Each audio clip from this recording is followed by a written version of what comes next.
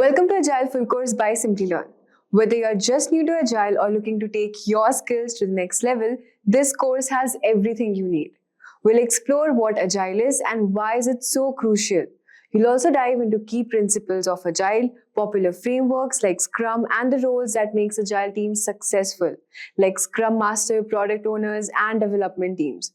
We'll also walk you through essential Agile ceremonies, including sprint planning and retrospective, plus you'll learn best practices for implementing Agile in real-world projects. And by the end of this video, you will be confident in tackling any Agile project. So let's dive in and become Agile experts together. Before we commence, just a quick info for you. If you are interested in elevating your career and becoming a professional Scrum Master, our best rated certified Scrum Master certification training is your ticket to success.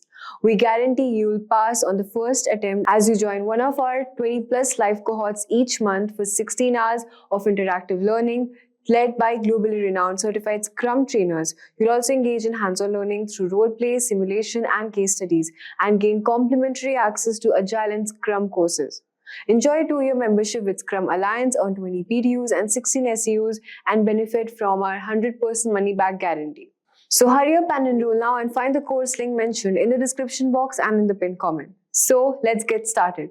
Alex has just completed his graduation from Stanford University. One fine day, he receives a mail from Star Trek Technologies for an interview for the designation of a software engineer, as referred by the university. Alex was really happy and excited about this, and starts preparing for his interview next week. While he was preparing, Alex came across the term downtime. Alex has no idea. What is a downtime? He decided to seek help from his uncle John, a software engineer.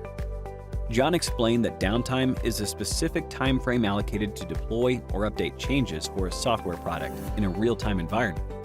And this happens because most of the softwares we use today are developed using the waterfall model. For example, Cisco, one of the popular leaders in IT and networking globally, is using Agile Methodology for their subscription billing platform, SBP, as it was originally developed using the waterfall model. After adopting the Agile methodology, Cisco's product improved its overall efficiency, where defects were reduced by 40% compared to the previous releases, and defect removal efficiency increased by 14%. Upon explaining what downtime is, John further added that downtime is a small part of the waterfall model. It is the traditional way of developing softwares using a software development lifecycle, where the whole product is treated as one single unit, and the development of one phase starts only after the completion of the previous phase. Adding new features or updating the existing feature in a waterfall model-based product needs a specific time frame known as downtime to avoid disturbance in the workflow of an organization, where applying changes in a waterfall-based product might produce irrelevant results or product failure. The waterfall model is the earliest or the traditional model used for software development, where the output of one phase acts as the input for the preceding phase, consisting of a series of steps, where each phase has specific deliverables that act as the input for the next phase, as it avoids overlapping of phases, as these phases are dependent on each other. This method is simple and easy to understand, where prerequisites are pre-known, documented earlier, and technology remains static, where there is no need for ambiguous requirements due to the delay in software delivery.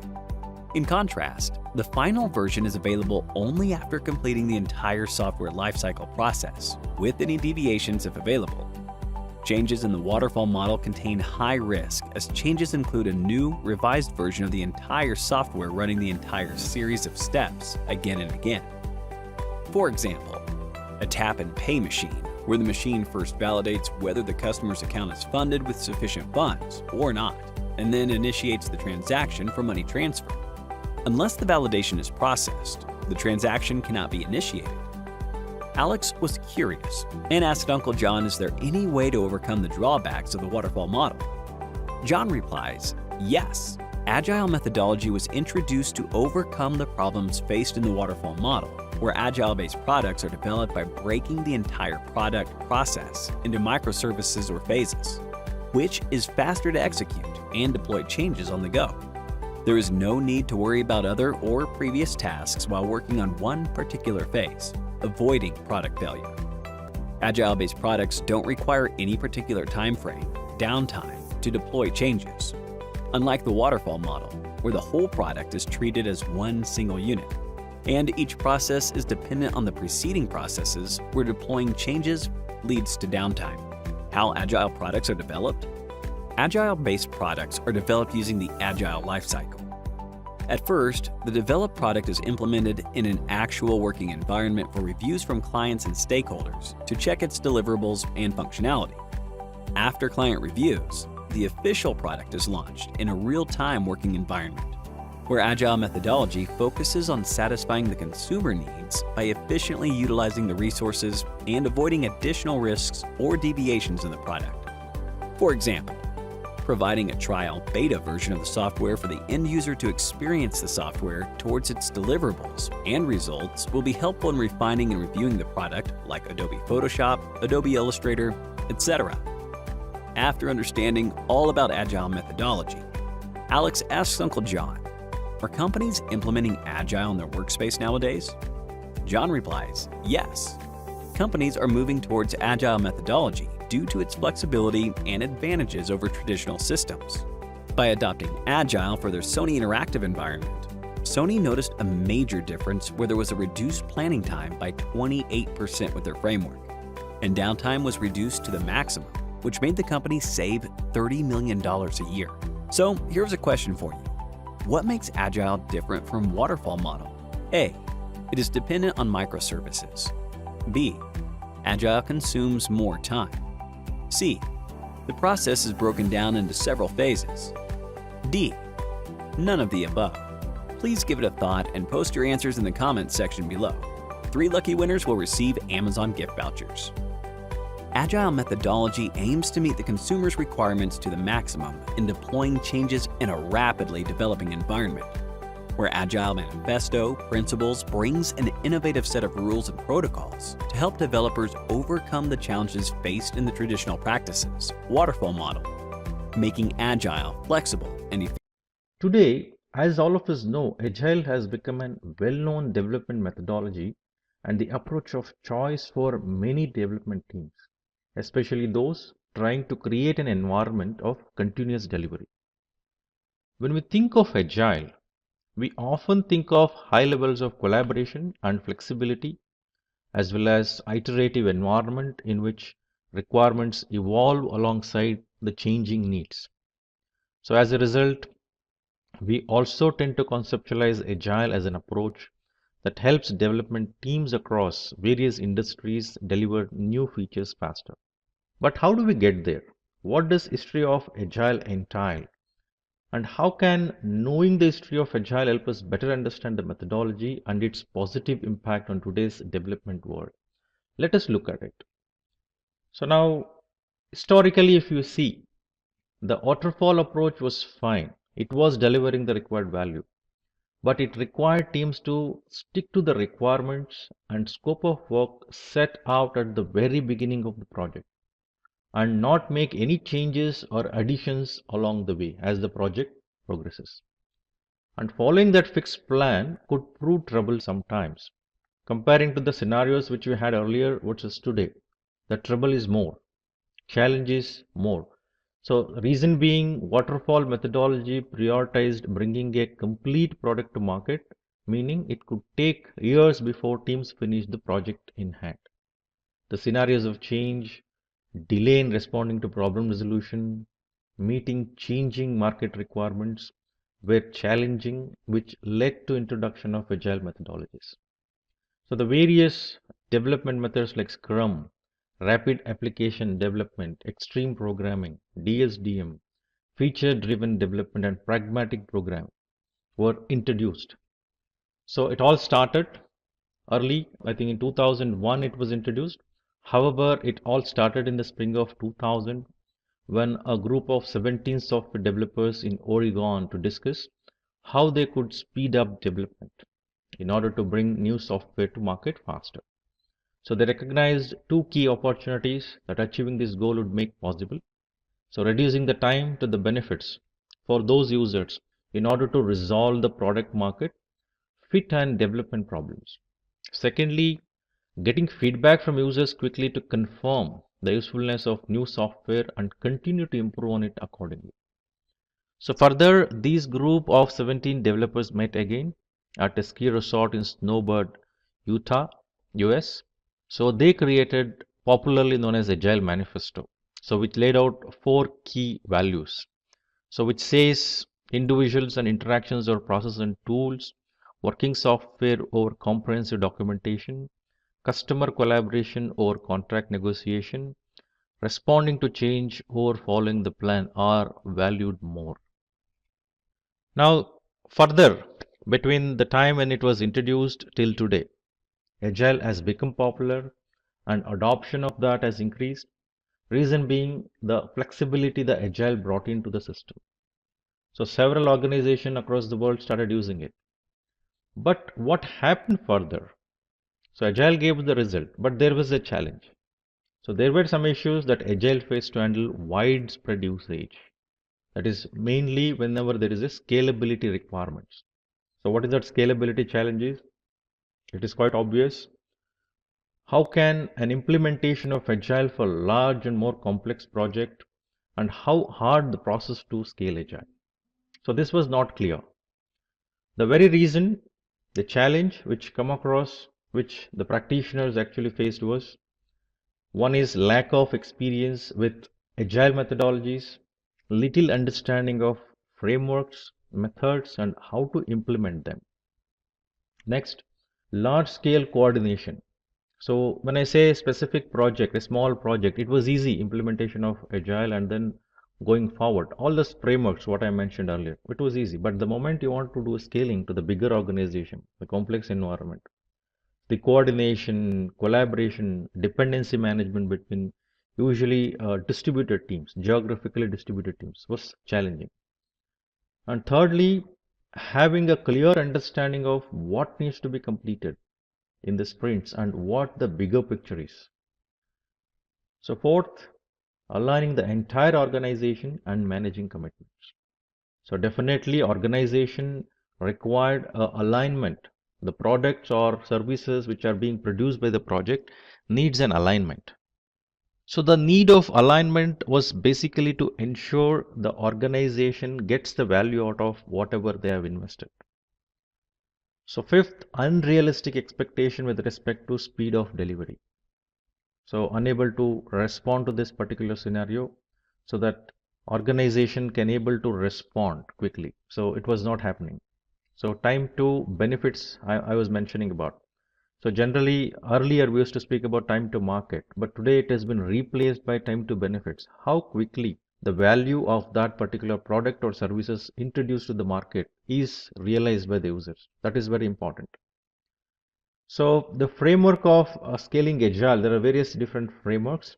So some of the most effective ways to scale Agile would be large scale Scrum, which is called as LS, scaled Agile framework, disciplined Agile, Scrum at scale, Nexus Scrum, the Spotify model. So when I say LS, the large scale Scrum, it is a way of scaling Agile and scaling Scrum to large and big product development groups. It has been used since 2005 in different software and hardware products in industries such as banking and telecom. So when it comes to scaled Agile framework, so it is a set of organizations and workflow patterns intended to guide enterprise in scaling lean and agile practices. So it is made freely available by Scaled Agile Inc., which retains the copyrights and registered trademarks. So the disciplined agile delivery, which is also called as DAD, is a software development portion of the disciplined agile toolkit. So DAD enables teams to make simplified process decisions around incremental and iterative solution delivery. So DAD builds on many practices by advocates of agile software development, including Scrum, agile modeling, lean software development, and others. So Scrum at scale. So Scrum originally, if you look at outline in the Scrum guide, is a framework for developing, delivering, and sustaining complex products by a single team. So since its inception, its usage was extended to the creation of products, processes, services, and systems that require the efforts of multiple teams. Whereas Scrum at Scale was created to efficiently coordinate this new ecosystem of teams. It achieves this goal through setting up a minimum viable bureaucracy via scale-free architecture. Now coming to next one, the Nexus Scrum. So this consists of multiple cross-functional Scrum team working together to deliver a potentially releasable integrated increment at least by the end of each sprint. Based on dependencies, the teams may self-organize and select the most appropriate members to do specific work. So lastly, the Spotify model, which is basically people-driven, autonomous framework for scaling agile while emphasizing the importance of culture and network. This methodology uses squads, tribes, chapters, guilds, the foundation of which is squad, which acts like Scrum team. So further, let us look at our focus area of this particular video, which is basically what is scaled agile framework. So scaled agile framework, as I mentioned earlier, consists of collection of principles, best practices and processes that would enable large organizations to adopt agile methodologies. So it would help them deliver products and services of the highest quality faster.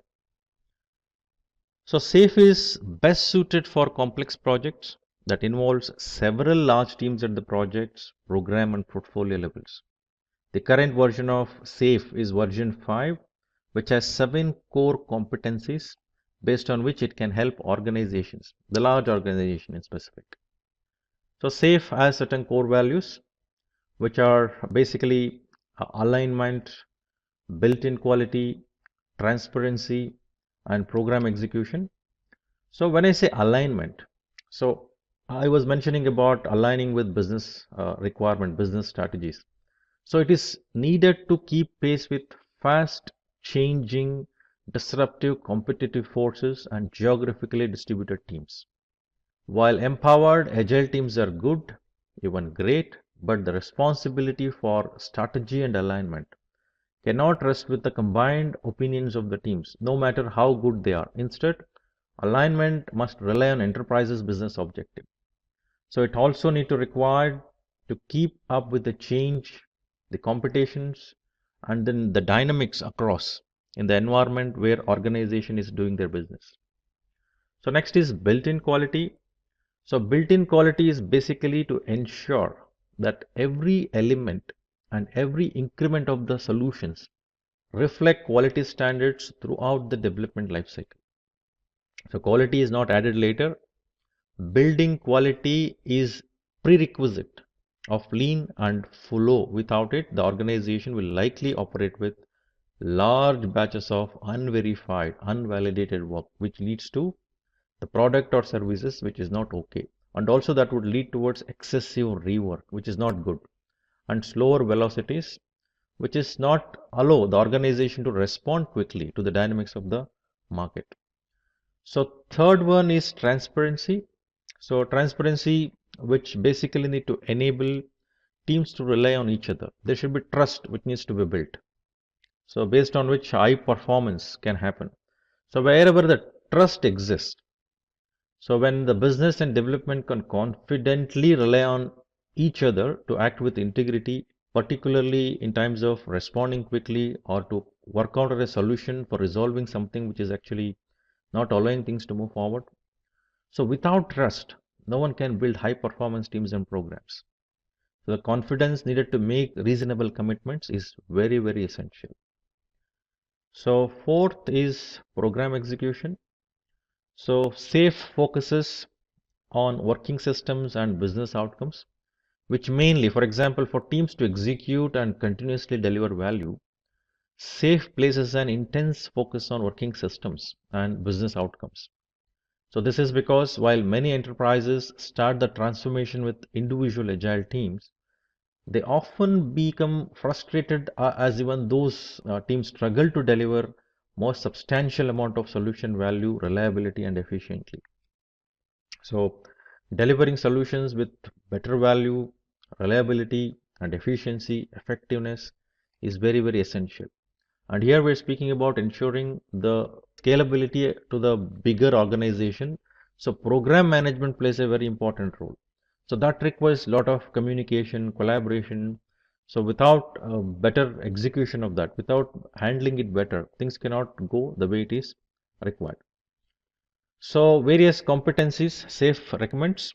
So SAFe competencies involves team and technical agility, agile product delivery, enterprises solution delivery, lean portfolio management, organizational agility, continuous learning culture, and then lean agile leadership. So when I say team and technical agility, so agile teams are high performing and cross functional. Business solutions are built by business and technical teams, delighting customer with high quality output.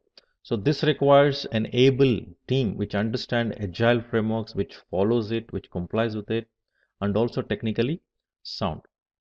So agile product delivery, which actually refers to the scenario where the customer is at the center of organization's product strategy. So development is based on cadence and releases on demand, exploring integrity, deploying and innovating continuously. Then enterprise solution delivery. So building big system with the help of lean, coordinating and aligning the entire supply chain, evolving the live system continuously requires to ensure the visibility of entire enterprises and providing solution accordingly.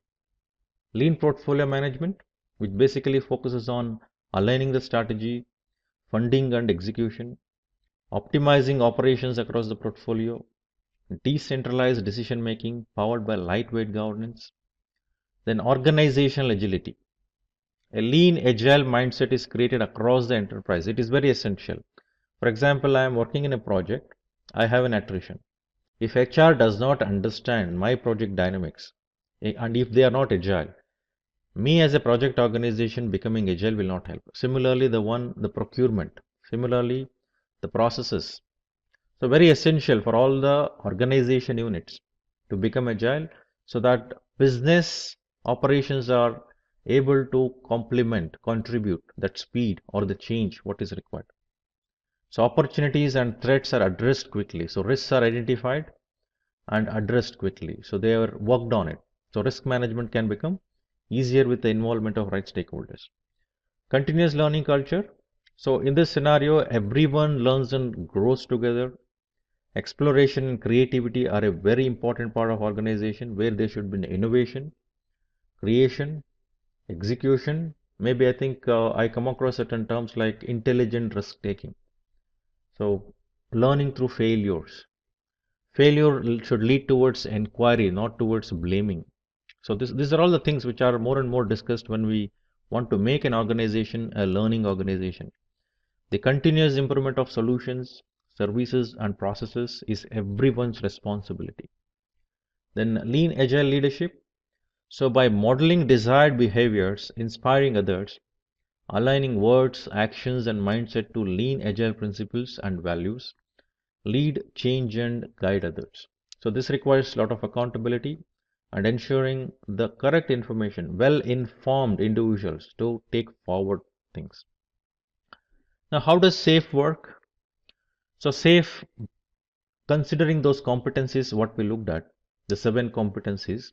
So let us see what happens in each of the competencies. How does SAFe work using these competencies? So firstly, let us look at team and technical agility, which basically involves an agile team of 5 to 11 members, which helps defining, build, test and deploy products.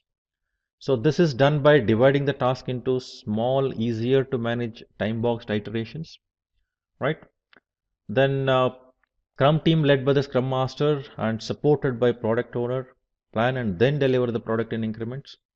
So further, after delivery, they have a retrospective to determine how the iterations went and how it can be improved. This is incorporated into next iterations planning phase. So the method used here could be Scrum or Kanban. So both are popular. The combination of this can be used. So Scrum basically helps in ensuring that things moves in iterations and everything is visible and delivered. Whereas Kanban supports in terms of making it more visible and able to manage it better. So agile product delivery. So a large organization usually consists of several agile teams. each led by their respective Scrum Masters. So these teams together represent Agile release trains, also called as ART. So they usually involve 50 to 125 people. So ART are cross-functional and involve everyone who understand customer needs and can help with building and delivering the solution required. So ART uses an agile delivery practices like the one used by the teams to deliver value to the customers. So it uses time-boxed iterations called program increments or PIs, which usually involves 4 to 5 iterations. All the teams, they get together to plan their work during PI planning events. So they should work together, they should have full visibility while doing it. So three major components which are required when we do agile product delivery is release train engineer, then project management, and then system architect. So release train engineer represents the coach of the art facilitated the PI planning process. The project management provides the vision for the project and backlog of the tasks. System architect provides architectural guidance for the process, and then the teams then make plans regarding what they would be able to deliver. So the program board is also drawn up to determine dependencies between the teams, which also goes through program iterations, the PIs as I mentioned earlier. Then after every iterations, the art shows the integrated output to all teams through a system demo. So after the PI is complete, all team get together to retrospect event called the inspect and adapt events. So further, a continuous delivery pipeline is set up based on the art. DevOps practices are also used to ensure value is available on demand. I think the term DevOps is becoming more and more popular today, which actually providing that visibility, need for collaboration, need for cultural transformation. So which helps in terms of bringing that agility across the organization as well as learning organization. So one of the principles of DevOps itself says continuous learning. There should be continuous experimentation and learning, risk taking, intelligence risk taking, and also we come across speaking the concepts like same army concept, like introducing failures into existing systems and learn what can fail and what is the solution for it. And that can help in terms of becoming more resilient and reliable system. So DevOps has become popular and adoption of that, discussion on that is become more common across the organizations. So next, enterprise solution delivery. So enterprise solution delivery, let us look at a scenarios where a single art may not be able to deliver an appropriate solution. A solution train which coordinates multiple arts and suppliers would be able to provide solutions in large and complex scenarios. So meaning consideration of enterprise as a whole, seeing end-to-end organization, entire visibility. So basically what is that we are trying to achieve? So alignment we discussed about, which requires the objective of organization because organization is investing. So whatever we do at various different levels should complement to each other rather than contradicting. So that complementing thought or complementing visibility can happen only when someone has a bigger visibility, enterprise wide outlook. Then the three major components that are required in enterprise solution delivery would be solution management, solutions architect, and solution train engineer. The solution management holds content authority over what needs to be built. Solution architect handles the architecture across the arts. Solution train engineer enables coaching and facilitating of solutions train events. So next is lean portfolio management. So lean portfolio management provides ways of creating and combining strategic themes and portfolio vision. This enables solution development to be aligned with enterprise strategy. So the moment I say lean, firstly we should keep in mind that it's about creating value to the stakeholders. That is first thing. Second thing is elimination of waste. Now when I link this to strategy, when I link towards the organization's directions, what it sets, and while going in the directions, I should ensure no defects are actually moved downstreams or are eliminated when it goes to downstream. So customer should see the value. which is very important, and identification of all the contributions of waste has to be done and eliminated. So this ensures there is a value in organization's value stream, which also ensures that these value streams remain funded. So funding plays a very important role. So next is organizational agility. So when I say organizational agility, it should ensure the organizations, various business units in the organizations should be with that dynamics of agility which organization is going through, which organization is moving through. As I mentioned earlier, if you have a project where you have adopted agile methodologies, it's quite obvious for your pace, for your flexibility, for your speed, other business units which are working with you to support you should also complement to that. They cannot become slower. They cannot have their own pace of doing things. Like in your project, you have a procurement, you have a recruitment, you have some claims to be cleared from HR. Maybe you're dependent on certain tools and environments. Now, if these are not agile, if these are not responding in the same flexibility or same speed what the agile project team requires, then obviously things will not flow further. Now, when I say agile, obviously we introduce products or services quickly to the environment. Now, someone needs to manage. We have operations. Now, can operations manage the products or services which they are not aware of? Now, even there, the agility is required.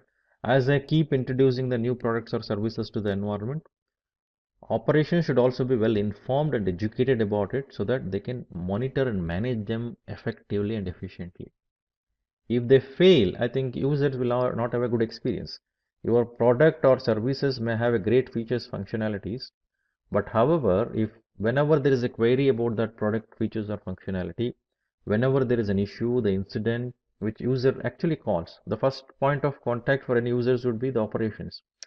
The moment operations fails to respond with the right clarifications or right resolution quickly, then obviously user experience will result in not a good way. I think customer satisfaction or customer delight will be at stake. So even operation should become agile. So rest of the business units which are supporting, like funding we spoke about. If funding is not done in an agile way, obviously the things cannot move smoother or easier. So everything across organization should become agile. Organizational agility has to be ensured. So enabling portfolio with strategic agility, making change in the direction depending on the scenario, then encouraging the growth of lean thinking people and agile teams. So people should be working towards ensuring creating value always. Every task, every transaction is what they do should be enabled through it. So they should also know whatever we are doing, how this particular task or the work or the results what I am creating results in value addition or value creation to the organization. Does it really align to the organization's requirement? Is it fulfilling? Maybe customer as a stakeholder or my own organization, the business unit which is actually investing on this project. So in that context or in that perspective, everyone should be aware of that alignment, the directions, the vision. Then focusing on value and helping with organizing and reorganizing, building an environment for the flow of value across the organization. So everyone should realize value. So value is what? Value can be defined in the perspective of every individual's background and every individual's requirement because it's a perceived one. So there may be real thing what we have created, but perception is different. So the perceived versus what is actually created should be as closer as possible. So zero deviation is expectation, but difficult, but however, it should have a tendency towards it. It should actually be very near to that perceived reality. But two things involved. One is that I create a features and functionality for my product or services which fulfills customer requirements. Customer may not know, not well educated, not aware of it, and don't know how to realize that value. How to know how these features and functionalities can be used. So now if you educate that customer, the user, how to use it, what are the values it can create, and do some exercise in terms of educating, training, coaching, customer can visualize it and understand that. That is one possibility. Second thing is customer is very matured and our product does not have features and functionality required. So these are the two scenarios which require a lot of interactions and engagement so that increasing in terms of usage of product and services and realizing those values. So this has to be encouraged more and more. So further continuous learning culture. So when we say learning, it's quite obvious. Organization should keep maturing. Individuals in organization should keep maturing in terms of capabilities, in terms of ability to do new things, innovate, the knowledge, the capabilities, skills, competencies. So that can be possible only through learning. So learning should be continuous. So this ensures an atmosphere of innovation and constant improvement until organizations becomes a learning organization. So meaning at every level, each individuals, each professionals, each engineers, each executives invest their time in learning. They learn through what they are doing. They go through formal training. They bring in that formal training learning into the actions here. Further, they learn. So continuous experimentation, creating an hypothesis, working on those hypotheses, aligning that to the requirement of organizations, and seeing how is it complementing to the organization's requirement. So seeing through these are very essential. So the organization which is having the culture of continuous learning can sustain and grow continually. There is no question of looking back. If organization has a scenario of not learning, they will fade away. They may fail to exist. So it is very much required to understand the market dynamics, continuous learning there. Capabilities and skill enhancement, continuous learning here. Innovations and making things better, continuous learning. So continuous learning helps organization to be there in the industry and continue with the competition. So next is lean agile leadership. So it's quite obvious. Leadership plays very important role. It's about guiding, it's about owning, it's about showing directions, it's about ensuring everyone does the task, everybody is motivated. So the leaders must embody, teach, and exhibit lean and agile principles and values. So firstly, they should understand what it is. They should be aware of it. They should have an exposure to it. They should have full awareness of it. As I was learning about continuous learning culture in the previous point, so leaders should do that first. So only then I think the followers will actually have learning adopted to themselves and things move smoother and better. And this should happen across the organization. So by doing this, it is quite obvious organization can become better agile. Organization is complemented to achieve the objectives and goals what they wanted to accomplish. And there is a safe configurations which one needs to ensure, which involves essential safe, large solution safe, portfolio safe, and full safe. So when I say essential safe, it acts as the foundation for all safe configurations and is the easiest starting point for implementation. So large solution safe, it is used for building large and complex solutions, whereas portfolio safe provides principles and strategies that can enable business agility in an enterprise. So when I say portfolio, it should be understood as a portfolio of an organization as a whole. The service portfolio, the product portfolio, the business portfolio. So understanding of that and complementing to that is very essential. So full safe is a comprehensive configuration that includes all competencies and ensures business agility. So advantages and disadvantages of safe. So advantages involves enabling decentralized decision making. It eases collaboration across cross-functional teams. It ensures decisions are made with strategic objectives in mind. So disadvantages include additional layers of oversight, which makes it resemble the waterfall approach.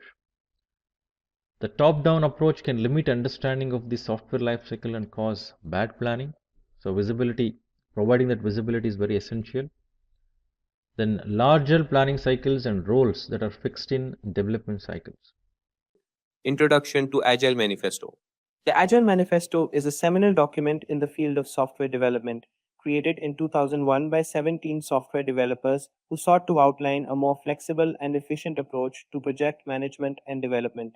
It emphasizes individuals and interactions, working software, customer collaboration, and responding to change over traditional processes, documentation, contract negotiation, and plan following. This manifesto has since become the foundation for Agile Methodologies, promoting a flexible, team-oriented approach that values adaptability and customer satisfaction above rigid adherence to plans. With the manifesto in mind, let's start exploring the four core values of Agile. The four core values of Agile focus on people and results rather than rigid processes, individuals and interactions over processes and tools, prioritizing teamwork and communication above strict adherence to tools and processes. Imagine a team deciding together how to solve a problem instead of just following a manual. It's like choosing a group discussion over filling out forms. Working software over comprehensive documentation, valuing functional software that meets user needs over detailed paperwork. Think of it as cooking a meal that tastes good and serves its purpose, rather than writing a detailed recipe book before the meal is even made. Customer collaboration over contract negotiation, emphasizing ongoing engagement with customers rather than sticking strictly to initial agreements. It's like working with a home builder who listens and adapts to your changing needs during construction instead of sticking strictly to the original plan. Responding to change over following a plan, being open to change and adapting plans as needed instead of rigidly following a set path. Picture a road trip where you're open to taking a more scenic route based on new information rather than sticking to the fastest route Google Maps suggested initially. These values guide the Agile methodology towards flexibility, efficiency, and customer satisfaction. The 12 Principles of Agile Software Development. The 12 Principles of Agile Software Development, as outlined in the Agile Manifesto, advocate for customer satisfaction through early and continuous software delivery. Prioritizes getting a functional product to the customer as soon as possible, then updating it regularly. Example, a team releases a basic version of an app to meet initial user needs, then adds new features based on feedback. Welcoming changing requirements even late in development. It is time consuming to handle large and complicated work while managing project activities. Therefore, a better strategy is to break the task into manageable, sizable chunks. In addition, it would be simpler for the team members to see possible bottlenecks and deal with delays if the clients were always kept informed. For example, if users need a new feature because their needs have changed, the development team works to incorporate it, even if it wasn't in the original plan. Frequent delivery of working software. According to the Agile methodology, working software is frequently delivered in a shorter amount of time. Team members must consistently raise their performance standards as a result of this iterative process. For example, delivering updates every 2 weeks to continuously improve and adjust the software based on user input. Business people and developers must work together daily throughout the project. In order to ensure that the business and development sides of the project can communicate effectively and, more importantly, collaborate, a bridge between them must be built. To facilitate an intellectual exchange that both parties can agree on, make use of the same tools you would have used in managing remote teams. For example, regular meetings between the client and the team to discuss the project's direction and adapt as necessary. Build projects around motivated individuals. Give them the environment and support they need and trust them to get the job done. The project manager must establish a supportive and stimulating environment where team members are free to express their ideas and make recommendations for enhancing the output of the group. This results in a massive improvement in their general performance, eventually aiding the project. For example, allowing a developer to choose their tools or method of working to solve a problem can lead to more innovative and effective solutions. The most efficient and effective method of conveying information to and within a development team is face-to-face conversation. Efficient communication among the parties concerned is stressed strongly in the Agile Manifesto. Thanks to improvements in communication technologies, it's now simpler. Instead of having a quick conference in the office, all participants can now meet via video conferencing. For example, solving misunderstandings or clarifying requirements through direct discussion rather than through emails or reports. Working software is the primary measure of progress. Delivering a functional product that pleases the consumer is the single determinant that can guarantee success. Before Agile, numerous success metrics decreased the quality of the finished product. For example, a team focuses on delivering a basic but operational piece of software first, rather than ensuring every document is perfect. Agile processes promote sustainable development. The sponsors, developers, and users should be able to maintain a constant pace indefinitely. Burnout will occur if you work on a project for a long time. It's inevitable. Avoid placing too much of a workload on your employees. The value of your project will be affected. So, assemble the best team for the job that will work hard but refrain from overworking themselves and endangering the project's quality. For example, instead of pushing for long hours to meet an unrealistic deadline, the team sets a realistic timeline that allows for steady progress without overtime. Continuous attention to technical excellence and good design enhances agility. Any agile team's main goal should be to provide value to the client. Therefore, a multi-skilled team that can manage all the project's technical components and offers the chance for continual improvement is crucial. For example, regularly refactoring code to improve its structure without changing its external behavior. Simplicity, the art of maximizing the amount of work not done, is essential. You should avoid adding extraneous complexity to a project if you want to complete it swiftly. You can accomplish this in various ways, including by using agile tools, which eliminate busy work and offer you more significant influence over all project related decisions. For example, developers decide not to add a feature that only a few users would use, keeping the system more straightforward and easier to maintain. The best architectures, requirements, and designs emerge from self organizing teams. Simply said, a self organized workforce with decision making autonomy would function better since each team member would be responsible for meeting client expectations rather than a lone project manager. For example, a team decides who will work on what tasks based on each member's strengths and current workload rather than having a manager assign tasks. At regular intervals, the team reflects on how to become more effective, then tunes and adjusts its behavior accordingly. Agile techniques are constructed on the notion of iteration, where teams consistently enhance their game by learning from their previous wrongdoings. Project managers should inspire team meetings where everyone evaluates their work and discusses how to develop their management and technical skills. For example, at the end of each development cycle, the team needs to discuss what they can change to work more efficiently in the next cycle. With core values and principles in mind, let's have a look at implications of Agile values and principles. The implications of Agile values and principles revolve around fostering a culture of flexibility, collaboration, and continuous improvement. They lead to enhanced adaptability to change, allowing teams and businesses to respond swiftly to market shifts and customer needs. Increased customer satisfaction by prioritizing customer feedback and delivering value early and often. Improved product quality through iterative development and a focus on technical excellence. More efficient and motivated teams due to empowerment and a focus on individuals and interactions. These points underline how adopting Agile can transform organizational workflows and outcomes. Now, let's see some real world applications of Agile. Innovation in tech.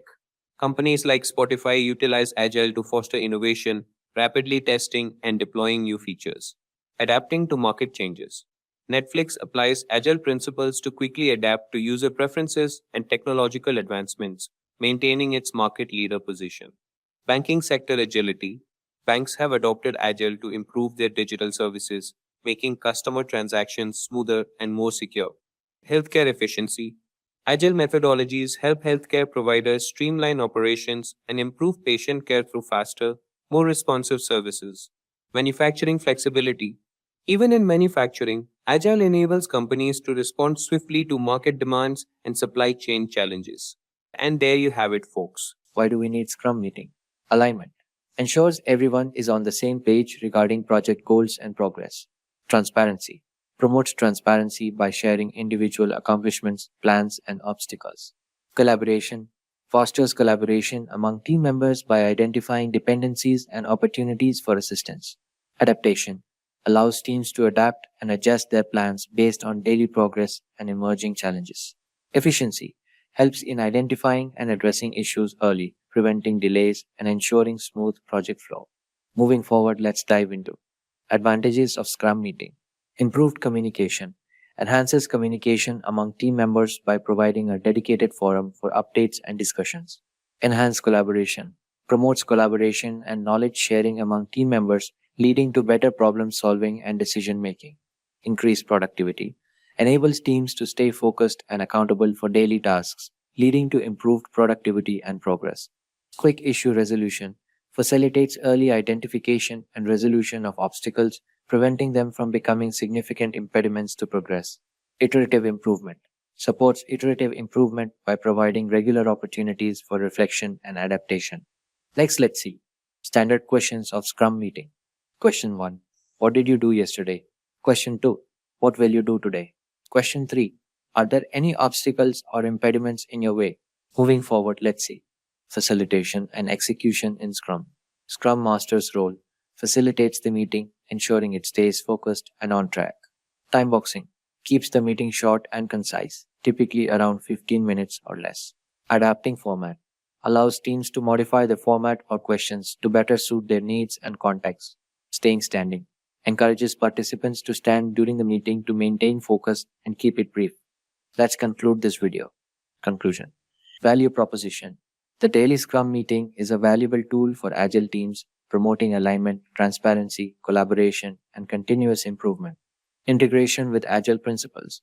It aligns closely with Agile principles of frequent communication, adaptation, and collaboration, making it an essential practice within Agile methodologies like Scrum. By incorporating these, teams can gain a comprehensive understanding of the purpose, benefits, execution, and continuous improvement aspects of the daily Scrum meeting within the Agile development framework. It's a pleasure to welcome you to our new video discussing the top 10 tools for product management. In this video, we will discuss what considerations should be taken before choosing a tool for product management, and then we will look out at the top tools for product management. But before we start, let's brush up on your knowledge. So here's a question for you all. What does a tool stand for? Do let us know in the comments below. Software for product management is an administrative tool used to produce and enhance a company's goods rapidly and effectively, along with successfully enhancing business profits. These tools allow product managers and their teams to gather fresh concepts and develop detailed strategies to turn them into actual products. Although these technologies are typically utilized by product managers and product teams, they also give other departments, such as marketing and sales, additional clarity and insight into product development. Product management is used for product analysis, development tracking, and road mapping. Whenever we concern tools for product managers, we often mean the basic handful of tools that the majority of us use daily. These product management tools typically consist of software for product analytics, development tracking, and road mapping. However, a product manager's duties go beyond simply gathering product perspicuity, surveying the backlog, and evaluating the product plan. Whether you are a beginner or an experienced product manager, you should utilize the right tool to ensure you are not overlooking a crucial aspect of your job. Product managers are frequently in charge of organizing the examination, choice, and purchase of product management solutions for usage inside their company. It might be challenging to choose the best product management solution, though. Now let's move ahead in our session and know what considerations should be taken before choosing tools for product management. Depending on the requirements of the business, each product firm will have a unique collection of tools in its accumulation. The set of tools that the product team employs to manage their operations is known as product management tool accumulation. These tools are frequently integrated, where they perform well together and complement one another. The product development efforts may succeed or fail greatly depending on the choice of product management tools. So, to have a successful product, there should be some considerations to follow up on before choosing a management tool. So, let's take a look at the concerns one must heed before choosing a product management tool. The very first consideration that should be taken is to recognize the demands of your product management staff. Making a charter with a list of questions for your new product management tool is an intelligent method to assess the requirements of your product management team. The charter will aid in outlining particular demands and may be used as a benchmark for assessing items. The next consideration that should be considered is to do some product research. It's time to research the various product possibilities after you have a clearer idea of your demands and criteria for a product. Reading product reviews and seeing product demonstrations are the most significant ways to accomplish this. You will have a deeper grasp of the features and how each product functions by doing the research for the product. Moving on, we have to consider items depending on product needs. Following your research, it's time to analyze the items in light of your unique needs. Start by grading each item according to how effectively it satisfies your needs. To rank the various items, you may add a column to each need to rank the various items. This stage will enable you to evaluate and contrast several solutions and decide which product management suite is best for your team. The next consideration is to aim to stay within your budget. When looking at product management solutions, budget is always an important consideration. But if you work for a startup or a smaller firm, it's much more crucial. Keep in mind that some of the top goods could have steep asking prices as well as ongoing costs. The simplest method to achieve this is to set a predetermined budget for your product tool and use it as a guide when weighing various possibilities. Then we have to make sure that the tool is with effortless use. Make sure the tool you use is simple to use before you buy it. Although it should be obvious, certain technologies are quite complex and need users to undergo many days of training. The technology that works best for you and your team will be the one that you find simple to use. Many tools allow you to try them out for free, so you may decide whether to buy them before you use them. The next consideration is reporting in real time. Find a product tool that offers real-time reporting to save time. Creating reports that reflect the product's current condition will gather data from many parts of the product management systems. Moving on, we have a reputable interface. Although there are a lot of tools available, some of them appear somewhat dated. Expandability needs to be your main criterion when selecting a tool. Opting for something attractive looking doesn't hurt either. The last consideration that should be taken is security. Scalability is great, but if your data isn't secure, neither is the integrity of your product. Examine the security features that your desired tool supplier offers. To keep your client data private and isolated from everyone else's, choose a different dedicated hosting platform. Let's proceed in our session and know what top tools are used for product management. How do you assess and determine which tools are best for your team? Consider your firm and product size and development stage as a starting point. A tiny firm with one product manager, for instance, probably won't require or have the funds for numerous tools. You could pick a few applications that provide a wide range of integrations and features. A huge organization, on the other hand, would require specific tools created for complex work streams and several teams. The very first functioning of product management is user tracking and analysis. User tracking enables you to follow online visitors while they browse your website anonymously and via a variety of methods.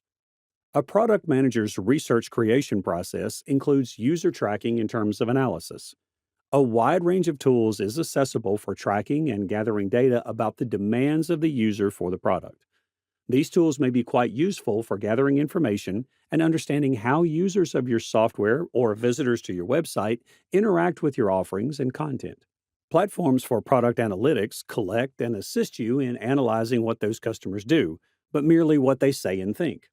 You'll want a product management platform, such as Done, that provides distinct analytics and insight into how customers utilize your product. User tracking and analytics can be done using Pendo. The tool used for user tracking and analytics is Pendo. Pendo assists businesses in determining who is using the features and products they are developing. You can find out which features people like and don't like, as well as how they move across your product range with the help of our product analytics tools. Additionally, you may examine how product adoption differs depending on an account, a user's job, or their attitude. Their objective is to provide product teams with the knowledge they need to do their duties more effectively and make daily decisions with less difficulty. Although in-app messaging provides our customers a method to quickly and simply put these insights into action, product analytics are fascinating and powerful.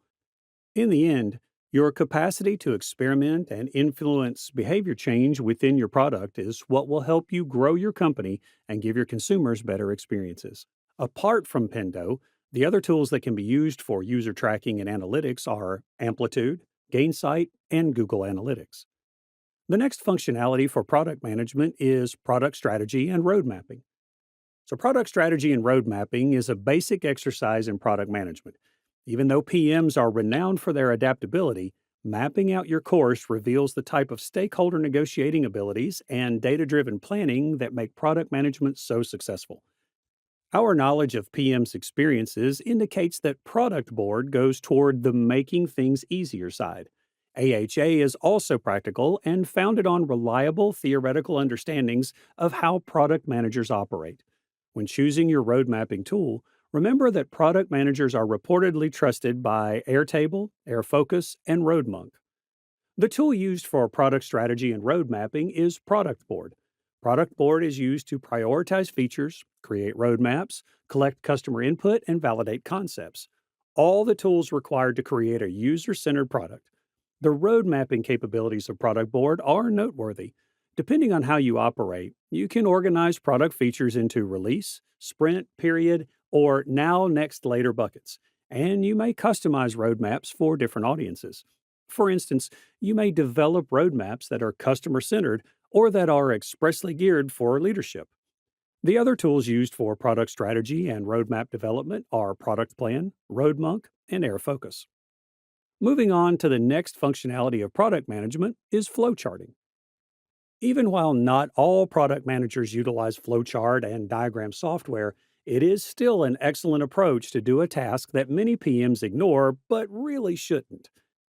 You and your organization will benefit from having a greater understanding of the whole client experience with your business after creating a customer journey map.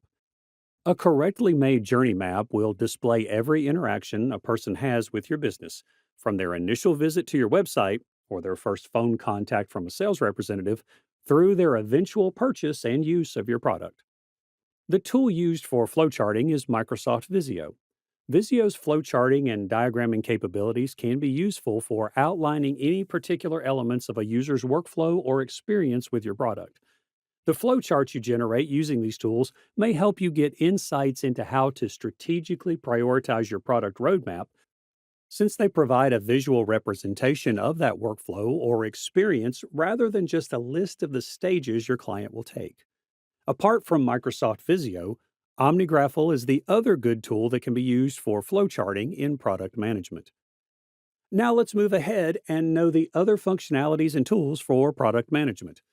The other functionality of product management is presentation. A key communication skill for a product manager is the ability to present. It is a component of conveying the product strategy to the company and the team developing the product. Additionally, it is a component of consumer communication.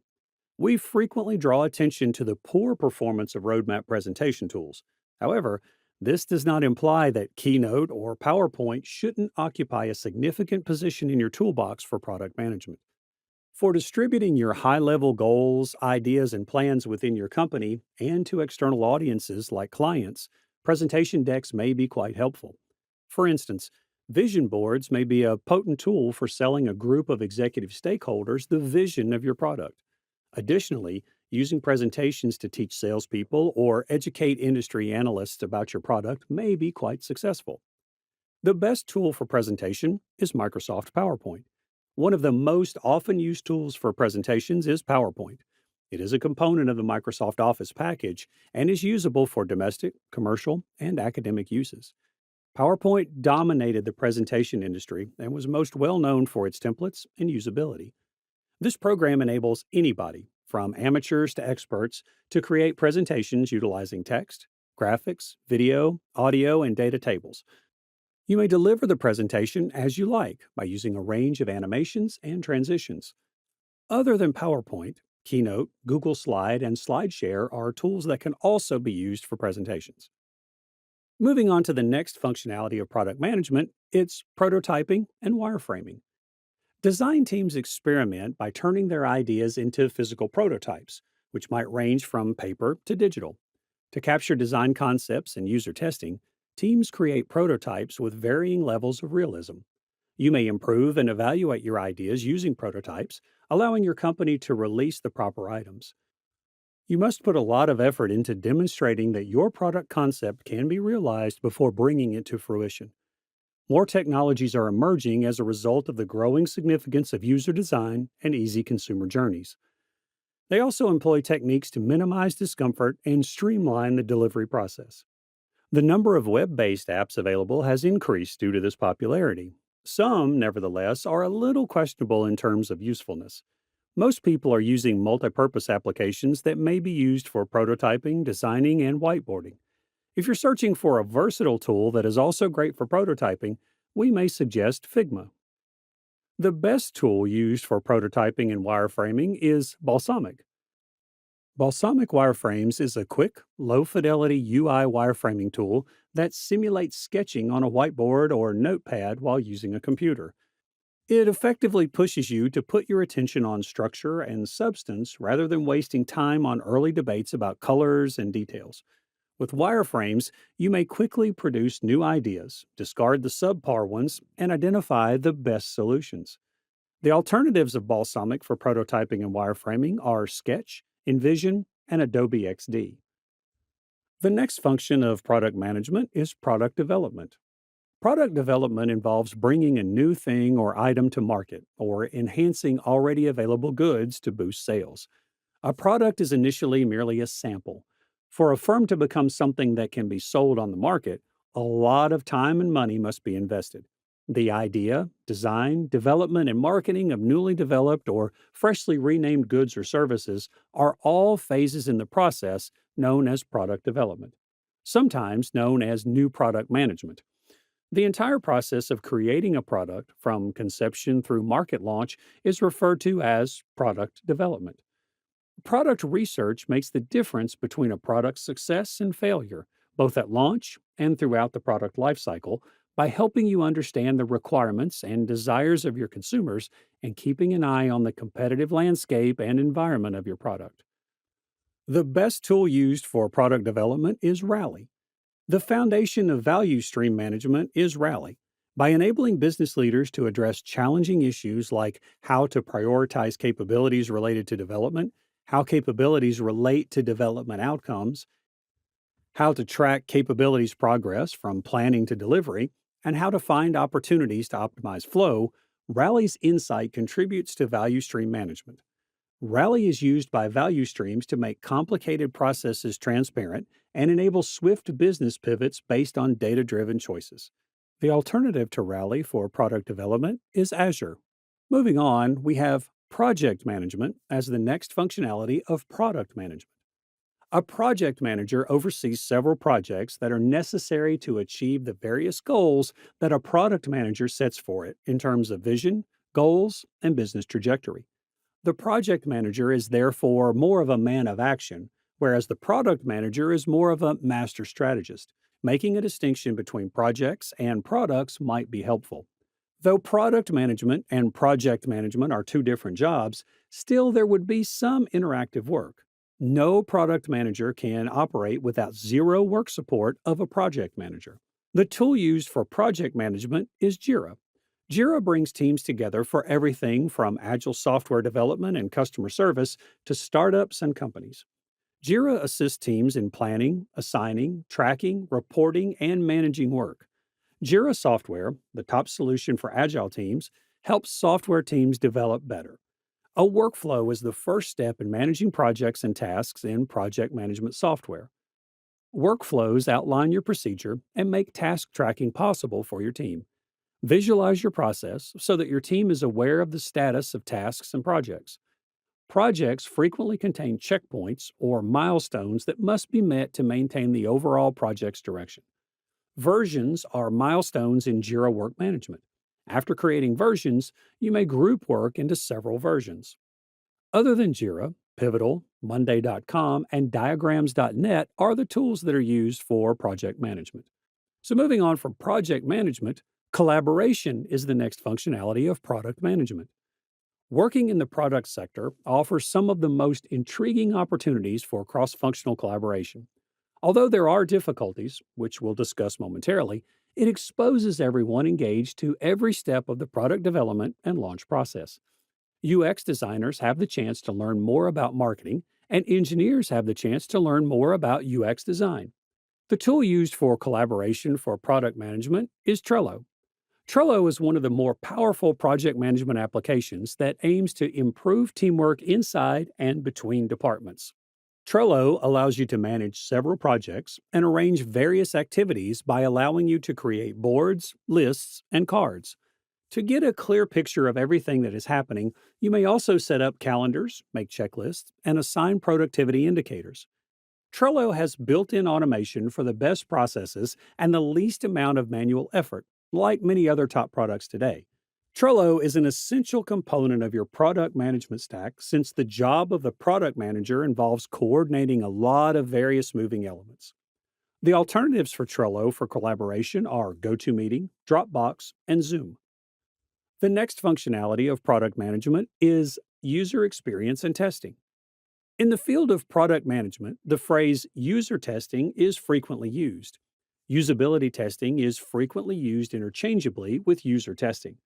During the user testing phase of the design process, you analyze your product or service using actual customers to develop user centered designs. Through this technique, you may learn how your target market behaves when using your product, giving you useful information for the development process. The best tool used for user experience and testing is Adobe Target. Adobe Target is a rule based testing and targeting tool that can be integrated with analytics and provide reports for marketing offers, customization, and UX testing. This feature enables marketers to determine which offers, experiences, and messages are engaging customers. It has a user interface, integrated best practices, and powerful features for tracking site traffic. It allows for more conversion and properly filters results according to its self learning algorithmic methodology. The tailoring of consumer interactions across all marketing channels and business contact points may also be automated. Other tools that can be used for user experience and testing are Helio, Hotjar, and UXCam. In the end, the last functionality of product management is customer feedback and survey. Getting feedback from customers involves talking to them and asking them what they think of a good or service. To properly comprehend their behavior and demands, it is crucial to pay attention to their thoughts and feelings. It is crucial for product managers because before you can offer a helpful solution, you must embrace your people and understand the suffering caused by their issues. It's helpful to have a defined goal before pursuing a certain feedback technique. Outlining your learning objectives can help you concentrate on your study and choose which potential or current clients you should contact. This is particularly important if your product or service appeals to a wide range of demographics. And this is because various client segments may experience your product in drastically different ways. Therefore, it's crucial to be specific about who you want to talk to and what you hope to discover about their needs and expectations. The tool used for customer feedback and survey is SurveyMonkey. Following are the features of SurveyMonkey that may help product managers with customer feedbacks and surveys. Obtain viewpoints and get insightful wisdom. For every audience, it is simple to build polls, quizzes, and surveys. Obtain comments using a web link, email, mobile chat, social media, and other channels. Get sophisticated analytic tools and automatically examine your data. Your data may be exported or integrated with your preferred apps. Make smarter decisions based on facts by utilizing your insights. And alternatives, Typeform, Google Forms, and FormStack.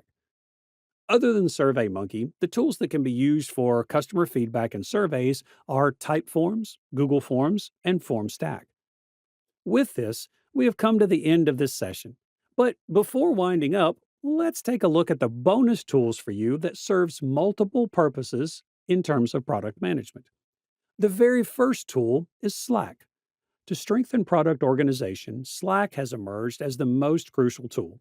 Slack is utilized to cut down on pointless meetings, facilitate teamwork, make information widely available, and involve our consumers in the creation of new products. By acting as a central communication, reporting, and file center, the software boosts efficiency for both small and big teams. Slack Connect streamlines communication by bringing everyone into your virtual headquarters to complete tasks, breaking down organizational walls. From debating the finer points of a contract to analyzing the most recent drawings from your creative agency, Slack Connect enables real-time collaboration. Moving on, we have Canva.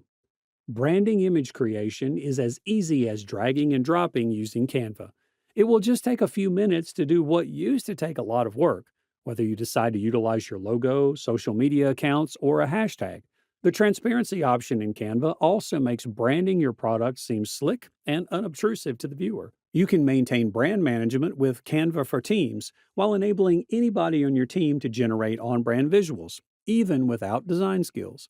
Your team may quickly create and distribute branded designs using the thousands of professionally created templates at your disposal.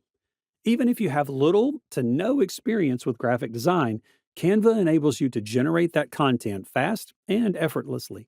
But before winding up, here's a question for you all. Which of these tools have you used before? Do let us know in the comments section below. And if you have any queries regarding tools for product management, Look at a time in the late 90s, what was happening with software development firms. So they used to follow waterfall methodologies. So there used to be expression like, sir, you have a problem. So what happened? So our client want a new feature to the software. We are already midway creating the software. We can't add the feature. So what does it mean? So there is a scenario where the change is asked. So why change? Change may be because of adding certain features, removing certain features, modifying certain things already given. What is wrong in that? Why can't we do the change? So now point here is not about doing the change itself. It's about the effort additionally it takes. Cost, money, in terms of which is going out, the effort, then the scope which is going to change at the same time. You also need to put more efforts which will delay the project. So now is it okay? So 90s it was okay. Today is it okay? A big question mark. So why is that not okay? So we need to understand that very clearly, right? I knew we should not have used the waterfall methodology for development. So is that an issue with the waterfall methodology? So answer is no. If it is today's scenario, answer would be yes. If it is 90s, answer would be no. So what changed in this 20 years or 15 years? The dynamics of the market changed. The behavior of consumers changed. So if you look at anyone who is using any product, it may be a software product or a hardware, like if you have a mobile phone or a television or any application, mobile application or application used on your systems, the upgradation of the new features and functionality of that is improved more and more, and consumer wants it more, and you have a very less time to respond. That is one thing. Second thing, there is a lot of competition. If you do not respond quickly, competition will take over. So for you to sustain and grow, it is very essential that you understand this dynamics and you need to respond quickly, which was a bit difficult when it comes to approach what is called waterfall model. Now, how do we address this? So what is that waterfall model is all about? Why is it difficult for us? So the methodology where waterfall model is used involves teams following a series of steps and only going forward after the previous steps are completed. So there is a wait time involved. So until the previous steps are completed, only then I can move to the next. So it is a slower thing. It would take certain longer duration. So it is best used in the scenarios where the teams are small and the project is expected to move in a predictable manner. So predictability is very important. When we follow waterfall methodology, predictability. The variation should be as lesser as possible. So what is that predictability I'm speaking about? As I create this product, as a results comes up, if it takes 6 months, 1 year, 2 years, 3 years, it's okay. So this is how the product would look like. The predictability, how the product would look like, how that particular output would come. So when is that going to come? Is it okay? If I bring that result after 2 years, is that okay? So if everything is okay that way, without any variations as such, very less variations, then it's fine. So because of following waterfall model, what is that methodology? What is that flow?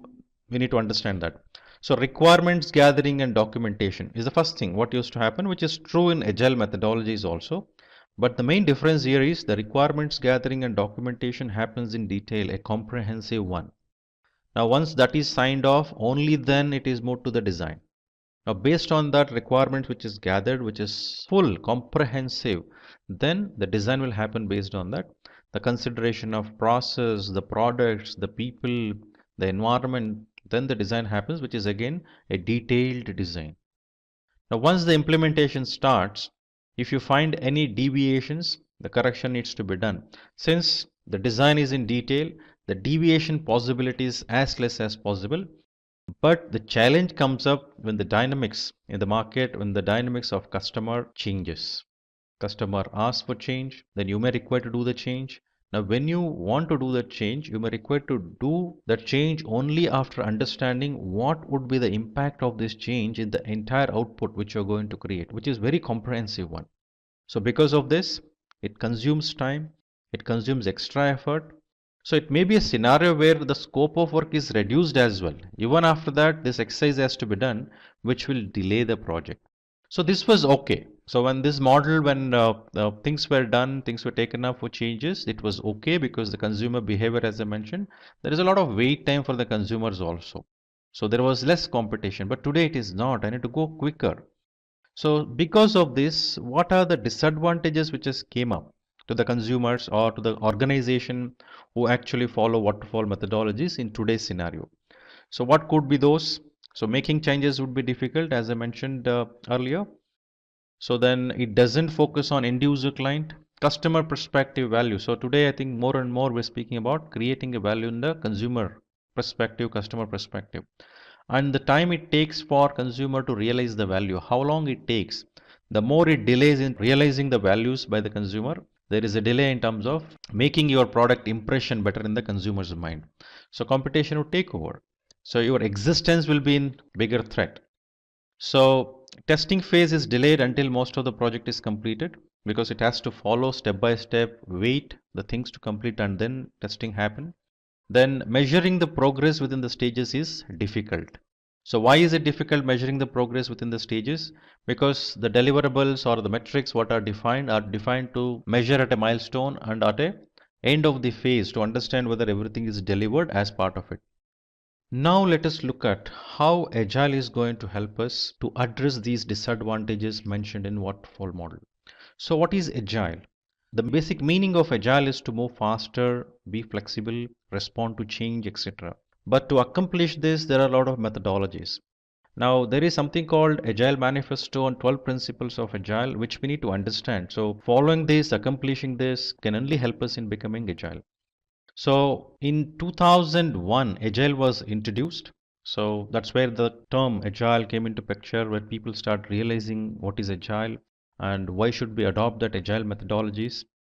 So while it was introduced, so Agile Manifesto was also released. It's a set of principles used in project management and software development. So basically there are 4 points which we need to understand very correctly, very clearly, so that we can able to understand what is Agile is all about. Right? It enables team to deliver value to their customers with ease. So Agile team deliver work in small but usable increments. Then evaluation of the requirements, plans and results takes place continuously. This allows teams to respond to changes quickly. Now change was one of the scenario what we were speaking about. Now responding to change quickly is one of the disadvantages what we spoke about, and here it is addressed. It is considered to address, that is very important. Now when we respond to change quickly, it is not that I just quickly responded but I did not address that problem or that scenario. It is very essential to address that scenario as well effectively and efficiently. So now Agile is a concept, right? So it has a detailed manifesto based on which all the Agile methodologies are created. So what is this Agile manifesto is all about? So it was created during February 2001. So which details out the values and principles of Agile processes, which says there are some values which is mentioned in the left, which has more weightage compared to the one which is in the right. Now when we say this, for example, let us go one by one. Individuals and interactions over process and tools. So are we saying we don't value the process and tools? That is not the case. Now let us look at what were the typical issues or challenges anyone would have expressed regarding the processes. So delay, maybe bureaucracy, and they cannot have a flexibility to move faster. So basically delays because of the approval which is not happening because of the processes. Now, how do we address this? So can I eliminate the process itself? Answer is no, because in the absence of tools and processes, none of the things which we can do easily can exist. So it should be there. Process and tool should be there. The way it should be defined, it should also ensure there is individuals and interactions, encouraged to have that individuals and interactions while having the process and tools. So next is working products or comprehensive documentation. So when we say comprehensive documentation, as I mentioned in the waterfall methodology, during the requirement gathering, during designing, there is a detailed documentation which is made. So which take lot of efforts in creating those. Now while delivering the challenge, what anyone was faced was the change which is coming up and making changes to these documentations, which is an additional effort. Now if we have a working products, if I have a bigger product, in that a module of that I keep creating every small modules of it and start integrating to the base model. Now I will only focus on the documentation for that particular model working piece which I am going to create in the next iterations. Then my documentation changes are less. And also the way I'm making the documentation is initially I would have a full skeleton of the entire product which I'm going to create, the roadmap. And upon that I am going to making the detailed documentation for that only for that working piece rather than the full product itself. Then these working piece documentation which I am going to create, as I create the working pieces, I am also getting the feedback because I am doing the interactions with the users, the consumers, the end users. So I get the feedback, I keep making the changes quickly, and then documentation will become accordingly. The small pieces of documentation which happens with those small working modules which are created, and those are consolidated over a period of time. By the time the product ends, you have a comprehensive documentation. The project ends, you have a comprehensive documentation. So it saves a lot of time. So documentation is important, but the way we accomplish the documentation is one by one, not in one go. Next is customer collaboration or contract negotiation. So any engagement or any relationship or any business, can it happen in the absence of contract? Answer is no, there should be a contract. Now how this contract should be when we want to follow an agile, it should allow the customer collaboration. Why are we collaborating? To understand what customer is required, to understand what customer needs is fulfilled, right? So now this requires a lot of flexibility in the contract itself, so that commercial is one area which gets impacted, and there should be guidelines for that also in the contract. So that during the collaboration, during the change, during the effort being put, customer is also informed what is the change which is going to happen in terms of commercial as well as time and everything, so that it is documented in the contract. So there is no confusion. Responding to change or following a plan. Now I cannot have a rigid plan as we were speaking about waterfall methodology, so that we need to go like this only. So based on the scenarios changes, so we may require to change your directions and move faster. So responding to change requires a specific flexibility which is required in the plan, so that I don't have a plan which is very rigid, and that provides some flexibility. That's how I can able to create my plan, so that I can able to move or respond to that specific scenarios which are changing. So this is called Agile Manifesto, and this Agile Manifesto has 12 principles associated with this. Now keeping this Agile Manifesto on 12 principles, all the Agile methodologies have created their own approaches and framework. Now let us look at what are those 12 principles, the Agile principles. So Agile principles, so here are some of principles that need to be followed to make a processes agile. So first principle is about customer satisfaction. So one need to satisfy the customer through early and quick delivery of the product. Now someone who is hungry, if you give them a water or a food immediately, a piece of bread, at least there is some satisfaction, there is some realization, yes, I got it what I need, so energy is back. So it is very much required to ensure seeing things in a customer perspective and customer is satisfied. So customer satisfaction is not a result of the survey what I do. It's about how I deal with the consumer, what is that impact, the perceptions I'm building with the consumer, and what do I know about my customer? Do I really understand the pulse of my customer? How associated am I? How close am I? How am I collaborating with the customer? That will help you to understand how satisfied your customer is. It is very essential to consider customer satisfaction. And the second principle would be welcome change. So changing needs need to be addressed even late in the development process. So change can happen anytime.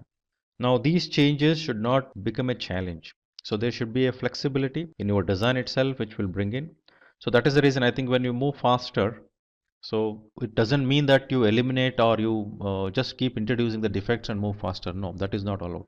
So whenever there is a change in the feature, whenever there is a change to some specific product functionality, accommodating that should become easier. Whatever the methodology I follow, that should help me in terms of accommodating. So I should be welcoming changes. It's okay for me to have the change. So that is not a challenge anymore for me. So principle 3, deliver frequently. So ensure software is delivered frequently, focusing on shorter time scales. As I was mentioning while discussing the manifesto point, Like I keep creating a smaller piece of product modules so that I keep putting into the base model and integrating those. And ultimately, once all the features functionalities are integrated, we have a product with all the features and functionalities. So this needs to happen more frequently. So the release of those working piece should happen more frequently, more repeatedly, so that customer is seeing those working piece and experiencing and giving their feedbacks. So quick changes to those working piece, making that will become easier. Then work together. So when I say work together, it is very essential that developers and business individuals need to work together through the course of project, which means involvement of customers, involvement of suppliers, involvement of your own team. Everyone should work together. Each one should understand each other's perspective view. If there is no proper understanding about each other's perspective view, it is quite obvious what was expected, what was delivered would not match. So there should be correct understanding. To have that correct understanding, one should work together, collaborate. So they should speak, express, which is very important. So feedback has to be given by consumers regularly. Similarly, the organization who is doing the project should also keep giving the feedbacks to the suppliers to make necessary changes.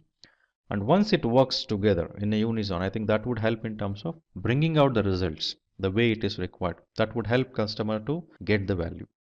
Motivated team. So projects need to build around motivated individuals and they must be trusted to get the job done. Means when will the team get motivated? When the work what they are doing is acknowledged. When the work what they are doing, the results are seen, experienced, and then feedback is given. There is an opportunity for learning and contribution. Their contribution is acknowledged. Only then team is motivated.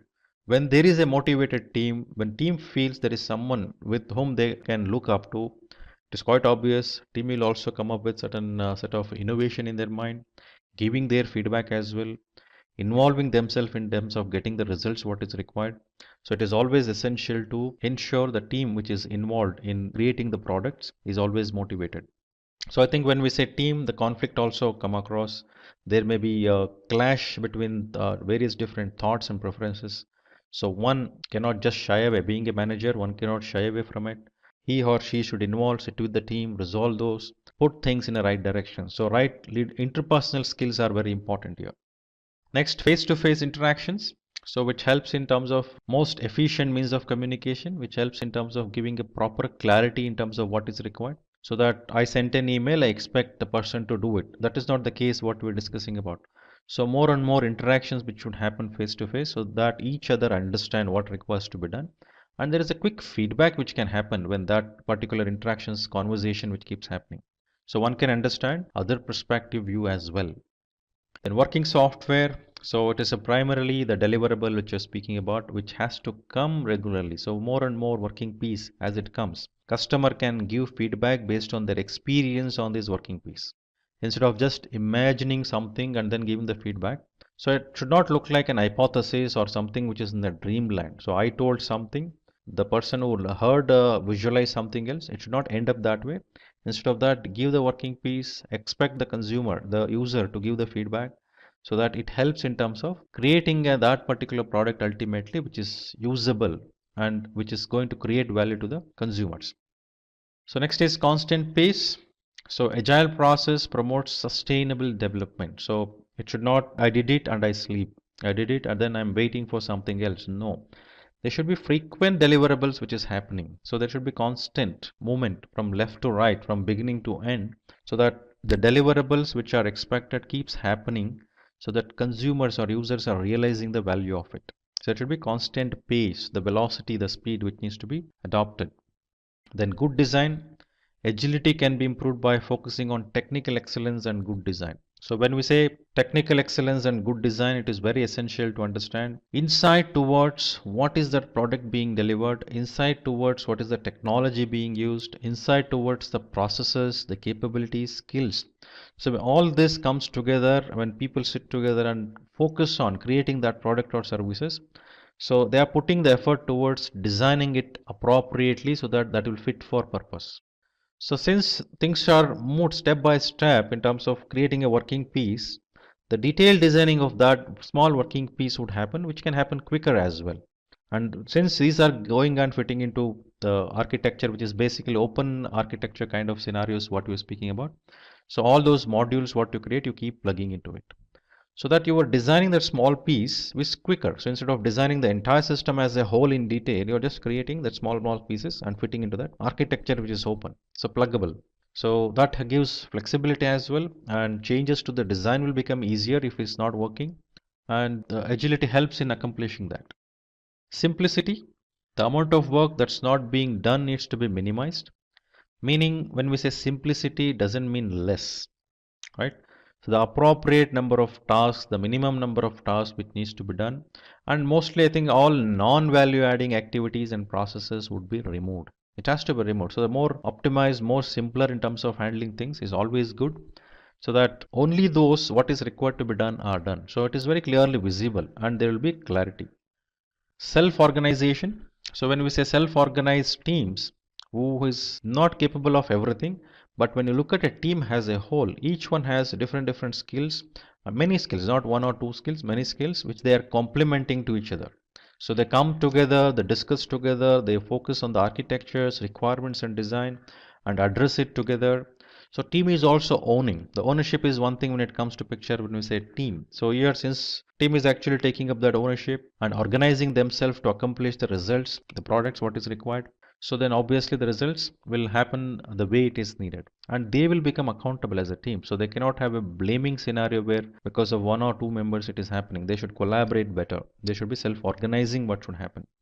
So next is reflect and adjust.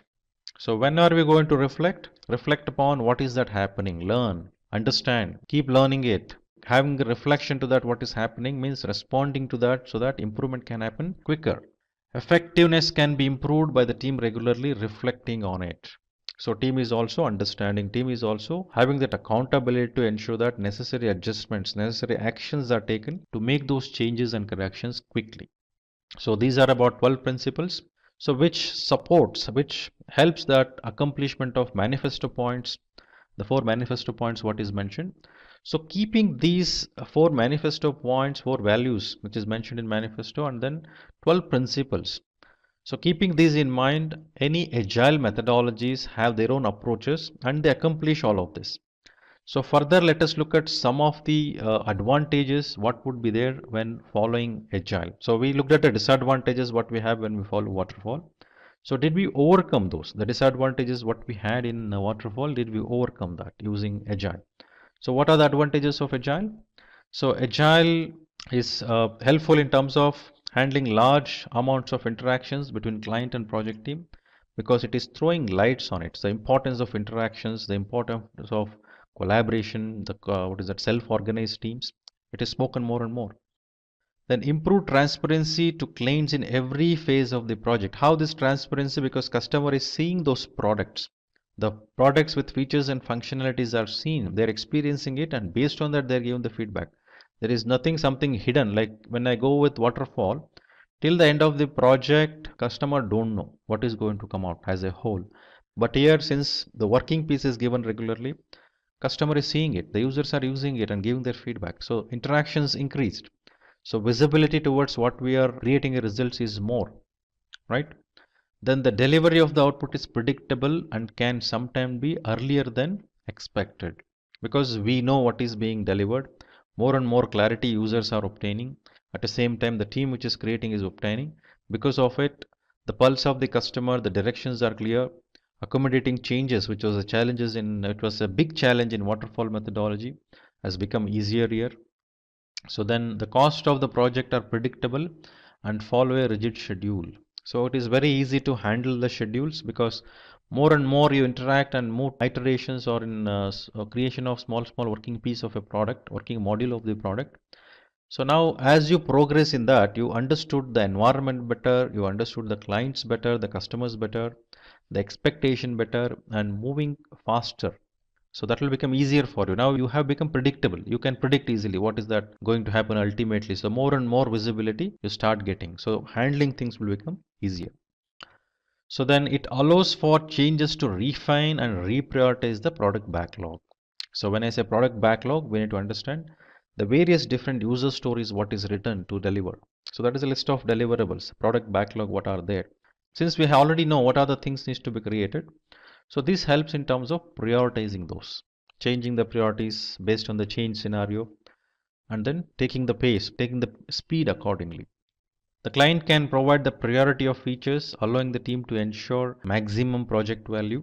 So since it is visible, what are the user stories, what are the epics written, what is that order of priority what we have kept. Now the change scenario obviously tells us, do we really need to change this? Priority of which feature has to be done first. So that will become easier because you have the list, only changing that order in the list and then going forward accordingly. Integration is not an issue because we have the base model which can integrate all of this together with no issues. Now then by focusing on needs of the users, the team can deliver value to the customers. So users are involved more often. So user pulse is understood, what user requires is clearly understood. So delivering that value to the customer will become more easier and simpler. So then project is broken into smaller units with high quality development, testing and collaboration because you have that flexibility. So since you have better visibility, you can able to do this and you move one by one, iteration by iterations, you progress further. So those were the advantages of adopting Agile. Now, keeping that Agile manifesto and 12 principles of manifesto. So what are the types of typical Agile methodologies we would come across? So there are few which we are going to look at as part of it, which we need to know. So these Agile methodologies definitely considers the Agile manifesto points and then they demonstrate it in their own way. Now, Agile methodologies perspective, let us go one by one. So some of them to look at. The first one is XP, that is extreme programming. So this is the framework that enables teams to create high quality software and improves their quality of life.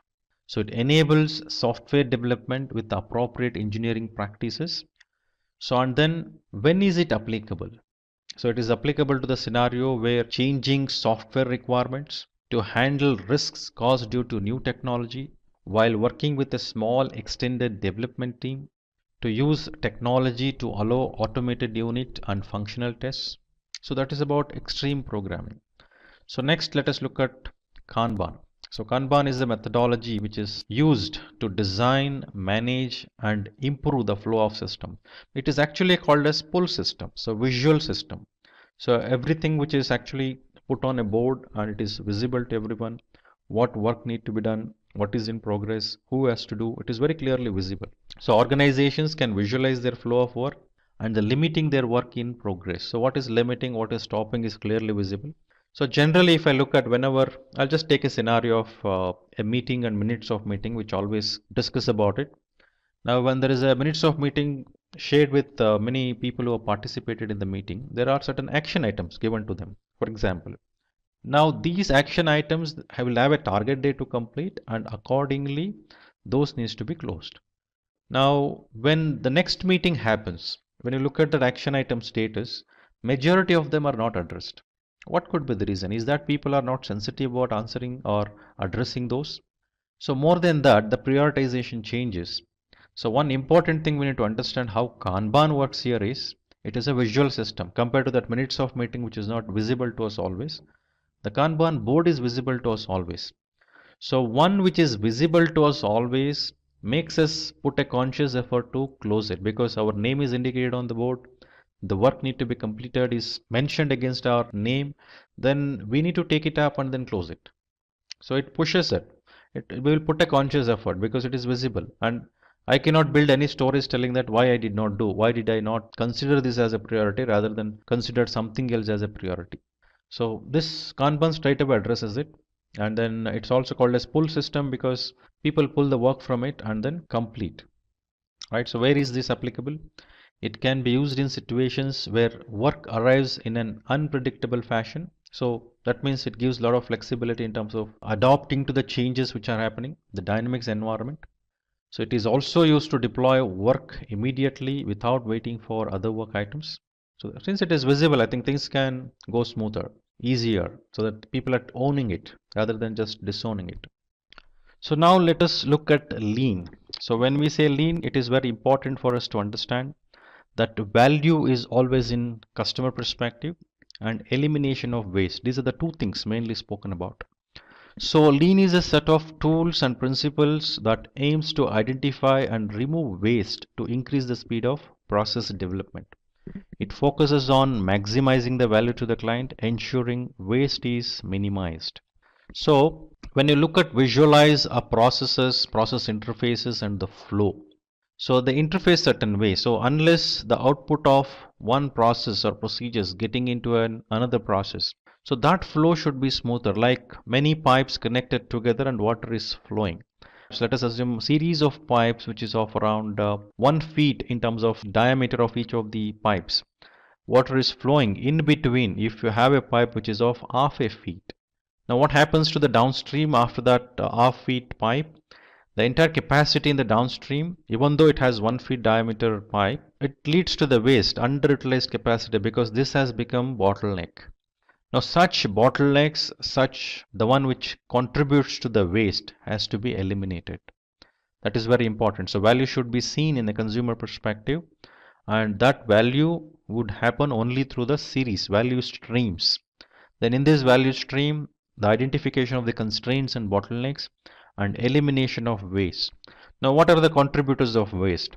So waiting time, more often changing things, moving from one place to another place, allowing defects to flow which leads towards a rework. So all this, likewise many things which actually end up in giving the waste. So one has to visualize, understand, realize what are those non-valuing activities, and eliminating those is very important, right? So now when is it applicable? Lean principles apply to any sector where there is waste of any form. So it can be applied easily. So one needs to know that. So that it should be effort which needs to be put with the objective to accomplish. So your ability to move faster, your ability to create that product which is more efficient. So only you can achieve it. The effective results can happen only when there is a lesser delays or lesser waste, non-valuing activities. That needs to be understood and eliminate those. So next, one of the popular methodology would be Scrum. So Scrum is a framework that is used by teams to establish a hypothesis, trying it out, reflect on the experience and adjust. It is used to enable teams to incorporate practices from other frameworks depending on the team's requirement. It's a simple framework which speaks about a product owner, a scrum master, a self-organizing team. So some of the terminologies what it uses is a sprint, daily scrum, product backlog, sprint backlog. So it's very essential to understand this framework. Simpler and able to adopt it is also very easy. When is it applicable? It is used when cross-functional teams are working on product development, when work is split into more than 1, 2 to 4 week iterations. So these iterations are called as sprints, small time boxed iterations. So this will also help in terms of accomplishing the results, provides that flexibility and able to move faster. Then Crystal. So Crystal is an approach to the software development that focuses on people and their interactions rather than tools and processes. It is aimed to streamline processes and improve optimization. It works on principle that projects are unique and dynamic, each requiring its specific methods. So where is it applicable? It focuses on strengthening teams' communication. It also focuses on continuous integration, active user involvement, and configurable processes. So these are the few agile methodologies which are there, which are more popular, more heard. However, we can come across many other methodologies like Safe Agile, which is a scaled scenario for more complex projects. So likewise, we have many methodologies which organizations adopt, and these are few for us to understand. There are two main approaches to project management: the traditional waterfall approach and the Agile approach. Originally, Agile developed as a way to better manage software development projects. Agile emerged in the late 1990s specifically in response to the challenges encountered when managing software development projects using the traditional waterfall approach, specifically addressing the burdens of heavy documentation and frequent changes in requirements. Agile techniques and best practices began to emerge and gain prominence in software development projects. This led to a meeting in February 2001 in Park City, Utah, where 17 leading software developers wrote what has become known as the Agile Manifesto. Let's review the Agile Manifesto for software development together. We are uncovering better ways of developing software by doing it and helping others do it. Through this work, we have come to value individuals and interactions over processes and tools, working software over comprehensive documentation, customer collaboration over contract negotiation, responding to change over following a plan. That is, while there is value in the items on the right, we value the items on the left more. Before you take your Agile Scrum Foundation certification exam, I recommend you memorize these 4 lines. We call them the statement of value. And you can see that on the right-hand side, those are items that are more relevant for the traditional or waterfall approach. And on the left, you have those things that are more agile in nature. Let's review each of these 4 lines. Individuals and interactions over processes and tools. Clearly, any project requires processes and tools. However, individuals and their interactions deliver better results when the emphasis is not on the processes and the tools. Working software over comprehensive documentation. Documentation here refers to things like status reports, progress reports, detailed specifications, which do not really demonstrate any real progress or value. Therefore, the emphasis is on working software that can be delivered and demonstrated. Customer collaboration over contract negotiation. Organizations need to be flexible and accommodating rather than following detailed definitions listed in contracts. Responding to change over following the plan.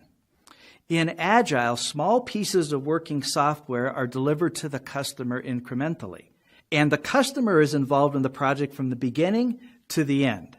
So in Agile, we are responsive to the customer and willing to make even mid-course corrections in order to deliver to the customer the value that the customer wants. Remember, you will be tested on these 4 lines. So again, I urge you to memorize them. In fact, knowing these 4 lines and having a feel for what they mean will actually help you get to the correct answer on many questions in the exam. Here we can see what it might look like to manage a project using the waterfall approach.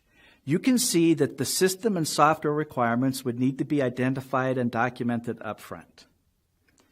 That would be followed by the necessary analysis and program design work. Then comes the actual coding and testing. That's then followed by the handoff to the customer or to operations. As you can see, there is a heavy upfront cost of documentation, as well as the status reporting that would need to be done during the course of the project. You can also see that it would be difficult to respond to change in this kind of an approach. In fact, the Standish Group issued a study that showed that software development projects using the Agile approach succeed 3 times more often than when using the waterfall approach. The Standish Group defined project success as being on time, on budget, and delivering all of the planned features. The study summarized as follows. The Agile process is the universal remedy for software development project failure. Software applications developed through the Agile process have 3 times the success rate of the traditional waterfall method and a much lower percentage of time and cost overruns. Now, let's talk about Scrum versus Agile. Firstly, let's have a look at methodologies. Now, Agile is a set of principles that are iterative and incremental. Agile has a number of different methodologies you can choose from. There's XP, Crystal, Kanban, even Scrum for that matter. Let's talk about Scrum now. Scrum is an implementation of the concepts of Agile. So basically, most of the important components of Agile can be applied to Scrum as well. It provides the customer with incremental builds that are delivered to the customer in the span of 2 to 4 weeks. An organization can be Agile, but not practice Scrum. However, an organization cannot practice Scrum without being agile. Next up, let's have a look at projects. Agile is more suited towards projects that have a small development team that consists of experts. Whereas on the side of Scrum, it's usually better suited for projects that are subject to a large amount of change, and that too rapidly. Next, we have leadership. Now for Agile, a project head takes care of all the tasks and has a very important role to play in the process of Agile. A project head represents the entire team and is responsible for getting issues resolved by assigning them to the appropriate members of the team. In Scrum, there's no leader. There's a Scrum Master who can overall guide the Scrum process, but the team addresses issues by themselves. It usually involves cross-functional and self-organizing teams. Next up, we have flexibility. Agile is relatively more rigid than Scrum and cannot handle changes with ease. It also requires a lot of upfront development process and changes within the organization. With Scrum, you can enable teams delivery. Agile requires frequent deliveries so that they can get feedback from the end user. This in turn will help make the product better. The product is delivered as well as updated on a regular basis. With Scrum, after a sprint, feedback from the client for a build is provided to the team. Scrum involves daily Scrum meetings to review and get feedback to determine the next steps of the project. The next sprint is only planned by the team after the current sprint is complete. Next, we have collaboration. With Agile, collaboration involves face-to-face interactions with team members of other cross-functional teams. For Scrum, daily stand-up meetings take place with specific roles like Scrum Master, Product Owner, and the Scrum team. And finally, we have design. With Agile, the design, as well as its execution, it's relatively simple. With Scrum, the design and its execution can be innovative and experimental. So you might be wondering, which one should you choose? Now, among both these options, there's one thing that will remain common: Agile. Now, what you can decide upon is which Agile methodology you will be choosing. Is it Lean, is it Kanban, or is it Scrum? Now, if you do want to know more about how Scrum and Kanban are different from one another, you can check out our video, Scrum versus Kanban. Kanban comes from the Japanese word kanban, which literally means signboard. Like Scrum, Kanban is a popular Agile framework that is a visual system by which the work can be managed with ease as it progresses. Kanban uses something known as the Kanban board to make these things possible. With this, you can easily identify bottlenecks and then fix them cost effectively at optimal speeds. The main focus with Kanban is transparency. Since everything related to the tasks are on the board, everyone can keep themselves updated. It also ensures that teams focus on their current tasks until they're done. This limits the amount of work that's in progress. So on the Kanban board, work is divided into smaller, more manageable pieces. The work that's needed to be done is written on a note or card and placed on a board. Columns on the board help represent where each item is with respect to the workflow. Now let's have a look at what these are in detail.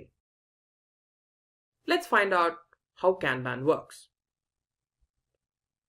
Now the board consists of three major components. There's the to-do list, which represents items that need to be completed. The ongoing column, which represents items that are being currently worked on. And the completed or the done column. Now these represent tasks or items that have already been completed. Now although this is a physical representation of the board, several organizations use software versions of the board that replaces the sticky notes with cards that can be moved from one column to another as work progresses. Now an example of such a software is Trello. So if you want to learn more about Trello, you can check out the link I'll be adding to the live chat in a moment. At this point, you guys must have realized how similar these two frameworks sound. So let's run through some more of their similarities. Let's find out how they are similar. Firstly, they both have principles of lean and agile, which means reduction of waste, and both of them are time-boxed and iterative approaches that enable product delivery in an incremental manner. Both these frameworks aim to reduce the amount of work in progress. This forces the teams to ensure that they focus on a smaller set of tasks. This also makes blockers and bottlenecks a little more visible. In both cases, the work is divided into smaller, more manageable units. Both of these frameworks use pull scheduling. Now this means that products are only built based on demand rather than forecasts. Transparency plays a major role in both these frameworks by helping them drive process improvement. And in both cases, the release plan is continuously optimized. And finally, both these methods aim to deliver releasable software often and earlier than expected. So now that we've reached midway, let me ask you guys a question. Do you guys use Scrum or Kanban in your workplace? Or do you use these software for personal reasons? What exactly do you use these for? Let me know in the live chat. Now let's have a look at how these two frameworks are different from one another. Firstly, let's have a look at cadence. Cadence refers to the amount of time in a sprint or before a release.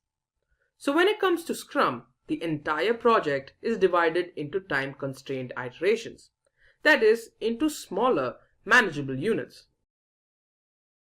But when it comes to Kanban, it's event-driven. The next criteria we're going to have a look at is release methodology. In Scrum, releases take place after each sprint, which usually takes 2 to 4 weeks to complete. For Kanban, releases take place in the form of continuous delivery. They happen in such a way that changes like new features, configuration changes, bug fixes, and experiments get to the users in a safe, quick, and sustainable manner. Next up, let's have a look at how changes are addressed in both these frameworks. In Scrum, no change can be made while the sprint is in progress. Once it's complete, changes can be considered in the sprint plan and then added to the sprint backlog. With Kanban, changes can be made at any time and incorporated into the workflow. Now, let's consider the metric that's being measured. In Scrum, for planning and process improvement, velocity, which is the measure of the work that can be completed by a team in a sprint, is the key metric. In Kanban, lead time is the key metric. This represents the period of time between a new task's appearance in your workflow and its final departure from the system. Next, let's have a look at how teams work in these frameworks. In Scrum, you need a cross-functional team to achieve your goals in a sprint. In Kanban, cross-functional teams are optional, but specialized teams that focus on particular aspects of the workflow are required. Now, let's talk about new additions. In Scrum, just like handling changes, you can't add any items between a sprint or an iteration.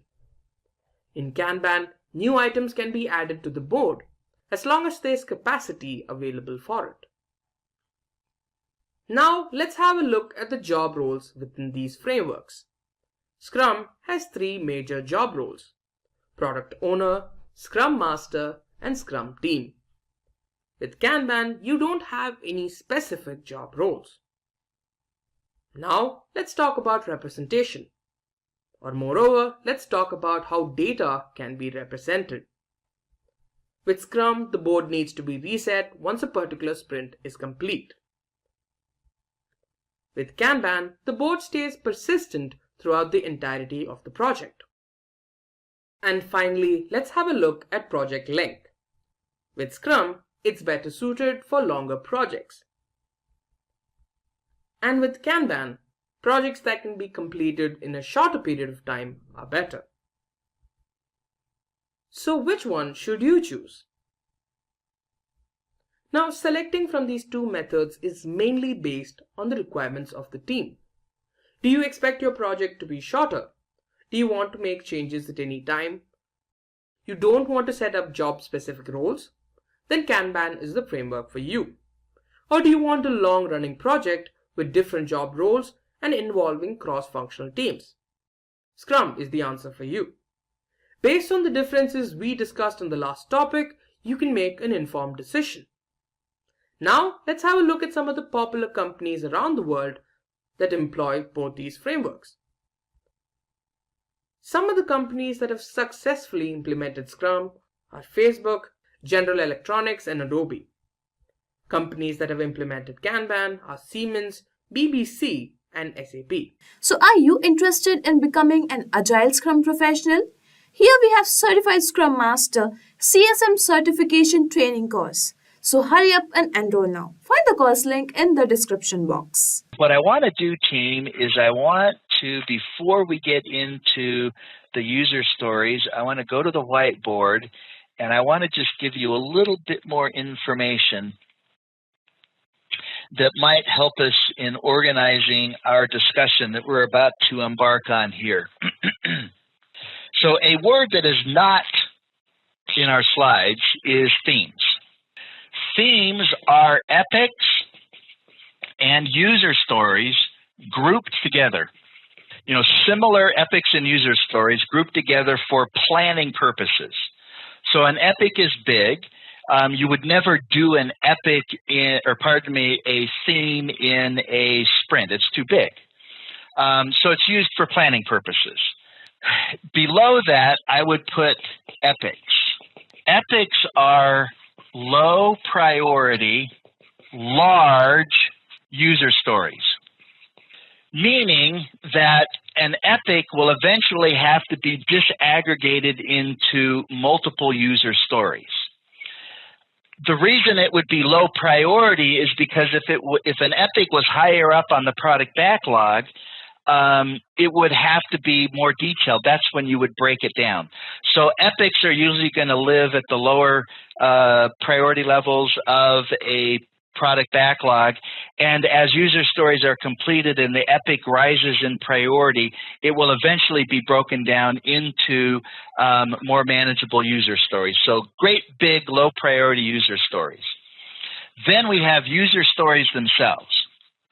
User stories are functions or features that the product owner wants to have developed. A user story turns into working software that provides value to the customer. And the product owner is the customer voice. The product owner is the one who would accept or reject completed user stories. And then there are tasks. And a reminder, when we were talking about the sprint planning meeting, we said the sprint planning meeting is got two parts to it.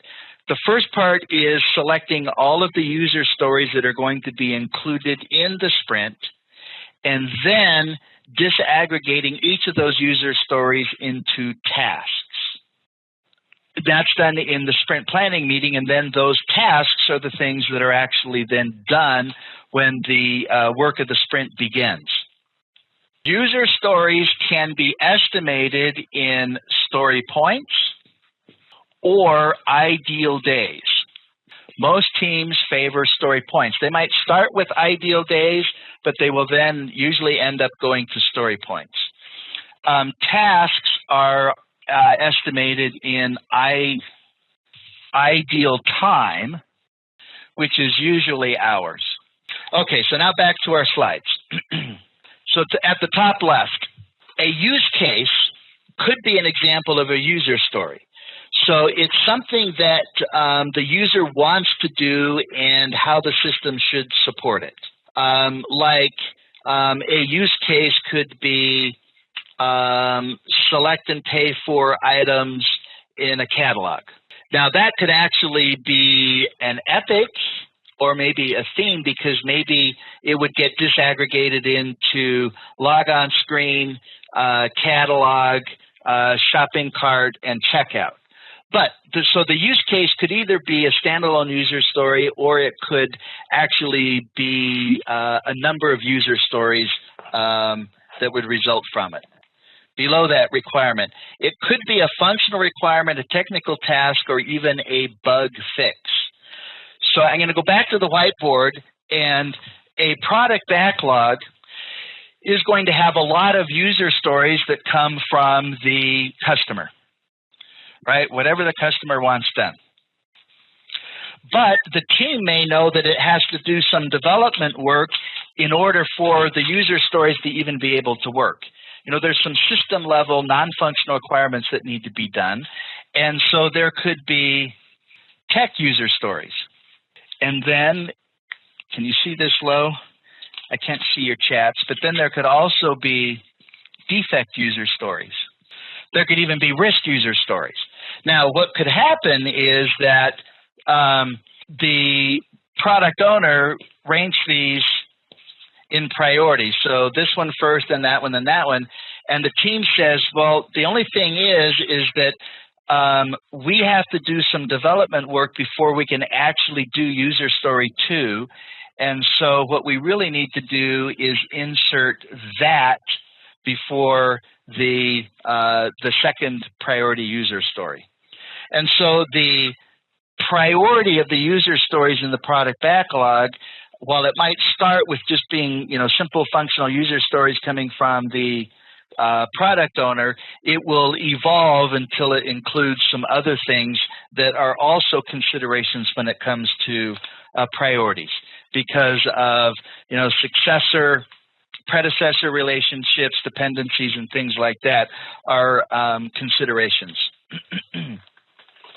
A user story, back to the screen, bottom left now, the user story can use a fictitious user or a persona to help the team or the team and the product owner to get an idea of, okay, who's going to be doing this function, what are they going to need in order to be able to complete the function, etc. So you try and come up with an actual, well, a fictitious, but a person who's actually doing it, to kind of get out of the realm of, you know, listing requirements and, you know, specs and things like that, and say, okay, what's the user experience need to look like?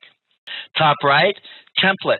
A portion of a user story is, let me back up. So a user story card is usually going to contain a brief description of the user story using some kind of a meta-language format, like we're suggesting right here. As a user or persona, I want this feature so that I can. So not unlike our estimating session here. As a frequent traveler, I want to eat grapes so I can be healthier. In the one that we didn't do, the inventory system, as a customer, okay, there's a user. I want to get cash back so I don't have to wait in line at the bank. Okay, here's another user story. As a consumer, I want the shopping cart functionality to easily purchase items online. And maybe that could be customer as well. As an executive, right, as a suit, I want to generate a sales report so I know which departments need to improve their productivity. As a buyer, so you can see I tried to come up with these different roles right here: executive, buyer, sales rep, etc. And that's the format. As a type of user, I want some kind of goal or feature, and so that's some kind of a reason. Below that, connect the dots by writing all of the user stories necessary to uncover the entire use case. So like we were talking about right here, if you want to be able to purchase items online from a catalog, that might be multiple user stories in order to support that use case. And so, of course, we would want to be able to connect the dots and see where all the user stories fit into the overall goal of the project or release. And the stories, excuse me, are grouped to form an epic or higher level story, so epic or theme. Stories can then be split into child stories or tasks, and so that's what we were covering before, right? So you have themes up at the top. That's the biggest grouping, if you will, used primarily for high-level planning purposes. So you have your themes, then you have your epics, which are large user stories, low priority, and they're going to have to be broken down into smaller user stories. Like in the question that we had at the end of the last section where the product owner needed something done and the team said, well, based on the size of this user story, it's going to take 3 sprints to do. Well, a user story has to be small enough to be completed within a single sprint. So a sprint can contain more than one user story, but a user story cannot span sprints. So that feature or function that was in the question was probably more like an epic. It was something that would need to be disaggregated into smaller user stories, or perhaps it was more of a use case that would need more than one user story in order to actually deliver the overall use case. Let's see, as a product supervisor, I want to see an unfinished part list at the end of the day so that I can reallocate work the next day. Great user story description. Well done, Viraj.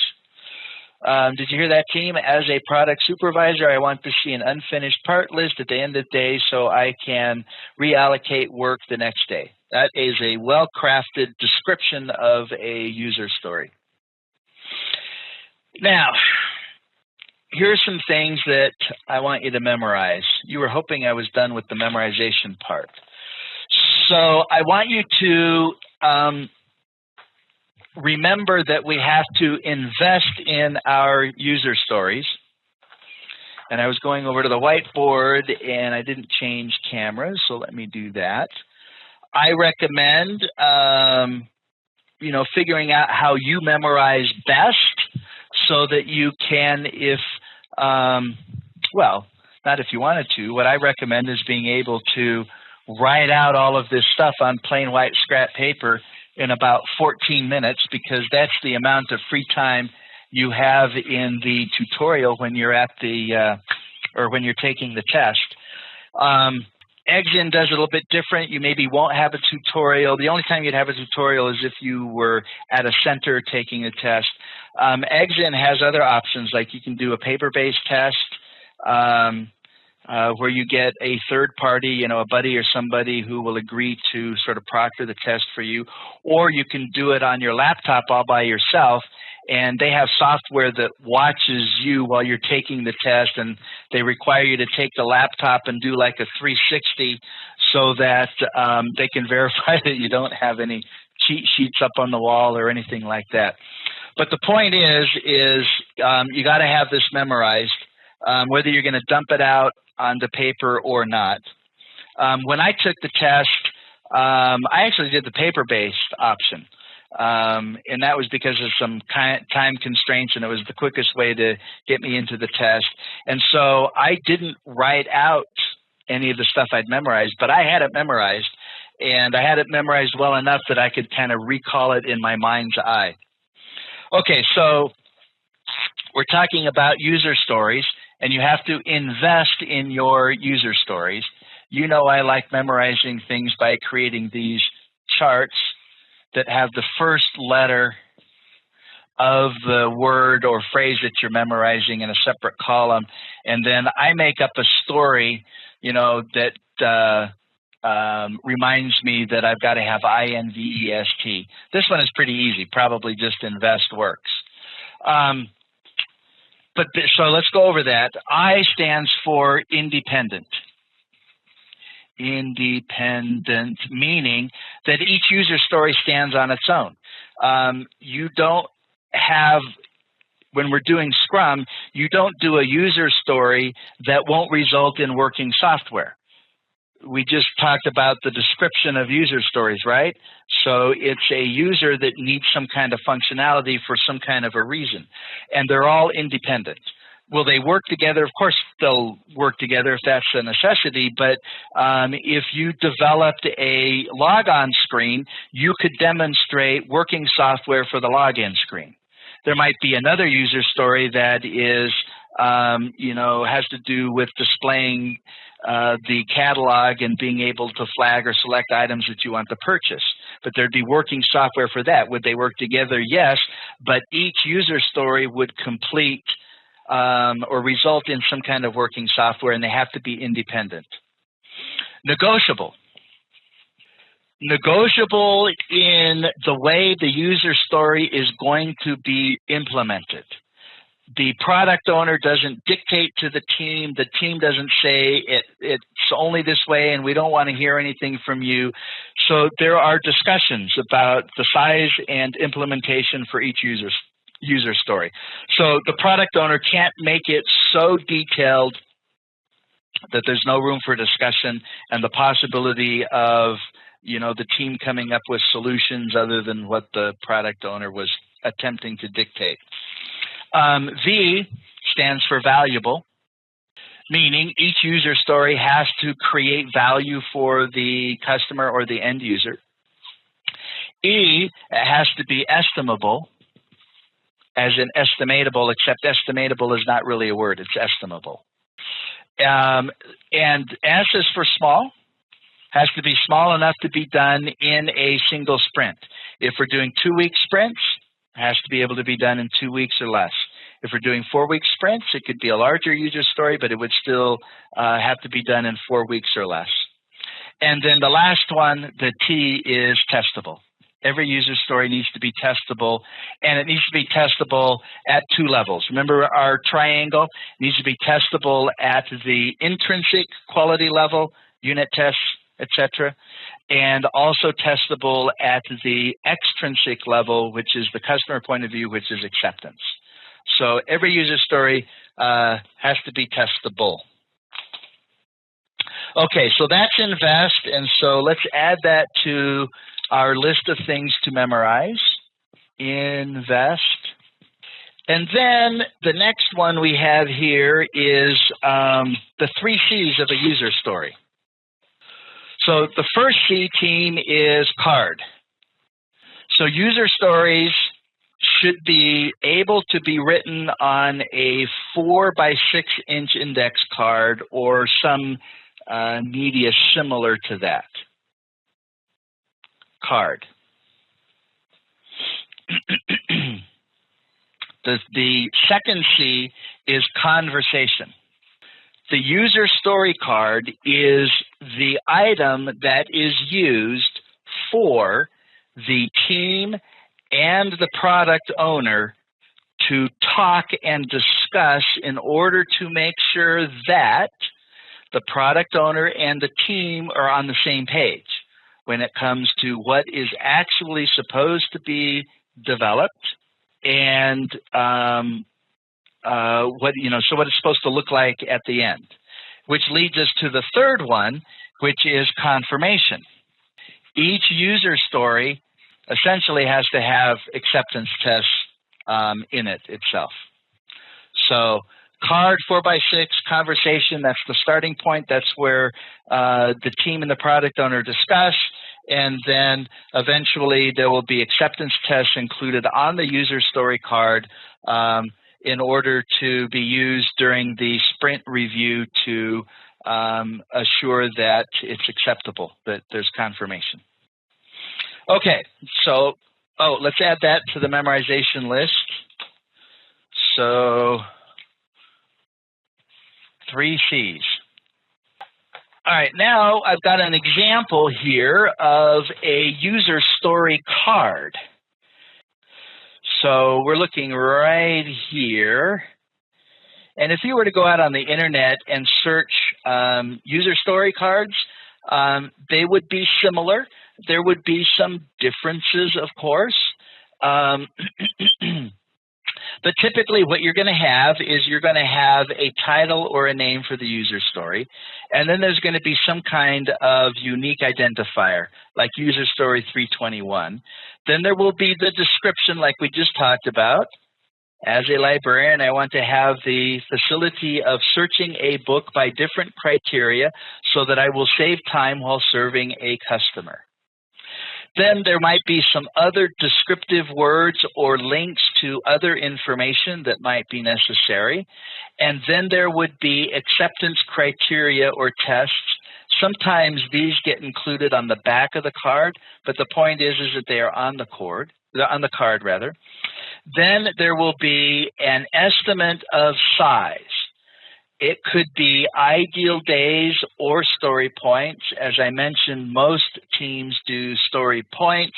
That's more likely what you'll be tested on as opposed to ideal days. But we'll cover both so you understand the differences.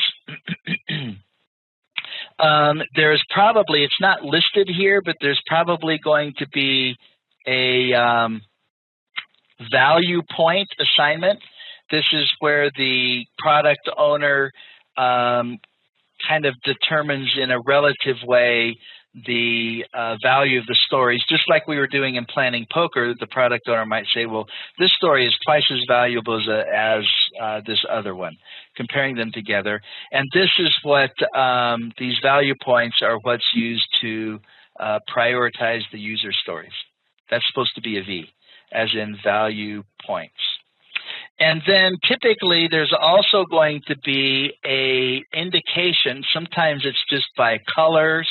It could be words that has to do with where the story came from. Did it come from the customer? That would be considered a functional requirement. If it came from the team, that would be from the technical domain.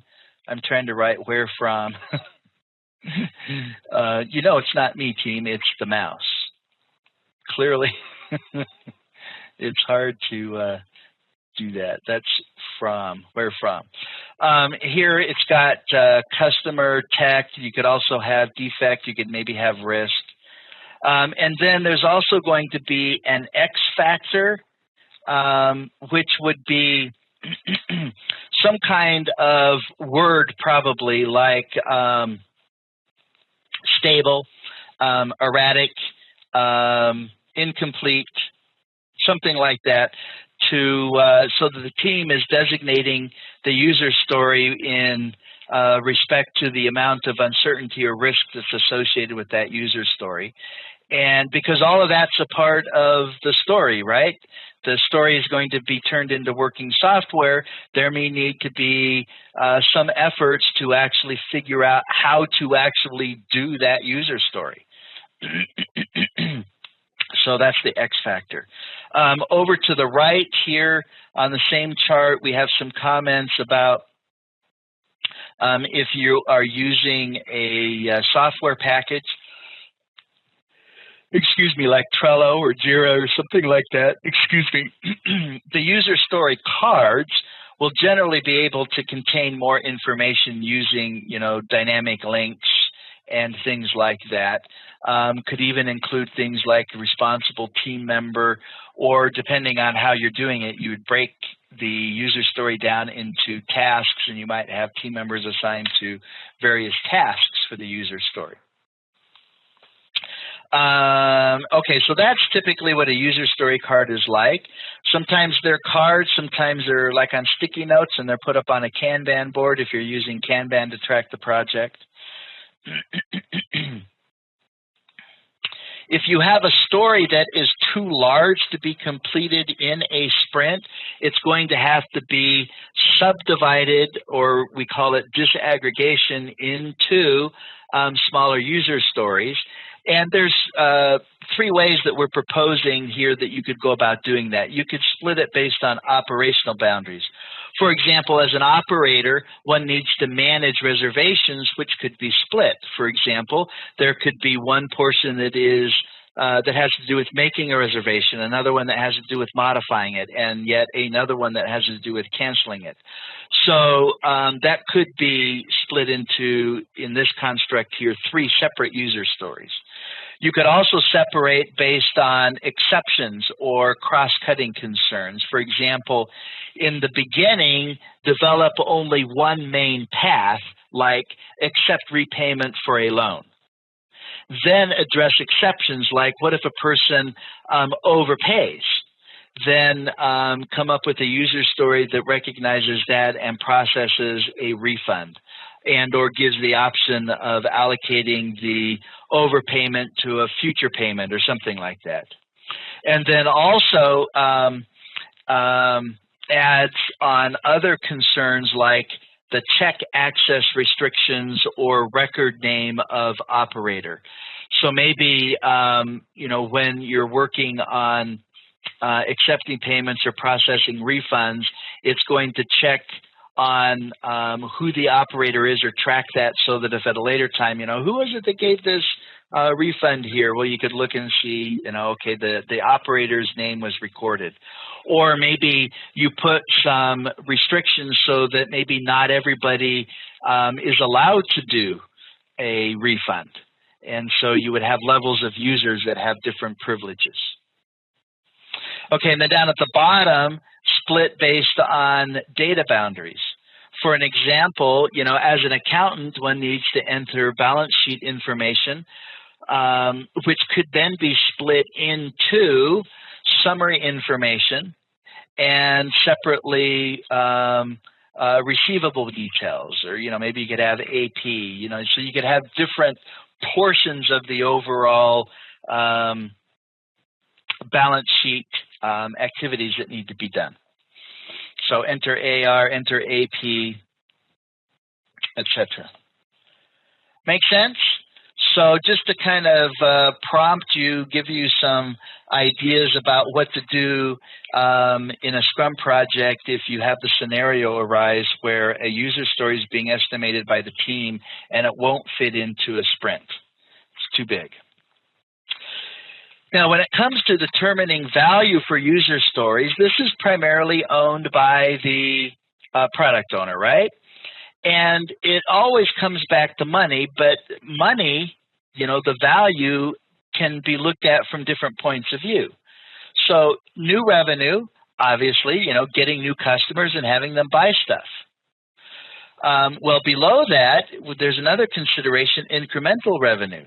So somebody's in the process of placing an order, maybe there are some premium features that could be add-ons at that point in time, or maybe added later on. So you have an existing customer who actually buys more of or enhanced parts of the existing thing they already purchased or are in the process of purchasing.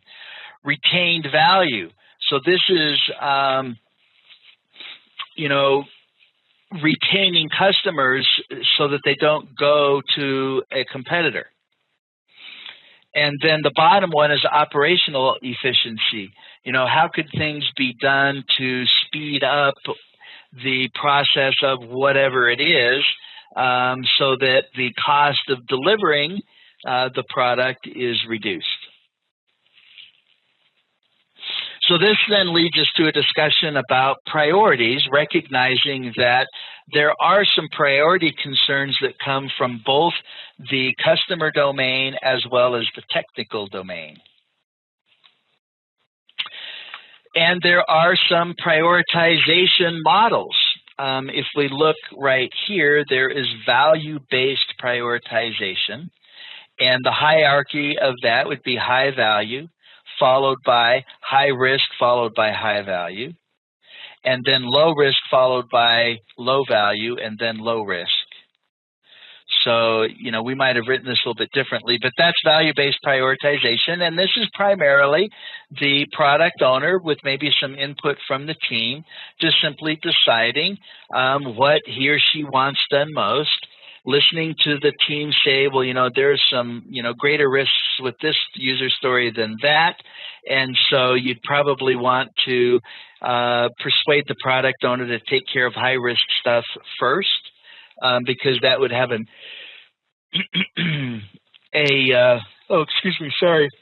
impact on the future things that need to be done. There's the Kano model, which looks at each of the user stories and classifies them as being mandatory, linear, or exciters. And the mandatory items are those user stories that are musts. And they'll never move the customer or the end user beyond neutral. It's if they're not there, it creates dissatisfaction. If the product owner and the team has done a good job in identifying what are the mandatory or threshold items, you would see that it just gets it to neutral. That's what's expected for the product. Linear items, user stories, are those user stories that as they are implemented progressively throughout the project and added to the feature set, it will linear increase customer satisfaction. And it can be, in their absence, dissatisfaction, all the way up to high implementation, creating a great deal of satisfaction for the customer. And then the third category is exciters and delighters. And those are features or functions, those are user stories that are not mandatory. And the absence of them will never result in satisfaction going below neutral. But by adding them, you could create excitement and delight for the customer. These would typically be things that are features that would be included in a premium version of the product, or maybe add-ons that are promoted, at the point of sale. Have you thought about this because it'll really help you, or whatever. So that's the Kano model. And then there's Uyghur's relative weighting method. And this is all using numbers. So each feature is given a value for its benefit, and its penalty, given a value for penalty, meaning what's the pain if that feature or function is not included. And then there is the cost side and the risk side. And then those are all calculated together, and that results in a ranking or a hierarchy, which gives you the priority for the user stories. We also talked about Moscow, didn't we? Did we talk about Moscow? Moscow is another prioritization model. Must, could, I said that differently. Must, should, could, won't. Moscow, MSCW. Must, should, could, won't. And we talked about that one. Thank you for that confirmation. Does it seem like a long time ago, or is it just me? I know it was just last weekend, but it's like last year. Okay, so now let's talk about velocity. Priyanka, that is exactly right. So velocity is the capacity of the team to complete work in a single iteration. So the team has estimated the user stories for size or ideal days, and the sprints are going to be 3 weeks in duration. Obviously, not all user stories can be completed in a single sprint and be done with the project. Well, I guess maybe I shouldn't say obviously. When I'm saying that, I'm thinking, well, maybe you had a very small, short duration project, so you could. But the point is that it's the team's capacity to complete work in a given sprint. And it is an observation. It's not a prediction. So if we're working on sprint 5 and we're working on determining what our velocity is, then it would be the average of the previous 4 sprints. if there were any outliers, you would disregard those. And so it's an observation. If we look over to question or box number 2 here, velocity is used to deal with determining how many user stories we are going to include in a given sprint, and also how many sprints are we going to need to create a release or a set of user stories. And here's an example. In box number 3, a team completed 5 user stories that were sized 5, 3, 8, 13, and 2. 2 user stories, each sized 5, were left half complete. What is the velocity of the team? And the answer is either going to be 31 or 36. 31 is the sum of the completed user stories. If you were 36, you were claiming half of the 2 that were 5.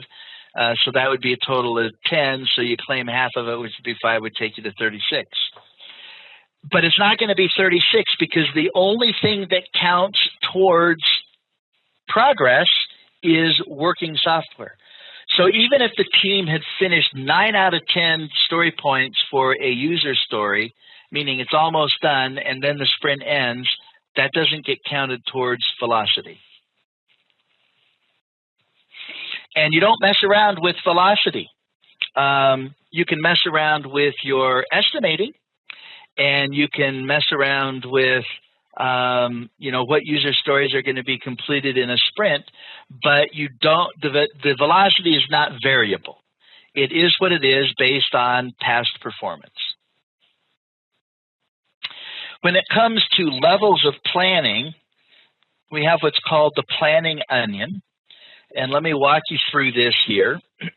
Up at the broadest area is the vision level. So the vision level, that's the suits, right? They're the ones that have the strategy and objectives for the company and where it's going. And so they have that overall big vision for the company, which is likely going to include products. And each product should have a roadmap. My example of that website that I'm working on has 3 versions which make up the product roadmap. Version 1 is the free site, version 2 is the membership site, and version 3 is the pay referral commissions version of the site. And the product roadmap is then supported by releases. So for my project, I have 3 releases. So all of the user stories needed for the free version are in release 1. All of the additional user stories that are needed for the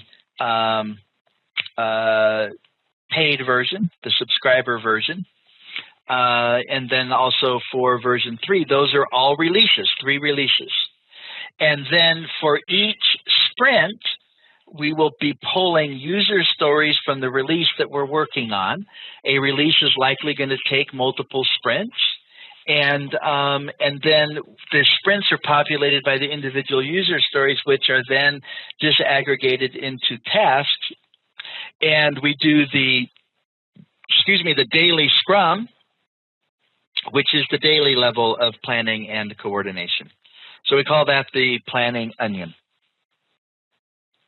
We already kind of talked about the release and roadmap concept here. So let's just review this quickly.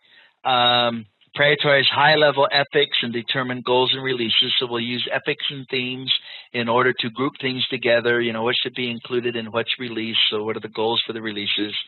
Then the first bullet point, establish goals of release based on market demand, regulatory needs, or customer expectations. For each release, you want to estimate the target stories.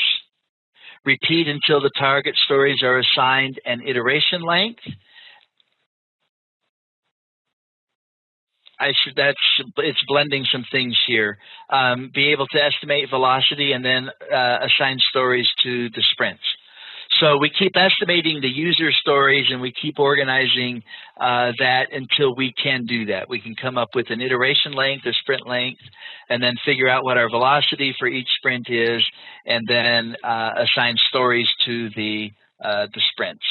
The next bullet down, iterate until the user stories and release date meets conditions of satisfaction.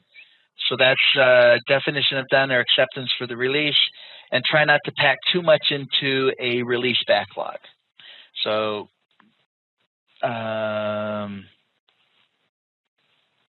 just like you would not want to pack too many user stories into a sprint. You want to have the timelines appropriate and what are included in the events make sense. Okay, so here's a bit more about release planning on this slide here. You've got the product backlog here on the left, and then we might come up with a release plan, which could be flipped and could be looked at horizontally. And you probably plan about 3 releases in advance, or at least you're doing more of the detailed planning on that. Because things are going to emerge when we do, sprint 1 that's going to help in sprint 2, and things that happen in sprints 1 and 2 that are going to help release 3, and then you've got, your subsequent releases where we're just doing very high-level planning. It's called rolling wave planning, where we do detailed planning for things in the future in tandem with doing high-level planning for things in the future. Did I say that right? Detailed planning for things in the near term in tandem with high-level planning for things in the future.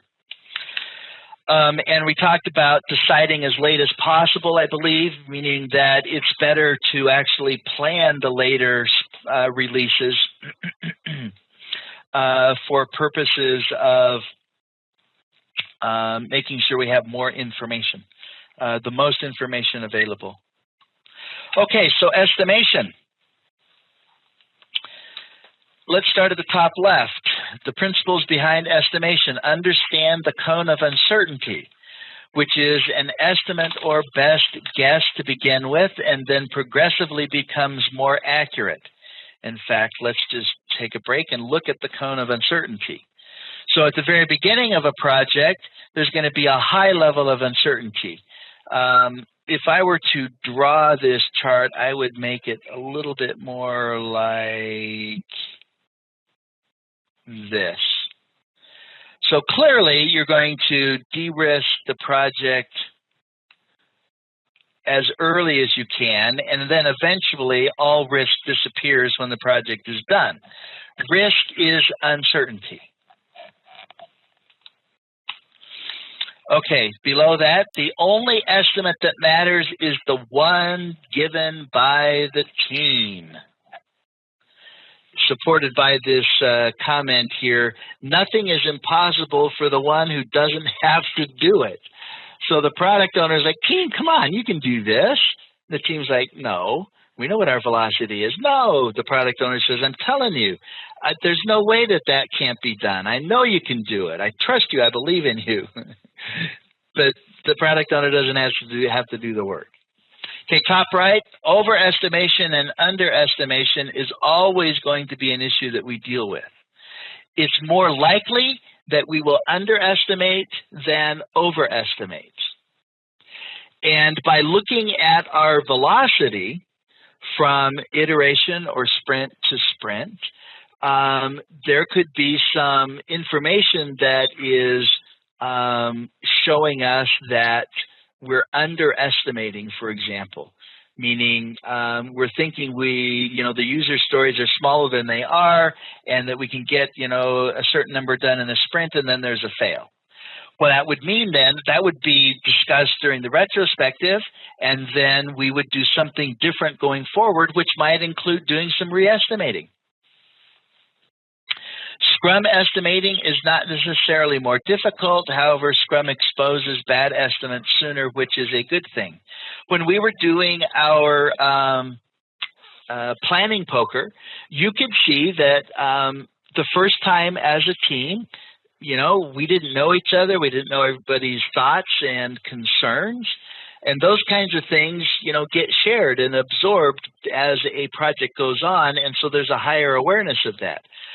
So what we would say is that using estimation techniques, Scrum estimation techniques, might be more inaccurate at the beginning of a project, but they will quickly become very accurate as the project advances forward. Let's see, is there a question here? Can velocity be increased over a period of time for the project? Yes, it can. Now, it's not that it will increase if the team is learning how to work together better and better.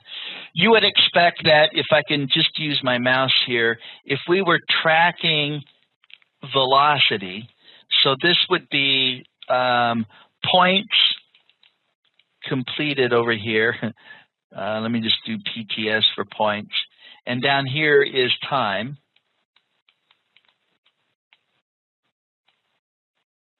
And we go from sprint to sprint, right? You would expect that maybe, the first couple of sprints, the team would be learning how to work together, and there would be a steep curve, and then it would kind of flatten out and maybe have, a slow rise going forward as the team emerges as a high-performing team. They get better at their cross-functional behavior. Somebody's sick, the team just keeps chugging along. Other things, oh, sorry. There, I had bumped a thing on my screen there. So the team, learns how to work better together, and their estimates become more accurate, etc. And you would expect a high-performing team to have a result like this for velocity, where there's quick improvement, and then it kind of stabilizes and then begins to tick upwards. Okay, we talked about the cone of uncertainty. Let's talk about ideal time. When we do estimating for user stories, we do it in ideal days. When we do estimating for tasks, we do it in ideal time, which means hours. I think that's on the whiteboard, or it was on the whiteboard. Oh, it was on it. So ideal time is the amount of time it takes to complete a piece of work.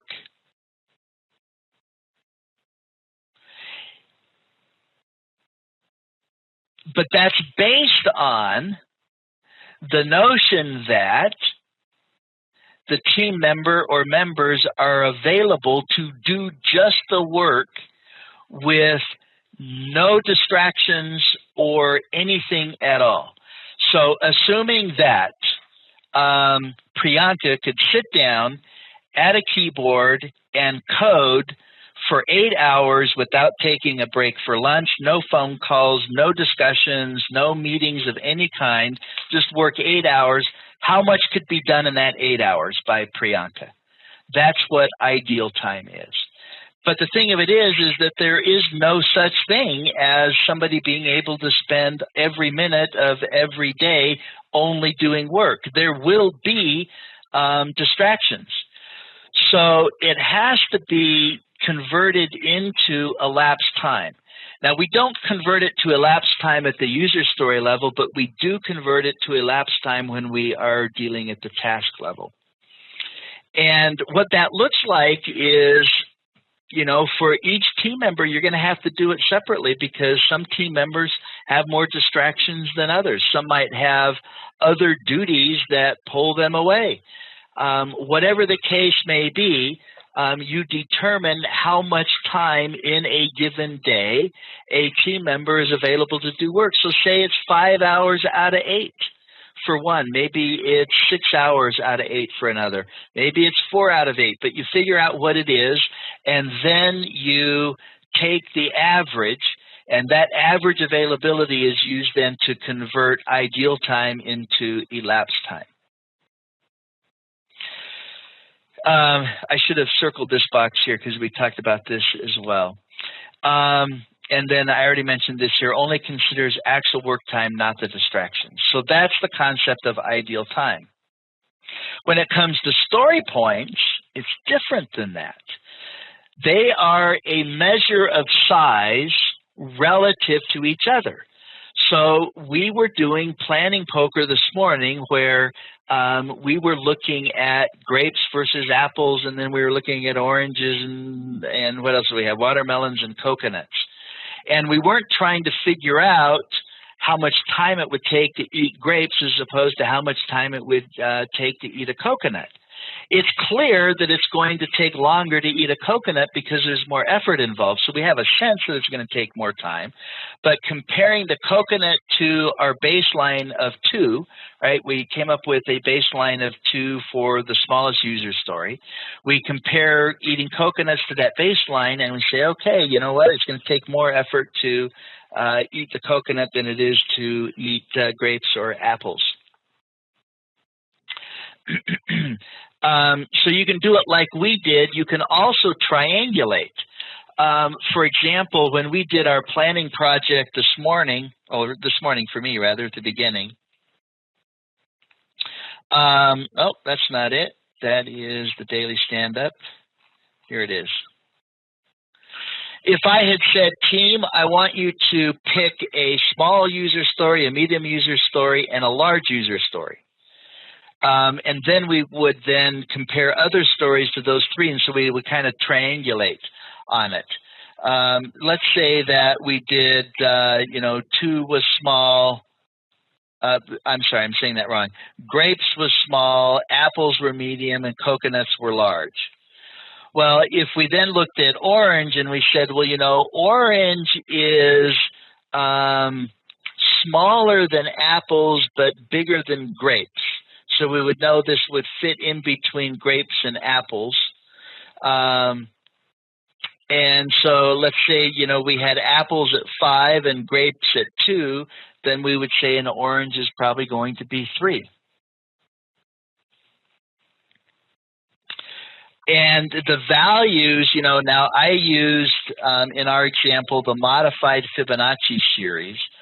What we do in Scrum and Agile, if we're using story points, we're going to use a nonlinear scale for the values. So down at the bottom here, there's the modified Fibonacci sequence. The way the Fibonacci sequence works, by the way, it's the value is the sum of the 2 on the right. So let me break this right here because this is a modified Fibonacci. So 13 is 5 plus 8. 8 is 3 plus 5. 5 is 2 plus 3, and 3 is 1 plus 2. If we were doing the real Fibonacci series, this wouldn't be 20. It would be 13 plus 8, which would be 21.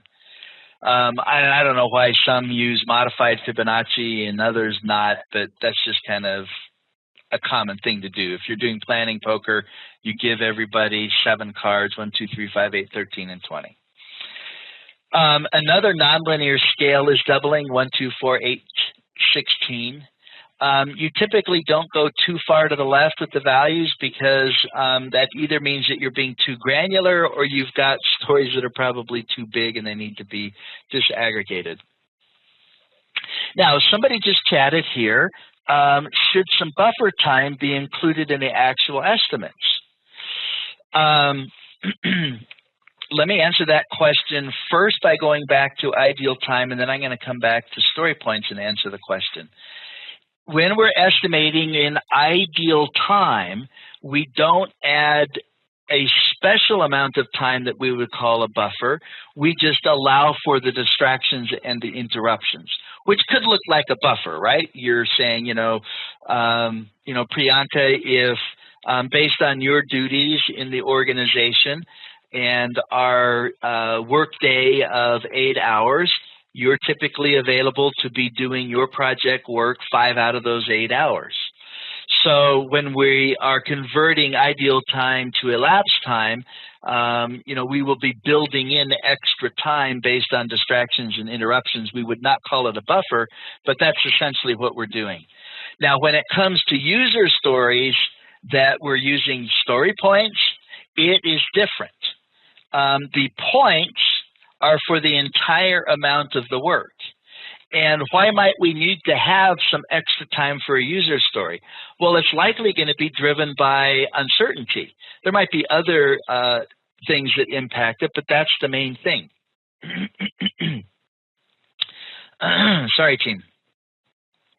So when the team is estimating the size of the user story, they will be including in their discussion and estimates any extra time or buffer time that would be needed for that user story to be completed.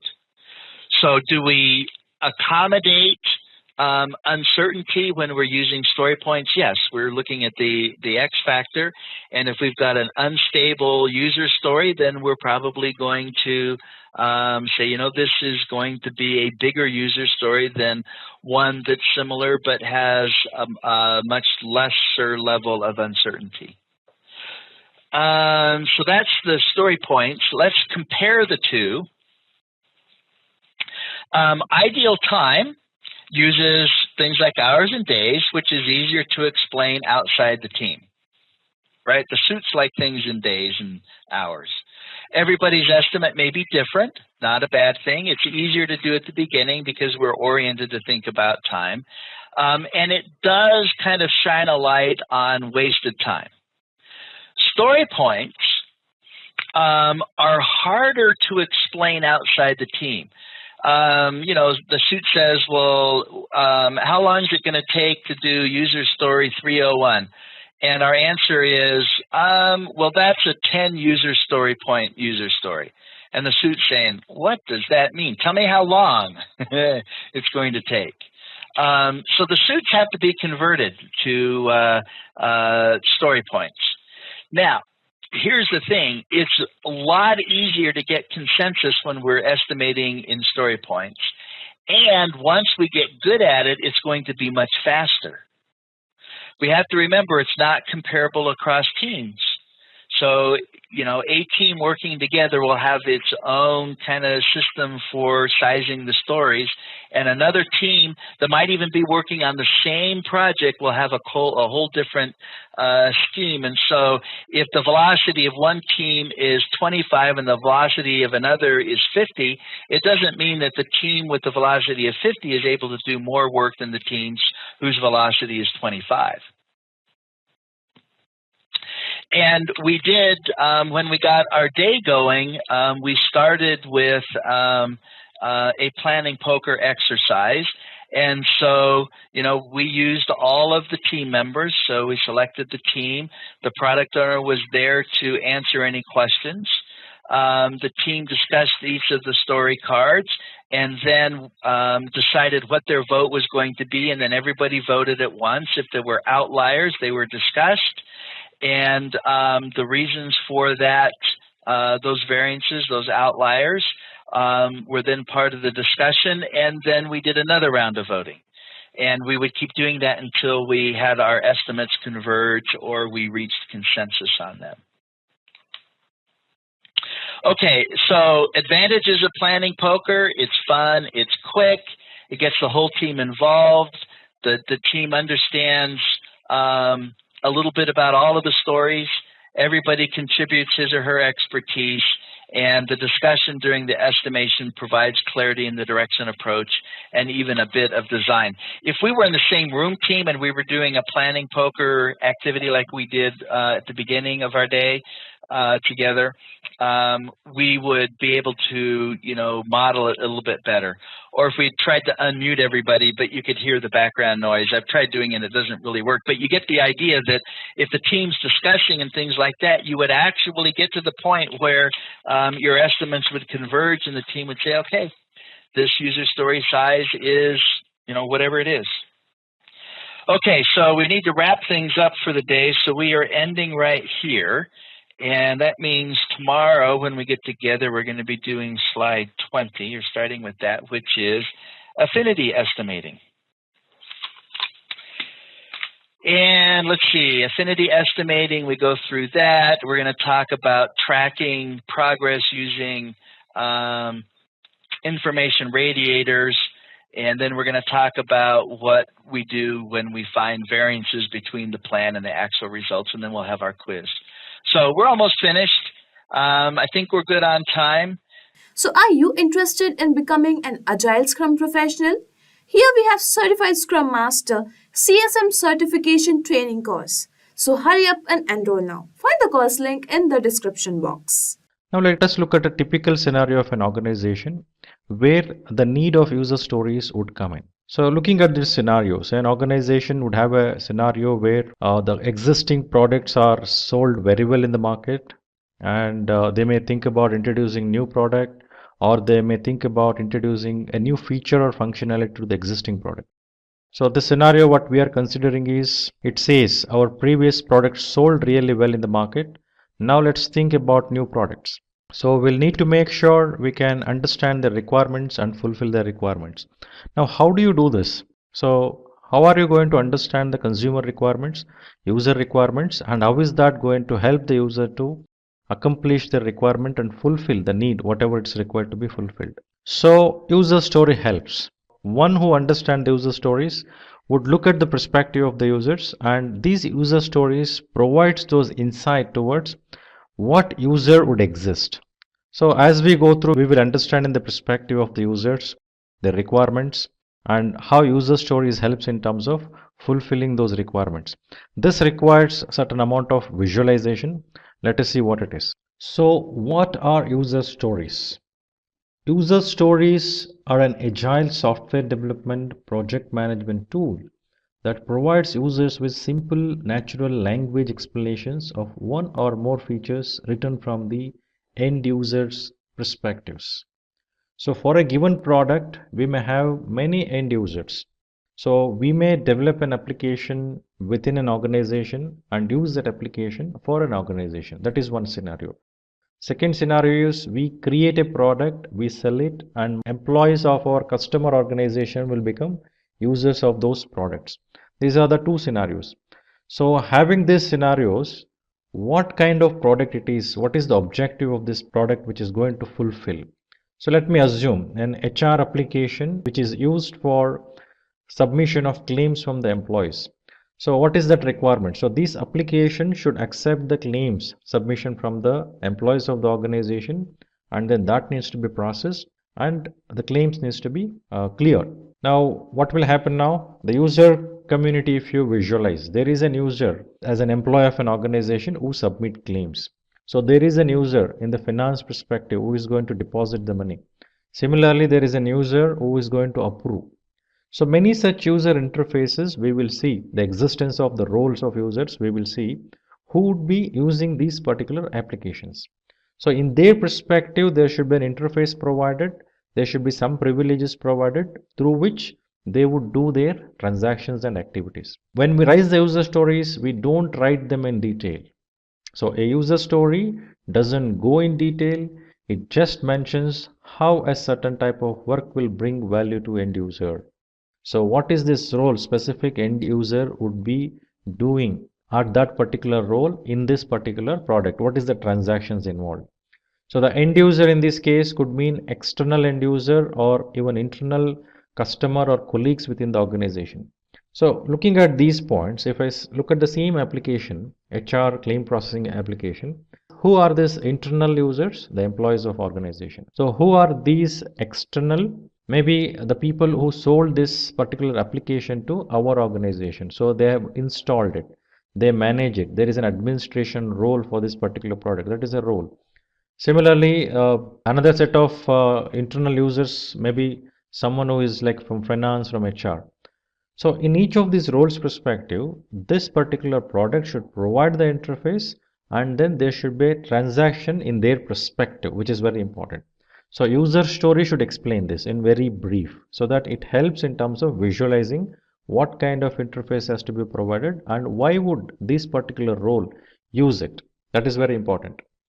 So user stories also form the building block of agile frameworks like epics and initiatives. So what is this epics? What is this initiatives? Let us look at it. Now epics refers to the group of user stories where the large amount of work broken down into user stories. So many user stories together forms epics, which will provide certain insight towards how these user stories are connected with each other.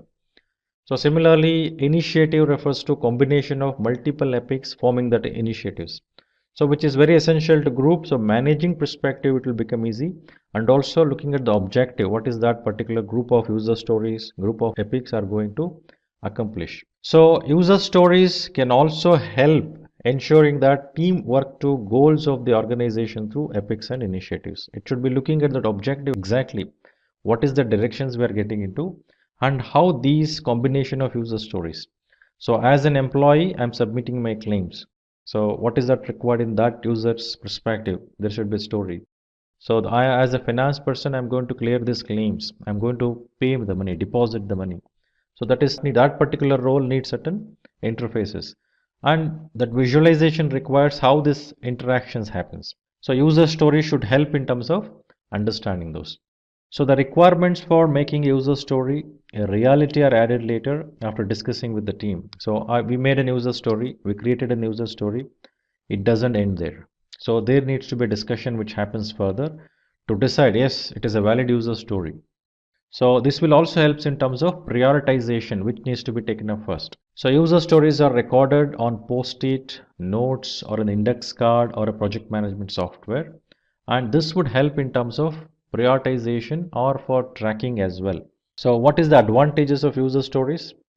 So advantages of user story involves, it helps in delivering high quality content because what is required to be accomplished in the user perspective, that will be very clear.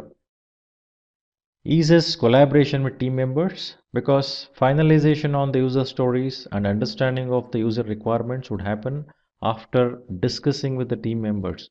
Each one would give their own viewpoints, and prioritization of particular user story or keeping a specific user story or not considering that user story would be based on the feedback which team provides. This cannot happen in terms of having team members together and speaking about it. Helps understanding users better. So user roles are discussed, users requirement is discussed, and what is that they're going to accomplish through this user interface, that is also discussed. So user role is understood, user requirement is clearly understood by writing an user story. This will also help in improving transparency because since the collaboration is happening, since the user story is not just taken just like that, the discussion happens and that will have an interaction and collaboration. So definitely improves transparency. So now it reduces risks. So when I say risk, it's obviously uncertainty. So it reduces risk because the clarity one would have about the requirement of users. So accordingly, the features functionality of the product are defined so that they can fulfill those user requirements. Then supports iterative developments. As I mentioned earlier, the collaboration, the transparency, everyone working together, and in the agile perspective, user stories, epics, and initiatives gets into the specific iterations only after this discussion with the team members and after prioritizing it. So the user story will be there in the product backlogs, which will be prioritized based on that particular scenario of requirement in agile scenario. So as when we say agile, it's quite obvious. We need to be flexible to the changing scenarios. So since we're working together and when we go for an iterative mode of approach, it is quite obvious we're going for it to get adopting to the changing scenario so that we can select that particular features functionality by pulling that particular epic or user story as a priority in the given list. So that prioritization making will also become easier. Focuses on vocal communications means lot of interactions happens while discussing on user stories. So since people are doing it vocally, so there is some personal touch also established. Good collaboration can get established. So user story also provides that visibility because of that people working together in a collaborative manner. Invest in user stories. So what is invest? So investing in user stories. So what does that mean? So it is a concept that helps creating meaningful user stories. So it stands for independent, negotiable, valuable, estimable, sized appropriately, testable. So when I say independent, so whenever we write the user story, that should be self-contained, if at all possible, to avoid dependencies on other user stories. So it should be independent of one another so that each of them can be developed and delivered separately. So negotiable, so when we say negotiable, user stories can always be changed or rewritten. So at any given point in time, so we should be able to do that modifications required. So that should support the flexibility associated with the agile methodologies. So since requirements often evolve, changes, and these changes comes for various different reasons. So how do we change these user stories or modify this so that it can fit into the requirement, so that adaptation can happen to the changing requirements? So stories should be discussable and should be open for negotiation for any change scenarios. So next, valuable. When I say valuable, it's quite obvious. We're speaking about value, what is being created for the users or consumers. So a user story would represent the goal or an objective an end user who is going to look for. Means value is always in the consumer's perspective. So now I created certain features, functionalities, fine, but did that really create the value to the consumers? So the value realization plays an important role. So stories must ensure there is a value being added to the consumers and customers or users always. Otherwise, user story doesn't make any sense. So estimable. So when we say estimable, one should always be able to estimate the size of the user story. So sometimes developers may not have the experience required to size the particular situations or needed for a user story. Reasons may be anything. It may be not having specific insight towards it or don't know how to estimate. There may be someone specific who needs to understand that scenarios and then come and discuss. Reasons may be anything. So stories, if you cannot estimate, then it will become difficult in terms of handling it better. So it should give some visualization. So it should be estimable and can be divided into tasks. So now small means sized appropriately. So user story should not be very big or should not be too small. And then how do we decide on this size? So now when we say any user story that can be completed by a developer in single iterations, then can we call it as too big? Quite obviously that is again indicative.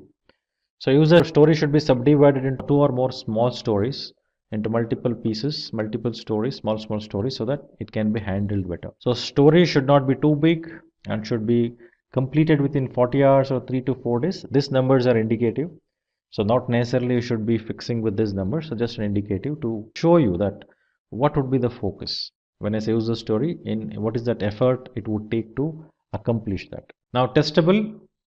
So when we say user story is testable, one has to ensure that development is complete and has been done correctly. So means once you create a user story, so that needs to be articulated in such a way so that it becomes measurable. When I say testable, obviously there should be metrics, a target metrics which can be created, which will help me to state, yes, this particular requirement is accomplished. So they should have an acceptance criteria that can be tested to check if they fulfill the customer's need.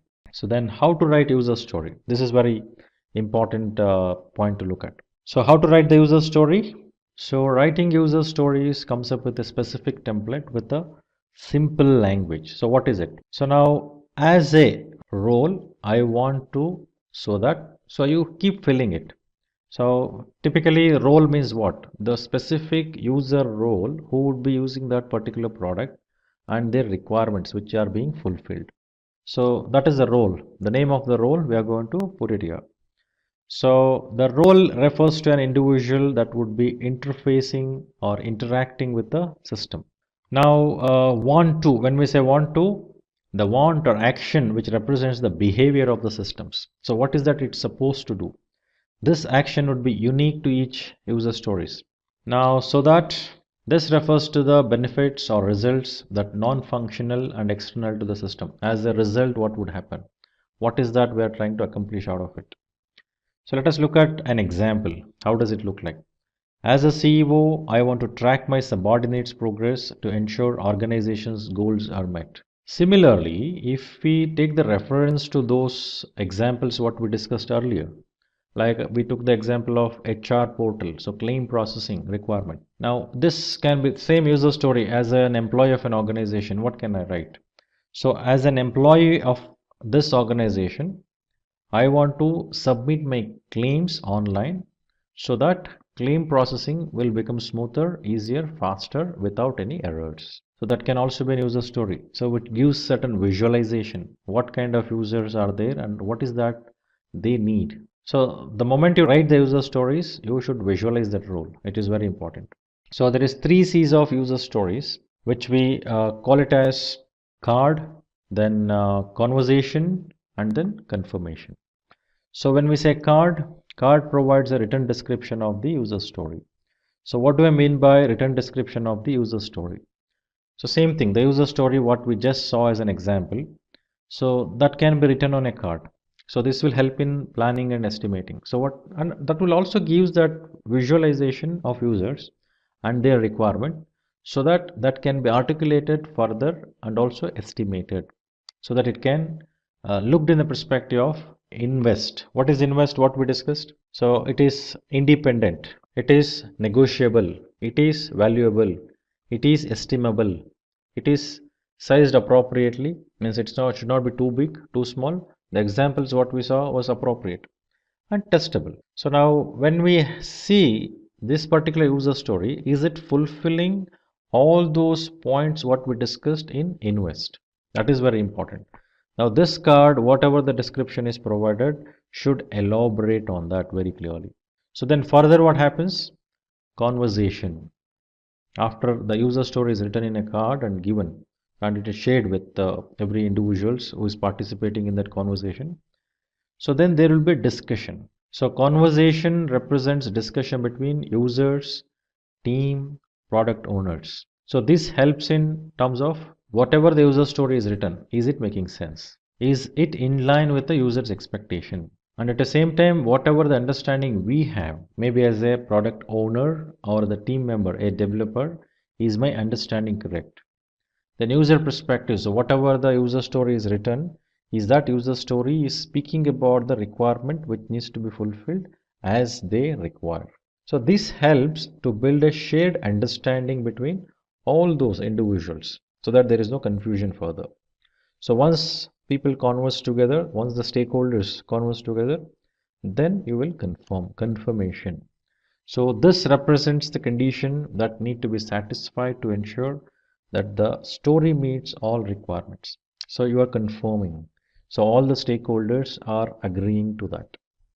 So firstly, to summarize this, 3 C's refers to card, conversation, confirmation. Card provides the user stories, which actually represents, as we took an example, so which will capture that, so that it also fulfills the thought of invest. Then conversation is required to understand what is this user story speaking about. Is that a real requirement? So confirmation further in terms of confirmation from users as well as all the stakeholders before you go and develop or execute that. So what is life cycle of user story? So when we say life cycle, so we may require to understand a life cycle starts when you conceptualize, when you visualize, when you say this is what we may require to accomplish. So there should be conceiving, someone should conceive that idea. So it may be related to a problem, it may be related to a specific product for an opportunity what is seen. So whatsoever the reason it is, there is a scenario where something is conceived. Trigger may be a problem, trigger may be some issues what is being faced, trigger may be an opportunity what is seen. So then the initiative, the trigger which actually push towards creation of the requirements and user stories. So the life cycle of user stories starts from there.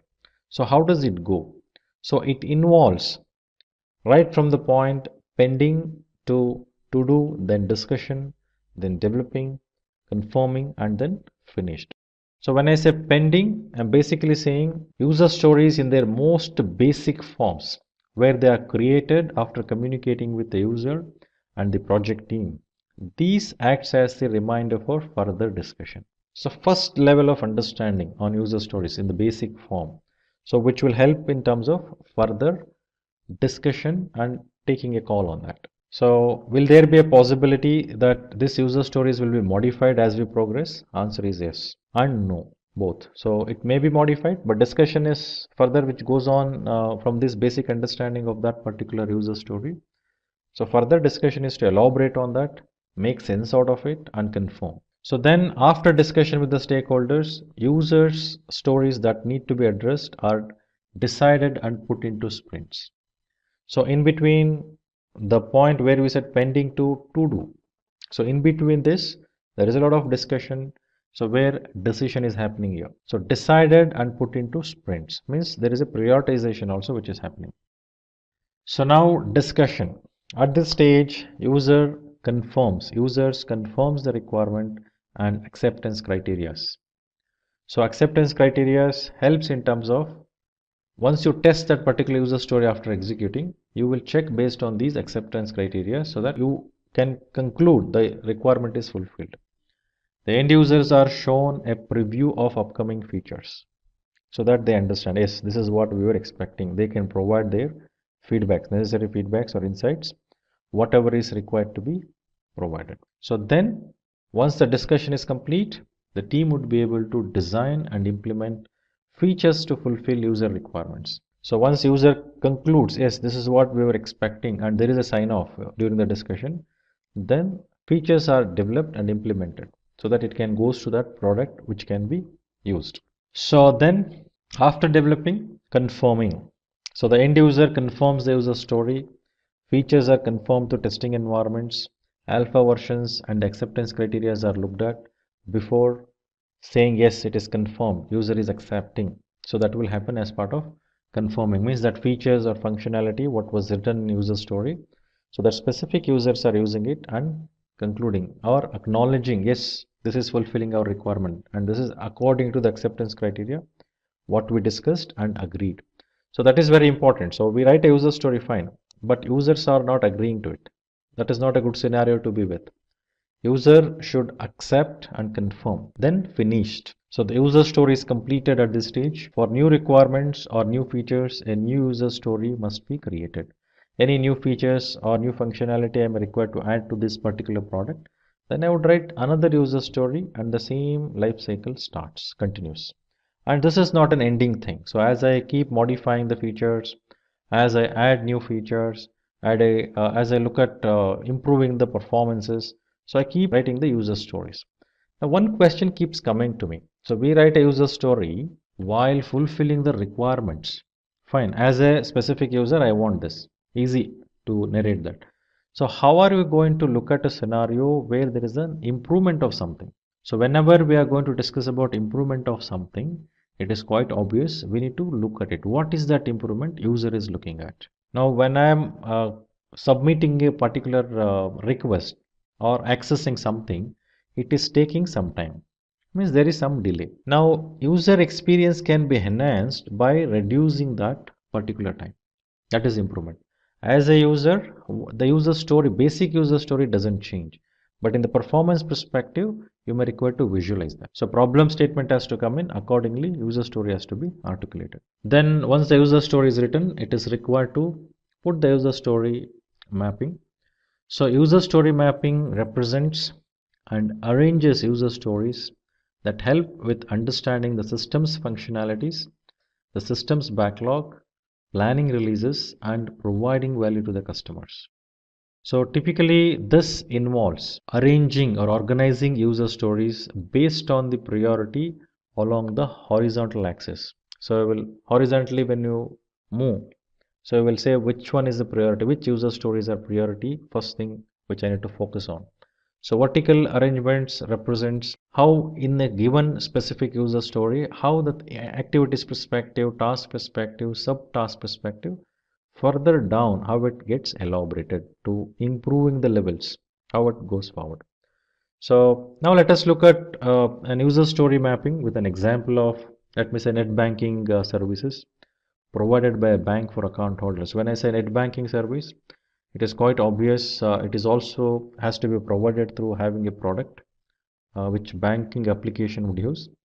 So, but here we need to visualize the user's journey while accessing the net banking portal, viewing the account details, paying bills like utility bills, doing a lot of transactions within that particular portal, net banking access the moment they do, like generating statements or transferring money to one of the beneficiaries, etc. So all these transactions, so what is being done. So in this user story map, let us see how does it look like. So few activities are considered here, like logging into the account, means net banking portal will come in, then one would input their credentials and then they log in. Now that journey of the users in a specific activity, what they do is visualized. Now log into account, in the sense, obviously one has to go to that portal. So go to login page, then enter credentials, login ID and password. So once that login ID and password is entered, obviously there is a process engine which runs behind to provide the necessary access. Now, if that credentials are not working, or if I don't remember it, reset password is an option immediately.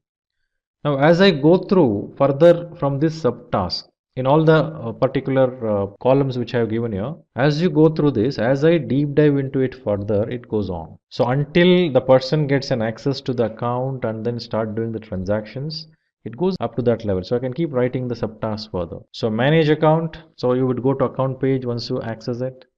Then you'll select the specific account, because you may have many different account types which is there with the bank. You may be having one or many. So in the scenario you have more than one, obviously you will select that account and account details will be displayed to you.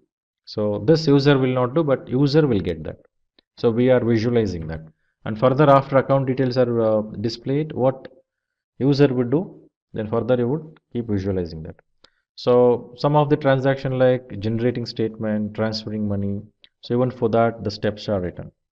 So going to statement page, then selecting the account for which you need a statement, then selecting the period from when to when the statement one is requiring, and then further clicking on it and downloading that particular statement, or choosing an options mentioning that I need this in an email or I need an hard copy of this. So similarly transferring money, so you will go to that specific page where you need to transfer the money. So you may have the beneficiary there in the list already added if you have added earlier, or newly you're adding a beneficiary. So there are various types of transfers, like so international transfer you will have, local domestic transfer you will have, within a bank, accounts being within a same bank, bank A to consumers. So from me, if I am a consumer, transferring money to another consumer of the same bank, and vice versa. That is one of the options. Second is a bank consumer having and transferring a money to some other bank account of someone else. That is another scenario. Or transferring money for my own account in another bank. So various different scenarios you come across. So then limitation, or depending on what kind of beneficiaries are these, what is the limitations, and how are you going to authenticate them. So the moment I visualize a specific transaction and activities of user stories, what are the things an user can do, then I can keep writing, mapping this to each of those flow and see how the flow happens. So this flow helps me to bring in all those features and functionality and also prioritizing them. So can I say the beneficiary option would be the basic thing which consumer would give? I think initially, if I go back when actually net banking features were provided by the bank, the basic thing was just viewing the account. That was the given. Statement download was given. Otherwise, there was no opportunity to transfer money. There was no opportunity to do something beyond that. So now as we see today, the lot of flexibility has brought in with lot of new features, functionalities in that net banking or mobile banking options. So they evolve. So as they evolve, it is quite obvious we may require to keep adding those features, functionality by writing the user stories. This is how the enhancement happens. So overall, if you look at user story mapping helps in terms of understanding not just the user story of one transaction, associated transaction in the user story, what happens throughout the journey, that would help. So this will also support to understand and visualize what needs to be created to ultimately give that access to the user. So the end-to-end flow should be visualized, and also needs to be prioritization and has to be looked at as well. Now what are the advantages of user story mapping? So the advantages wise helps with prioritizing work, as I explained in the example. Similarly, the focus is on user value. The moment I click on web page www.abcbank.com, now the bank page will come. I will have an interface of login. I will go and click on login. Now from the point I open a browser and input that URL and then click on login, and login page comes in. How long it takes? So there are many things which is involved. The browser things are involved. The system from which the person is accessing is involved. So removing that part. So thinking that both of them are working well, and what should be the response from the server where this particular website is hosted. That experience needs to be looked at. So that's how you look at user value in that transaction. Now, once I put a credentials, now how quickly the authentication happens? What are the checks the bank portal does to ensure that the person who is logging in is a genuine user? Is it just a password? Is there any CAPTCHA codes? Is there any OTP sent? Or is there any secret code the person has to put in? So likewise, many things are involved while giving that experience to the user. So and today's user, if you just put in various different checks points, they understand because they are well educated. So why all those things like CAPTCHA or OTP scenarios came in? So these are came in because more and more informed the people has become, then their ability to hack also improved. So more and more levels added to ensure that only that genuine user will enter the user account. Similarly, when you visualize any product and user journey in the user's interest, what are the things which is going to create value that needs to be understood. So only that experience will help for the user to realize the benefit. Then roadblocks are highlighted. So as we visualize this journey, so this will tell me, so what would stop me to move forward? Is there any concerns? Is there any constraints? Like for example, if you want to activate a beneficiary, but for some limited period, you can only send the limited amount of money. Why is that done? By chance, if the beneficiary is added by that individual who is not a genuine user, so we are actually holding it, right? So by the time that freezing time, whatever is given, so by the time the message goes to the actual consumer telling that there is a user activated like this, and if at all, if it is not a genuine user, obviously the person can call to the bank saying that this is not the beneficiary which I have added, there is something which is not correct. So they are giving that space. So how did they visualize this has to be done? So as we looked at the journey of adding a beneficiary, it's quite obvious when beneficiary is added, if by chance someone who is not authorized adds it. So who is going to disbenefit? Obviously user will be disbenefited. So that blocks, that constraints are visualized. Similarly, in making or creating that features functionality, what should be the basic features or in the product should be ready. Only then I can add this feature. Even that will be visible, right? So roadblocks will be highlighted and that those will be made visible so that easy for you to move forward, prioritizing and ensuring that it goes in the flow required to accomplish that value. So then ensuring team unity, because everyone will have a visualization, user stories and mapping reads a lot of discussion, brings the people to have a common understanding. So obviously that unity, the collaboration would come in. Focus on constant improvement.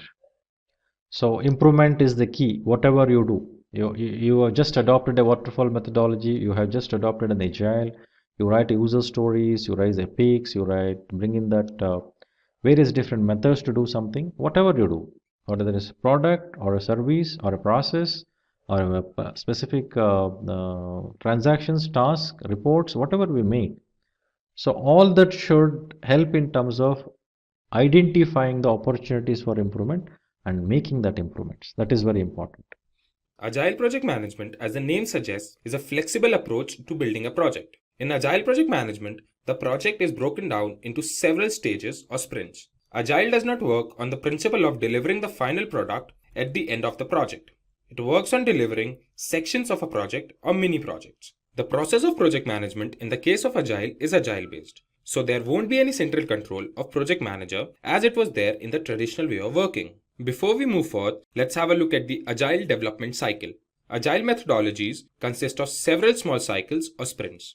At the end of each stage, we get a mini project. There's a product backlog that explains new features, changes in the existing features, and several other improvements in the project. Then we have a sprint backlog, which has a list of tasks that are to be completed during each sprint. The sprint consists of planning, designing, execution, testing, and deployment stages. And at the end of each sprint, a mini project is delivered. With every sprint, new features are added to the product, which plays a significant role in the overall project growth. After all the sprints and early validation in the development, the final deliverable has a fewer chances of failure.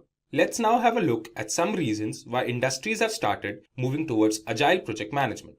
The first reason is high product quality. When we talk about high product quality, we refer to the build of the product as per stakeholders' demands. Testing is performed at short intervals of time wherever needed to ensure high quality of the product. Then another reason is customer satisfaction. Whatever is done in the project is known by the customer.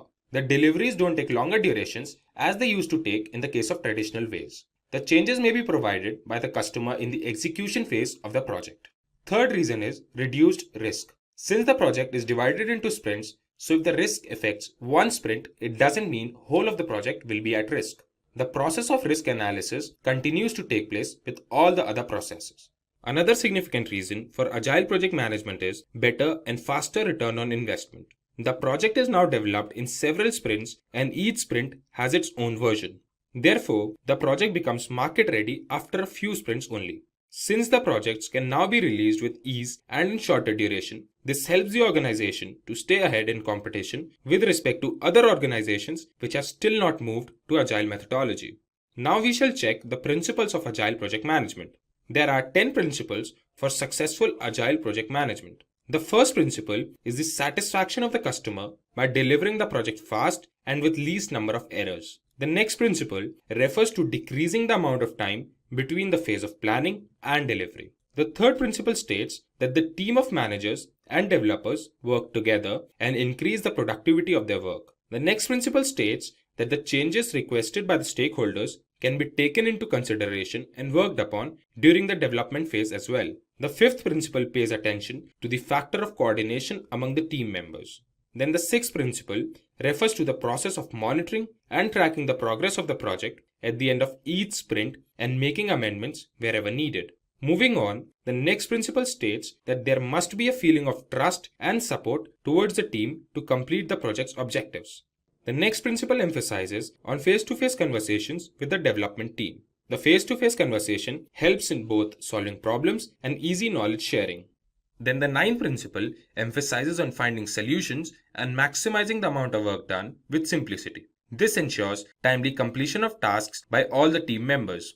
The last principle states that Scrum tools like Monday.com or Zoho Sprints must be used to simplify the complicated codes, which further helps in saving time. Why product backlog is important?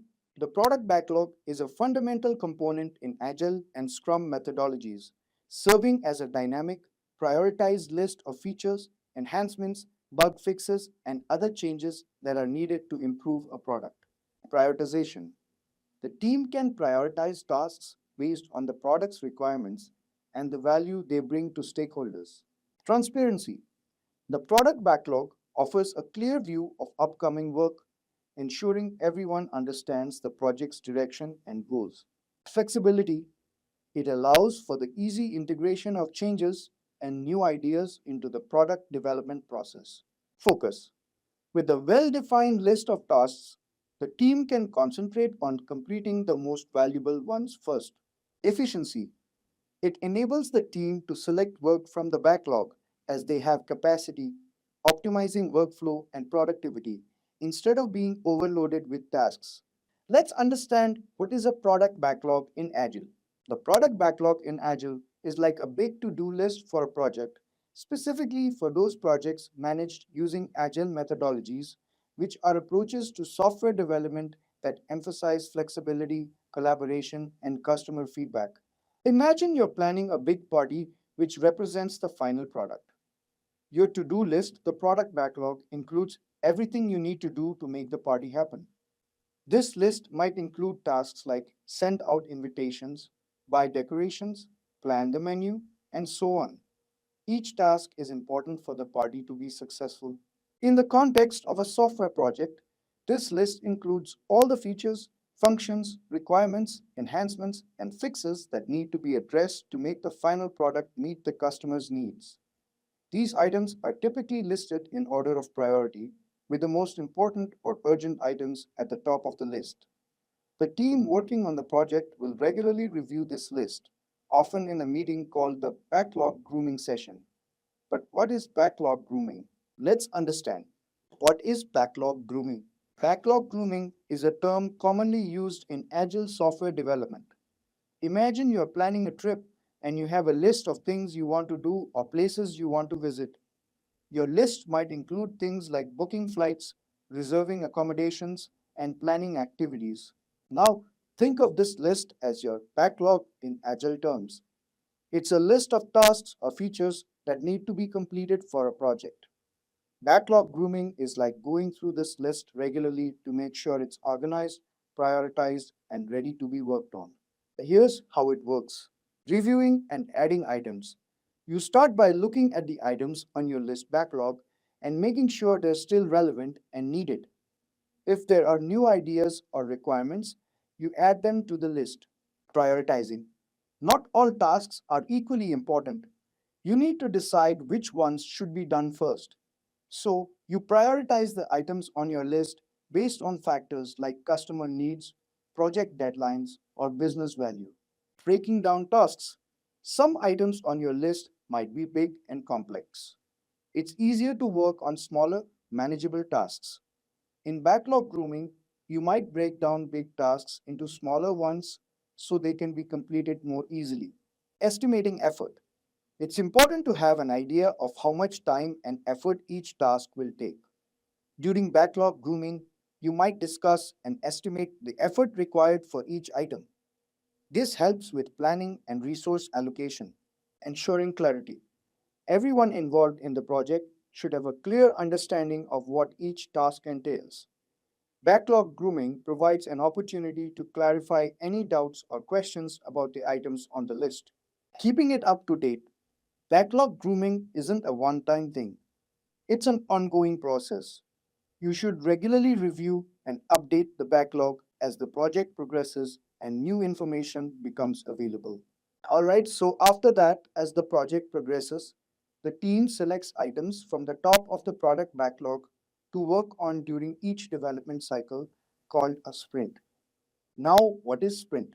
A sprint is a time box period, usually 4 weeks, during which the development team works on a set of items from the product backlog to create a potentially shippable product increment. Sprints provide a focused, concentrated effort to deliver valuable work within a short time frame. At the beginning of each sprint, the team selects a set of items from the product backlog based on their priority and capacity to form the sprint backlog. They commit to completing these items by the end of the sprint. Once the sprint is over, they review the work and present it to the stakeholders, usually the customer or client, for feedback. Alright, now let's understand. What's in a product backlog? A product backlog serves as a comprehensive checklist for a project team, outlining all the tasks required to enhance the product's quality.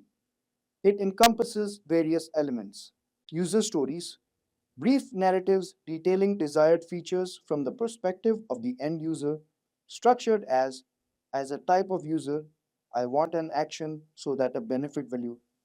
Bugs issues. Any flaws or malfunctions within the product are documented here for resolution. Tasks.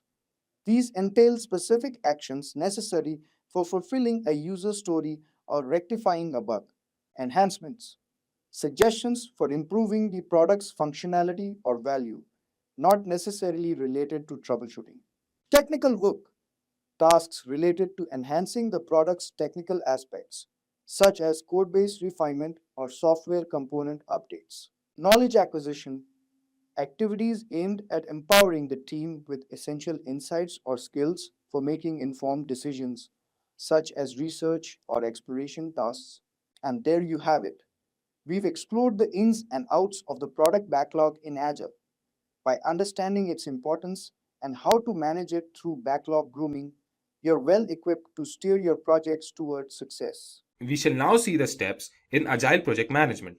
The goal of Agile methodology is to produce shorter development life cycles and more frequent product releases than traditional waterfall project management. So we will now check 6 steps in Agile project methodology. The first step in the process is project planning. Project planning includes feasibility study, development of scope, breaking the project into executable tasks or sprints, and then estimating the amount of time needed to complete those sprints. The second step is the step of roadmap creation. A roadmap is a plan of action that shows how a project shall evolve over time. A list of all the features that the final product should have is created, and the steps to achieve those features are taken.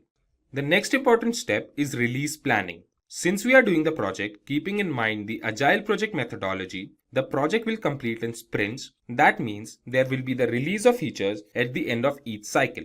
and unlike the traditional waterfall model, the development cycles will be smaller. The fourth step in Agile project management is sprint planning. The sprints are made keeping in mind what all is to be accomplished in that particular step. At the beginning of each sprint, the goal of that sprint is decided and steps to achieve that goal are taken. The next step in the process emphasizes on daily meetings. There are short meetings every day to discuss if the team was able to finish the task for each sprint and check if there are any amendments that are required. Each team member talks about what they achieved in the last sprint and what are they going to work on in the next sprint. The last step is the step of sprint review and retrospective. There are 2 meetings after each sprint. First meeting is for the sprint review. This meeting is with the stakeholders to show them the finished product. This helps both sides to build a relationship and discuss if there are any issues in the end product. The second meeting is for having a sprint retrospective. This meeting involves the stakeholders to discuss what went well and what went wrong during the sprint.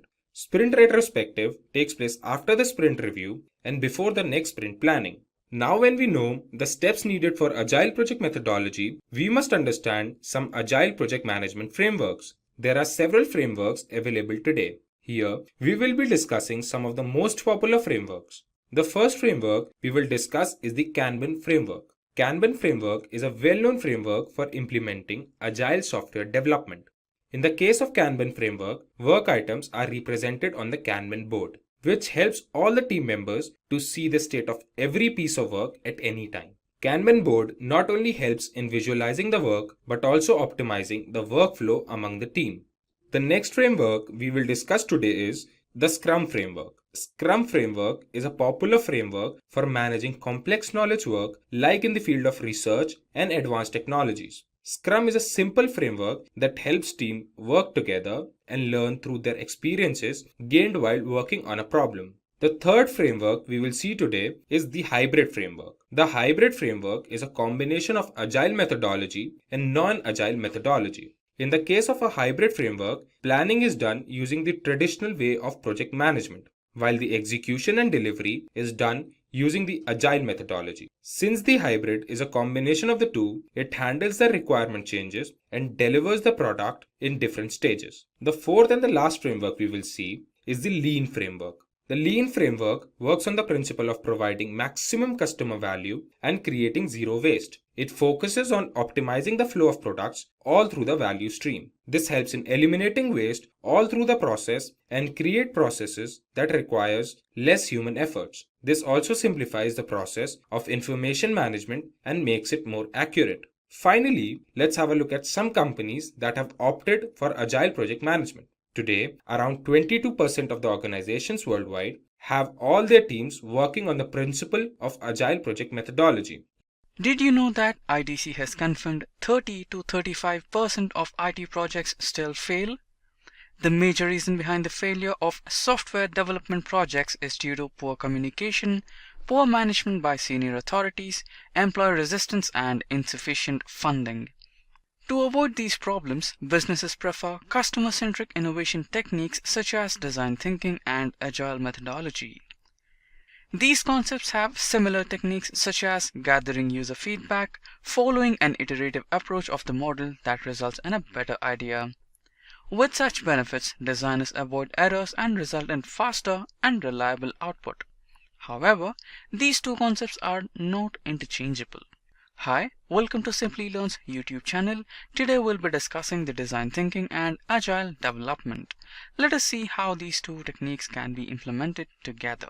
Now, without further ado, let's get started with the tutorial Design Thinking and Agile. Today we will be looking at what is design thinking, what is agile, design thinking explained, design thinking and agile. So the first topic. What is design thinking? Design thinking is extremely helpful in solving problems that are ill-defined or unknown. It is an iterative method that helps resolve user issues or redefines problems with the best solutions. Next, let us understand what is Agile. Agile is a set of methods and practices that focuses on iterative development. Also, requirements and solutions are obtained due to self-organizing cross-functional teams collaborating. Moving further, let us understand what is design thinking in detail. Design thinking requires designers to step into their customers' shoes and try to find a solution to their problem with empathy. The process also helps resolve user issues by redefining problems and providing the best solutions.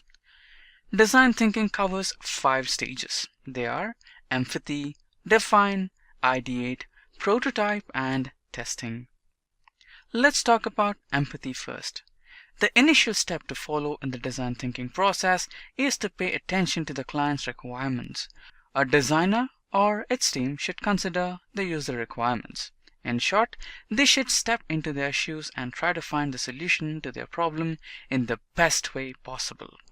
Without the empathy stage, the design process lacks all important user-centric quality, which helps a designer reach the success stage rather than failing. Next comes the define stage.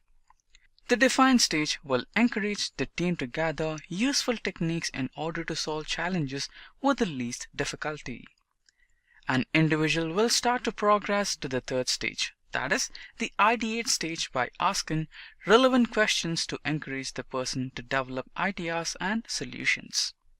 Next is the ideate stage. This phase gives priority to creativity and ideation. In this stage, the designers will be performing ideation sessions and searching for new ideas. In simple words, the phase focuses on creative and curious activities such as brainstorming activity. Next is the prototype stage. In this phase, we can experiment and modify the errors found in the product. This phase is a mini version of the product. It validates solutions and tries to resolve obstacles. This stage has 2 prototypes. One is low fidelity and the other one is medium fidelity. Finally comes testing. This stage gives importance to user feedback based on the prototypes we have created. Basically, in this stage, the user's feedback on the prototype stage is considered and improvements are made. That was all about the 5 stages in design thinking process. Moving forward, let us see how design thinking and Agile can be implemented together. While design thinking and Agile are applied separately, the 2 strategies can be implemented together as well.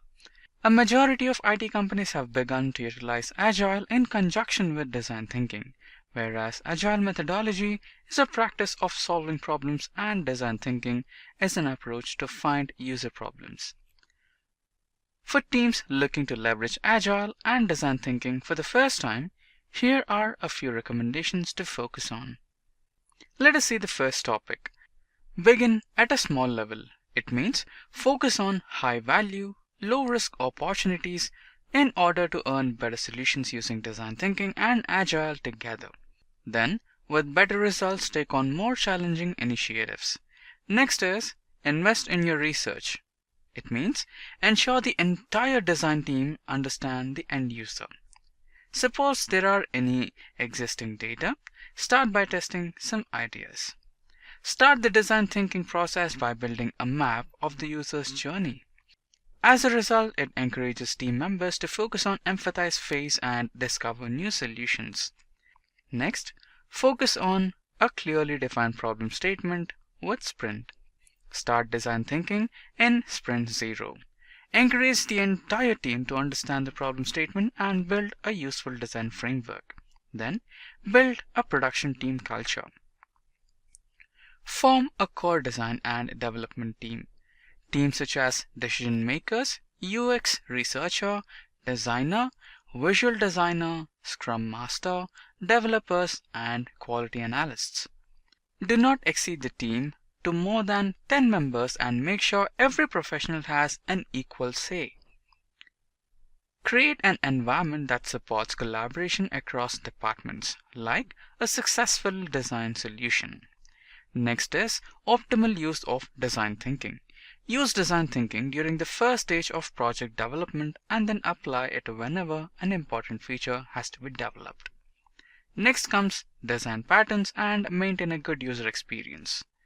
This stage helps in minimizing design and development time.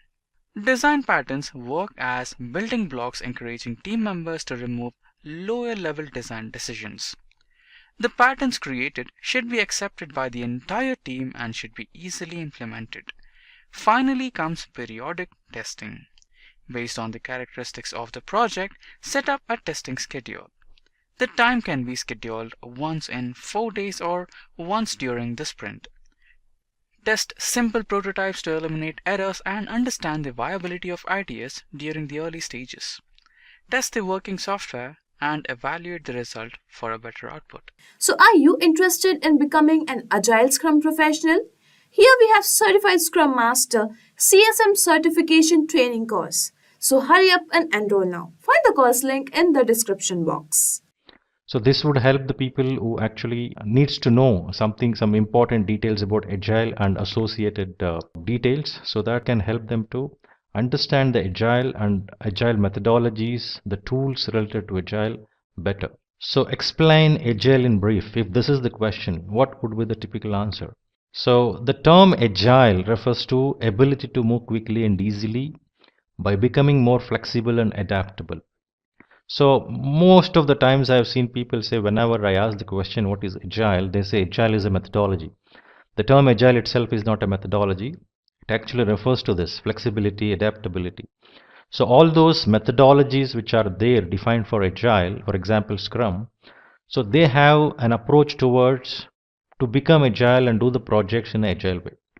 So this requires adoption and adoption of continual changing scenarios in modern dynamic business environment, which means the flexibility and adaptability is required because of the changing business environment, the dynamics. To quickly adopt to that change, to become flexible, Agile approaches are required. It is very essential for organization to become Agile for their sustenance and growth.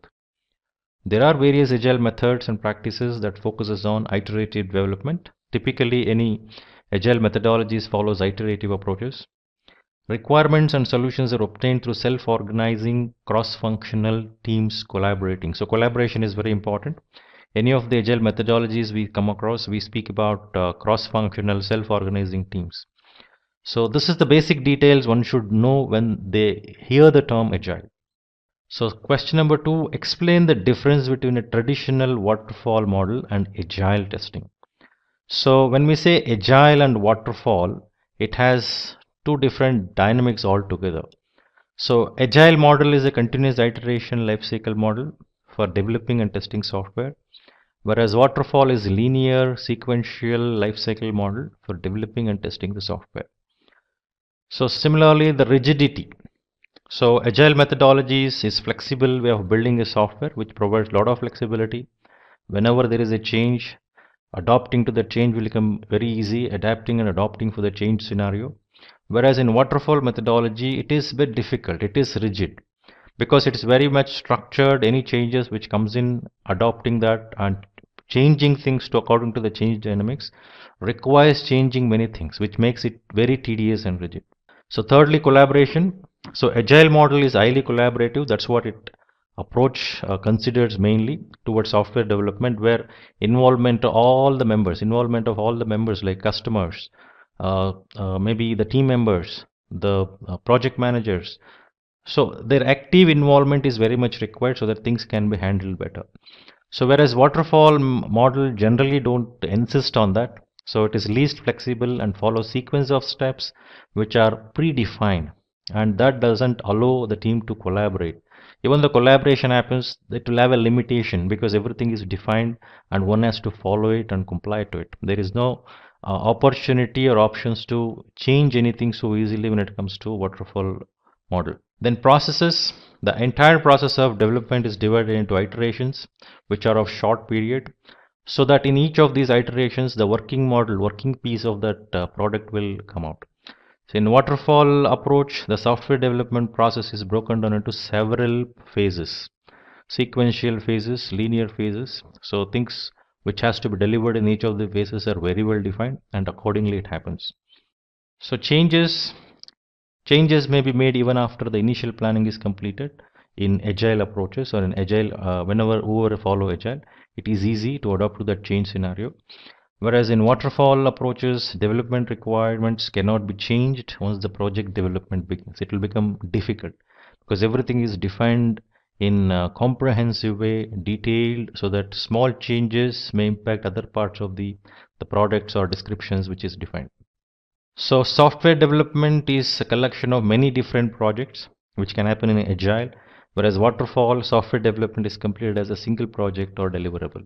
So testing is performed in same iterations as programming or building.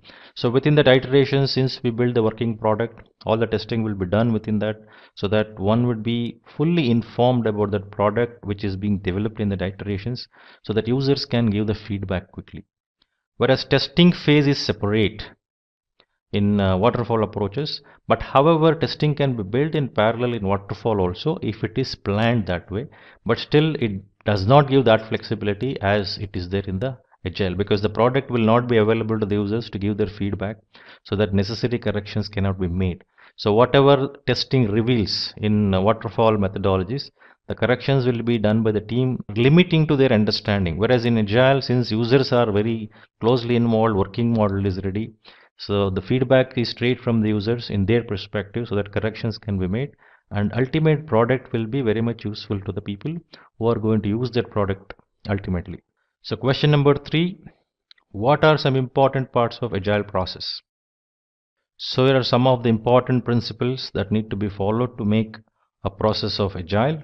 So one is customer satisfaction. So very much important. One has to ensure customer is satisfied.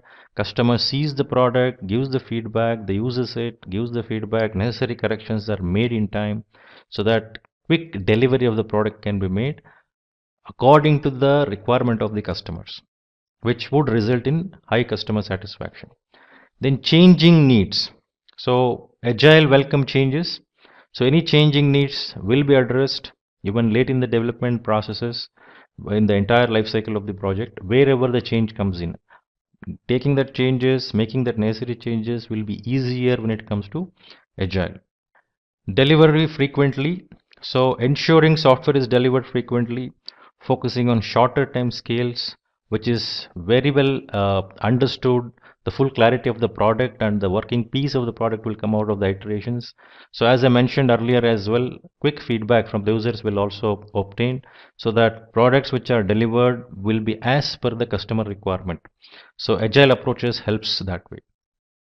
Work together. So Agile Manifesto emphasizes on working together, collaboration, so that each one of them contributes.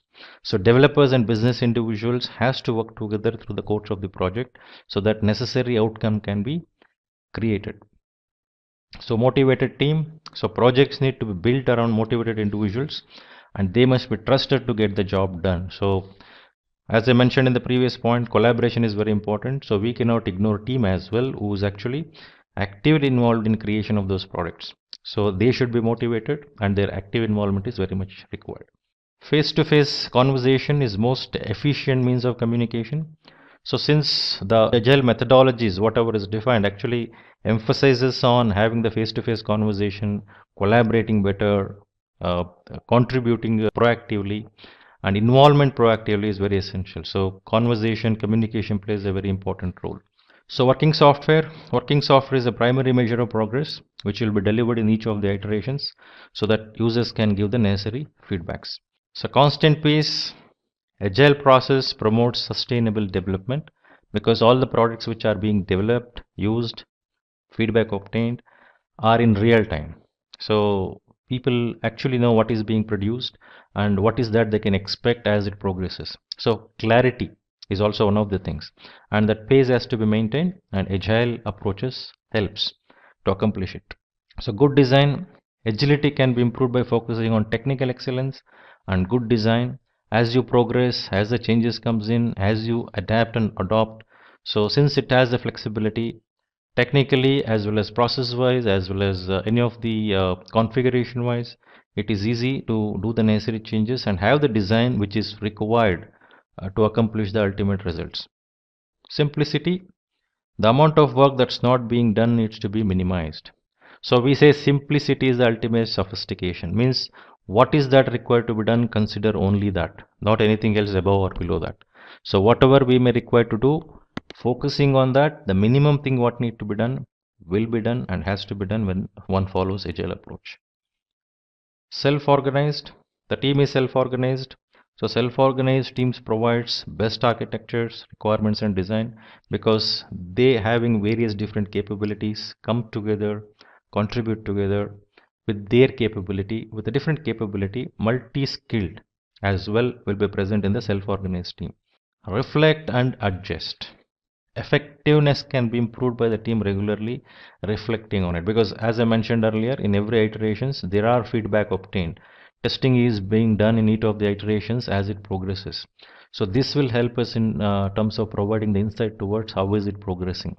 So that will help in quickly doing the necessary corrections which are required to be done.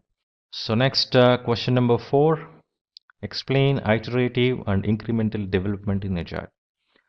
So incremental development, when we say, the process is divided into many small workable increments, so which can be done one after the other.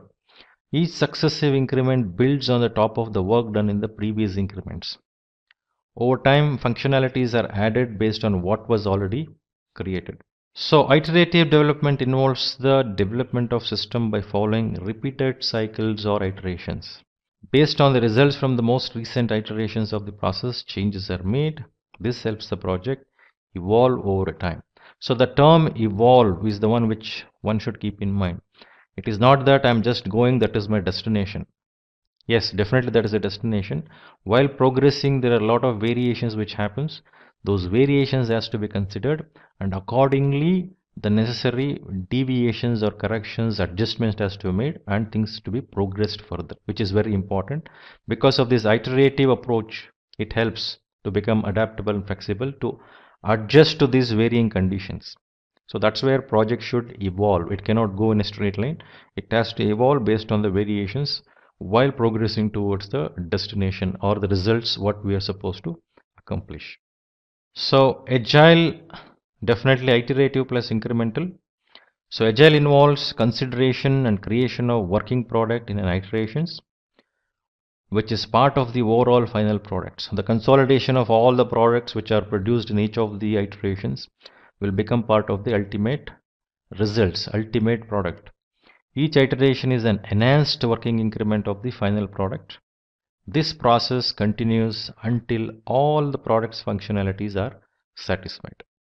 So organizations and user can use and experience the product and provide feedback that can be incorporated into next iterations. So each iterations, when the working product is produced, those things are used by the users, experience, they will look at the features and functionality, and based on the requirement what they're supposed to fulfill, they may also give the feedback for necessary corrections, or they add new requirement to it, because the minimum requirements what is being fulfilled by this product, maybe some requirements which are not expressed earlier, there is an opportunity to express at this point in time, to state we can involve some of the features of this kind in the next iteration, so that we can able to make this product better. So such a conversation, the incremental iterative approach helps or allows or provides that opportunity to express. So causing product roadmaps to be built, produced, tested and confirmed before the next iterations. So that's where before we move to next iterations, there will be better clarity in terms of what is produced, what we are supposed to produce further, and what is that modification we are supposed to do, so that product can ultimately fulfill the requirements. So question number 5, what are the different types of agile methodologies? So there are various kinds of agile methodologies. Some of them are briefed here. So let us go through them one by one. Extreme programming. So it is a framework that enables team to create high quality software and improves their quality of life.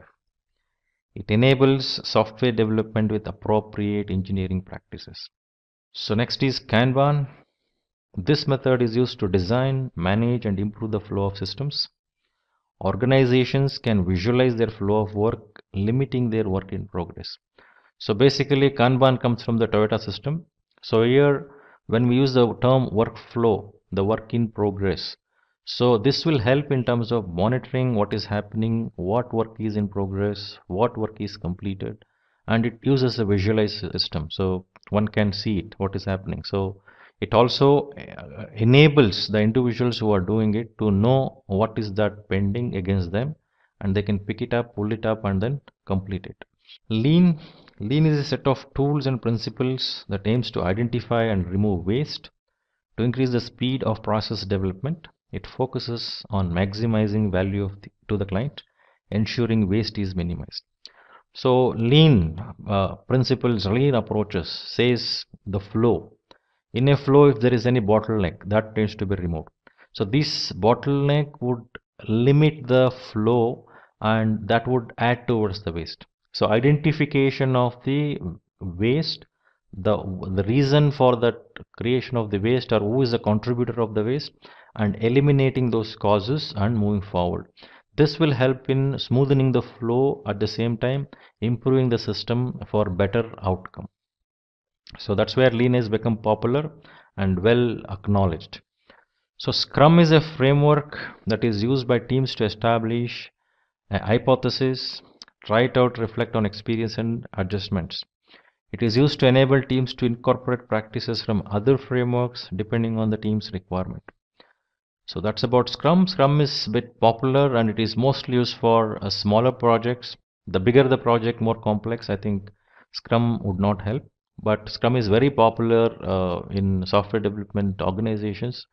So where it has a simple 5 events, 3 roles and 3 artifacts. So it helps to adopt and adapt to the changing conditions, and it has become a proven practice. Now Crystal is an approach to software development that focuses on people and their interactions rather than tools and processes. It is aimed to streamline processes and improve optimization. It works on principle that projects are unique and dynamic. So next question, what are the principles of agile testing? So testing continuously to ensure the product improves continuously. So as we know, when we progress, when we adopt, when we follow agile approaches, there is a reason, because we should be able to respond to that changes quickly. We should be able to understand what is going right, what is not quickly, and do the necessary correction then and there itself. So testing continuously become very important, because as we develop, as we test, we can reveal any of the issues, any of the defects in the product what we develop, so that it reveals. So obtain feedback continuously to ensure the product meets business requirements.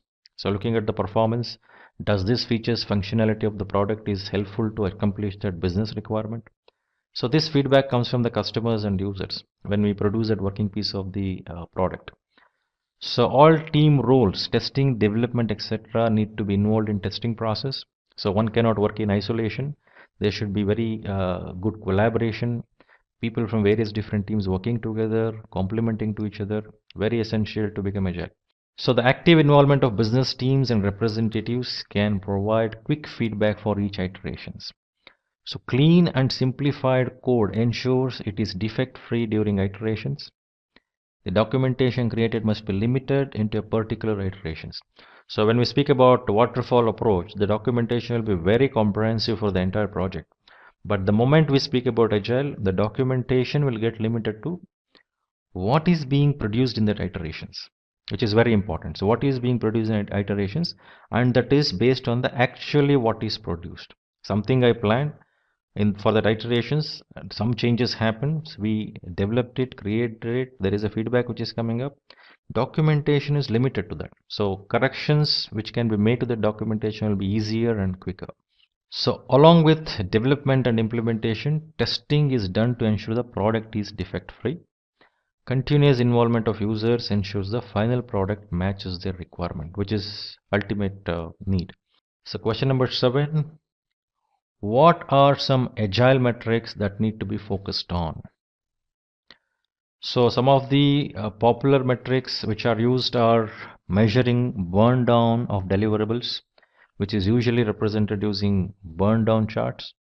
Similarly, we have burn up chart also, where as we complete the task, the height of the bar keeps increasing in burn up charts, but most popular is burn down, so that what is to be delivered will be easily visible. So the velocity, lead time, cycle time, code quality, code covered in unit test, deployment success rate, net promote score, So these are the basic metrics which are really needed when we are speaking about the velocity and speed. At the same time, how quickly we are able to produce what is supposed to be done and planned. Are we going accordingly or not? So this will help in terms of making our job as per the need. So metrics has to be selected very carefully. So metrics is not just a number. It should have an interpretation, and that interpretation should actually complement to the business needs and requirements. So metrics should have a clear description of what is this measurement is all about and what is that we are going to understand from that measuring that metrics. So next is what is Kanban. So Kanban system is visual system which helps better management of work as work moves through processes.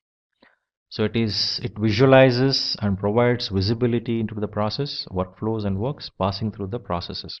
So when you say it is a visual system, so there will be board or a display system where each of the tasks which needs to be accomplished are displayed there, and the person who is supposed to complete it and what is the status of it.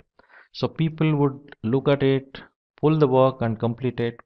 So since people pull that work, it is also called as pull system. So because the new works are pulled in, taken up from the list for execution and move them from in progress status to done. So Kanban, since it is a visual system, it also makes people more conscious about what is pending against them, what work is pulled, that is also visible. So there is no reason for anyone to say that I did not do this because of XYZ reasons. Since it is visible, it is my job. Since I pulled that task, it is my job, my ownership to complete it. It becomes like that. So that discipline comes into place. So tracking the work will also become easier as the workflow is clearly visible and put on the display board. Modern organization can also use the digital display systems. We are seeing this more adoption in many organizations today because the value of using it, the contribution of it is seen by organization, and Kanban playing its roles in the organization, and it's very essential to have this practice. So the goal is identification of constraints, that is potential bottleneck in the process, and ensure they are addressed. This ensures that the workflow becomes smoother and more efficient. I think I mentioned the reasons. Question number 9. What are some popular agile tools? So some of the tools which we keep hearing today, whenever people say we do agile, is some of these are listed here like GitHub, Jira Software, Trello, Zoho, Yodix, Verizon One, and many more. I think before we choose a tool, it is very important for anyone to understand what is that they require first and what tool can help them in terms of accomplishing it. So it requires a lot of analysis, assessment on the tools, and the comparison with what is being done in the organization and how this tool would suit that organization's requirement is very essential. So tool is not first, the requirements, the need analysis, and then what tools best suit the environment, that is the step. Only then selecting the tool makes sense. However, studying the tools and comparing the tools and the features functionality will also help defining what needs to be there in place in the organization when they become agile or adopt certain practices. What are the obstacles to the agile process? So some of the obstacles that one could face are not having the appropriate or sufficient tools and technologies. So it is quite obvious organizations struggle not having the right tools and technologies.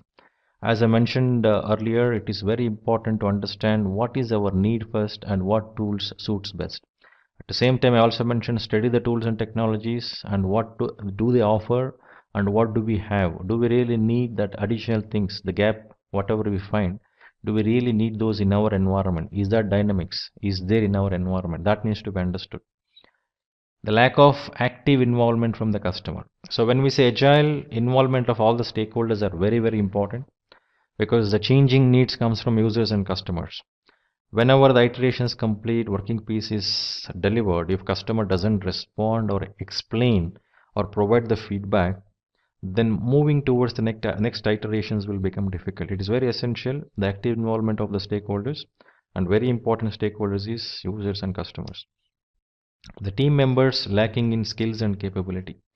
So one has to ensure the team members are groomed with the right capability and that should be evaluated on a continual basis so that organization can handle things in an agile way and contribute towards the projects what is being done and become agile. Some of the obstacles further, if you can look at, is the inability to design system based on unseen requirements. So this unseen requirement is very dynamic. So when they will crop up, we will not know. But however, the systems what we designed should be able to provide that opportunity. Whenever such variations happens, you can able to easily adopt or involve or take that particular new requirement and plug in. So otherwise, one cannot become so rigid. There should be flexibility. Adapting the agile culture to the organization. So culture plays a very important role. So a lot of resistance would come across to adopt the new way of doing things. People may not appreciate the agile way of doing things. So it requires a lot of effort, motivation, and making people to understand why the organization has taken up the task to make it agile, and building a culture where people would think in agile way and contribute to the organization. Question number 11, differentiate between agile and scrum. So the term agile, as I mentioned earlier, refers to ability to move quickly and easily by becoming more flexible and adaptable. Whereas Scrum is an agile methodology which enables organization so organization can become agile. So Agile Manifesto and 12 Principles acts as guidelines to become agile, whereas Scrum is used in the projects where requirements are constantly changing, aligning to Agile Manifesto and 12 Principles. They should follow what is told in Manifesto and Principles. So Agile Manifesto mentions about the required collaboration interactions to become agile, whereas Scrum defines the roles, the Scrum Master, the product owner, and cross-functional self-organizing teams who are involved in making the project, delivering the project in agile way. So Agile Manifesto also mentions about the required focus on working software and focus on change, whereas a Scrum approach enables teams to react to changes quickly. So means how to become flexible. What is that we need to consider to become flexible is defined in Manifesto, means stressed on it, whereas Scrum follows with that approach, one can become easily flexible. So delivery, the Manifesto provides necessary guidelines on frequent delivery of software. So where Scrum with the sprints, it builds are delivered to users regularly and upheld agile principles. So collaboration, Agile Manifesto stresses upon individuals' interactions and customer collaboration. So Scrum does it through various events like daily stand-up meeting and other Scrum events like sprint meeting, sprint retrospective, whereas people are sitting and discussing about writing a user story, the epics, or selecting the product from the product backlog to the sprint backlog. So various events which happens in Scrum demonstrating that point which is stressed in Agile Manifesto about individuals' interactions and customer collaboration are demonstrated with various different events in Scrum methodology. So next question, what are some popular Agile certifications? So some of the popular Agile certifications are PMI ACP certification, which is offered by PMI US, Scrum Master certification, then Certified Scrum Master, Prince 2 Agile certification, then Scrum Product Owner certification. So next we will move to scenario based questions. So before we go and answer the scenario based questions, let us look at the scenario. What the scenario says. The manager X was having the discussion with the team about the upcoming event. The event was scheduled to conduct an online marketing campaign to increase the sales. Due to increased competition and rapidly changing customer behaviors, the campaign is very crucial and organization has decided to do it more often. This is done through the online platform. The organization has the requirement of integration with the organization's website with all the features and functionalities.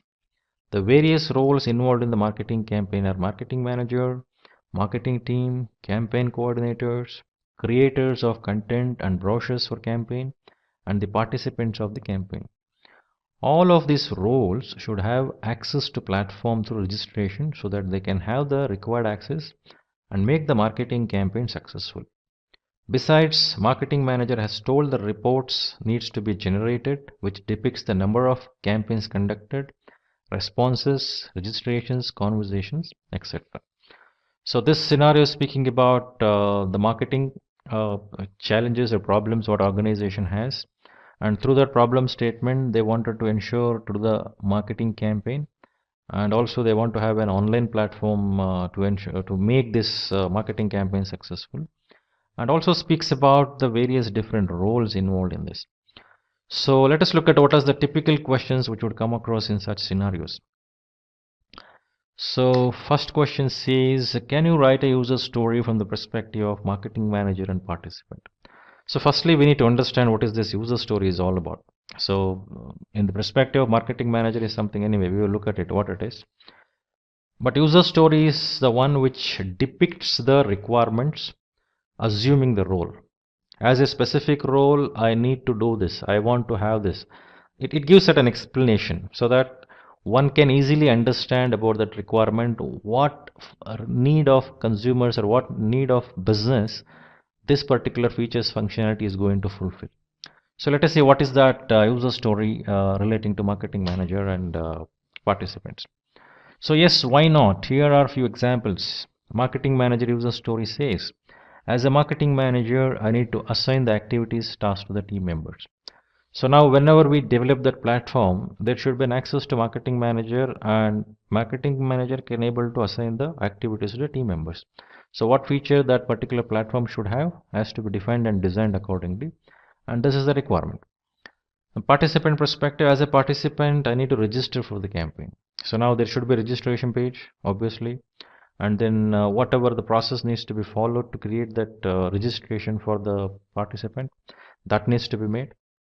And this simple user story helps into visualize what features functionality has to be there when we go and create that product and services. So this will help understanding the requirement thoroughly and creating the designing the features accordingly and visualizing the flow as well. So next question, is Agile the best approach to make a marketing campaign and why? So now a question arises, when we do marketing campaign, why should I follow Agile? Why not I do just like that? Now, why do we need Agile? What is that essential need? Because already I mentioned the need of agility requires, whenever there is an adaptability, whenever there is dynamics of changes, whenever I want to become someone who can able to become competitive, because competition is also responding to the dynamics of the market quickly, I should be there in that business. So obviously, does this question make sense? Can this marketing campaign can be done in the agile way? So obviously yes, because the agile approach is the best way to go with for marketing campaign. Reason being the rapidly changing behaviors of the consumers, which has to be understood, and detail should be put in their perspective, and accordingly the features has to be provided. So always in the consumer perspective, customer perspective. Secondly, with increased competition, the organization has to consider the unique differentiator to sustain and grow. There should be uniqueness. That needs to be understood. And that requires exercising continuously and creating the products accordingly. So this marketing campaign would help to understand that. So next question, what are the typical product backlog items? So for this, what could be the typical backlog items? Means the list of user stories, list of epics, which can help in terms of defining the features and functionality.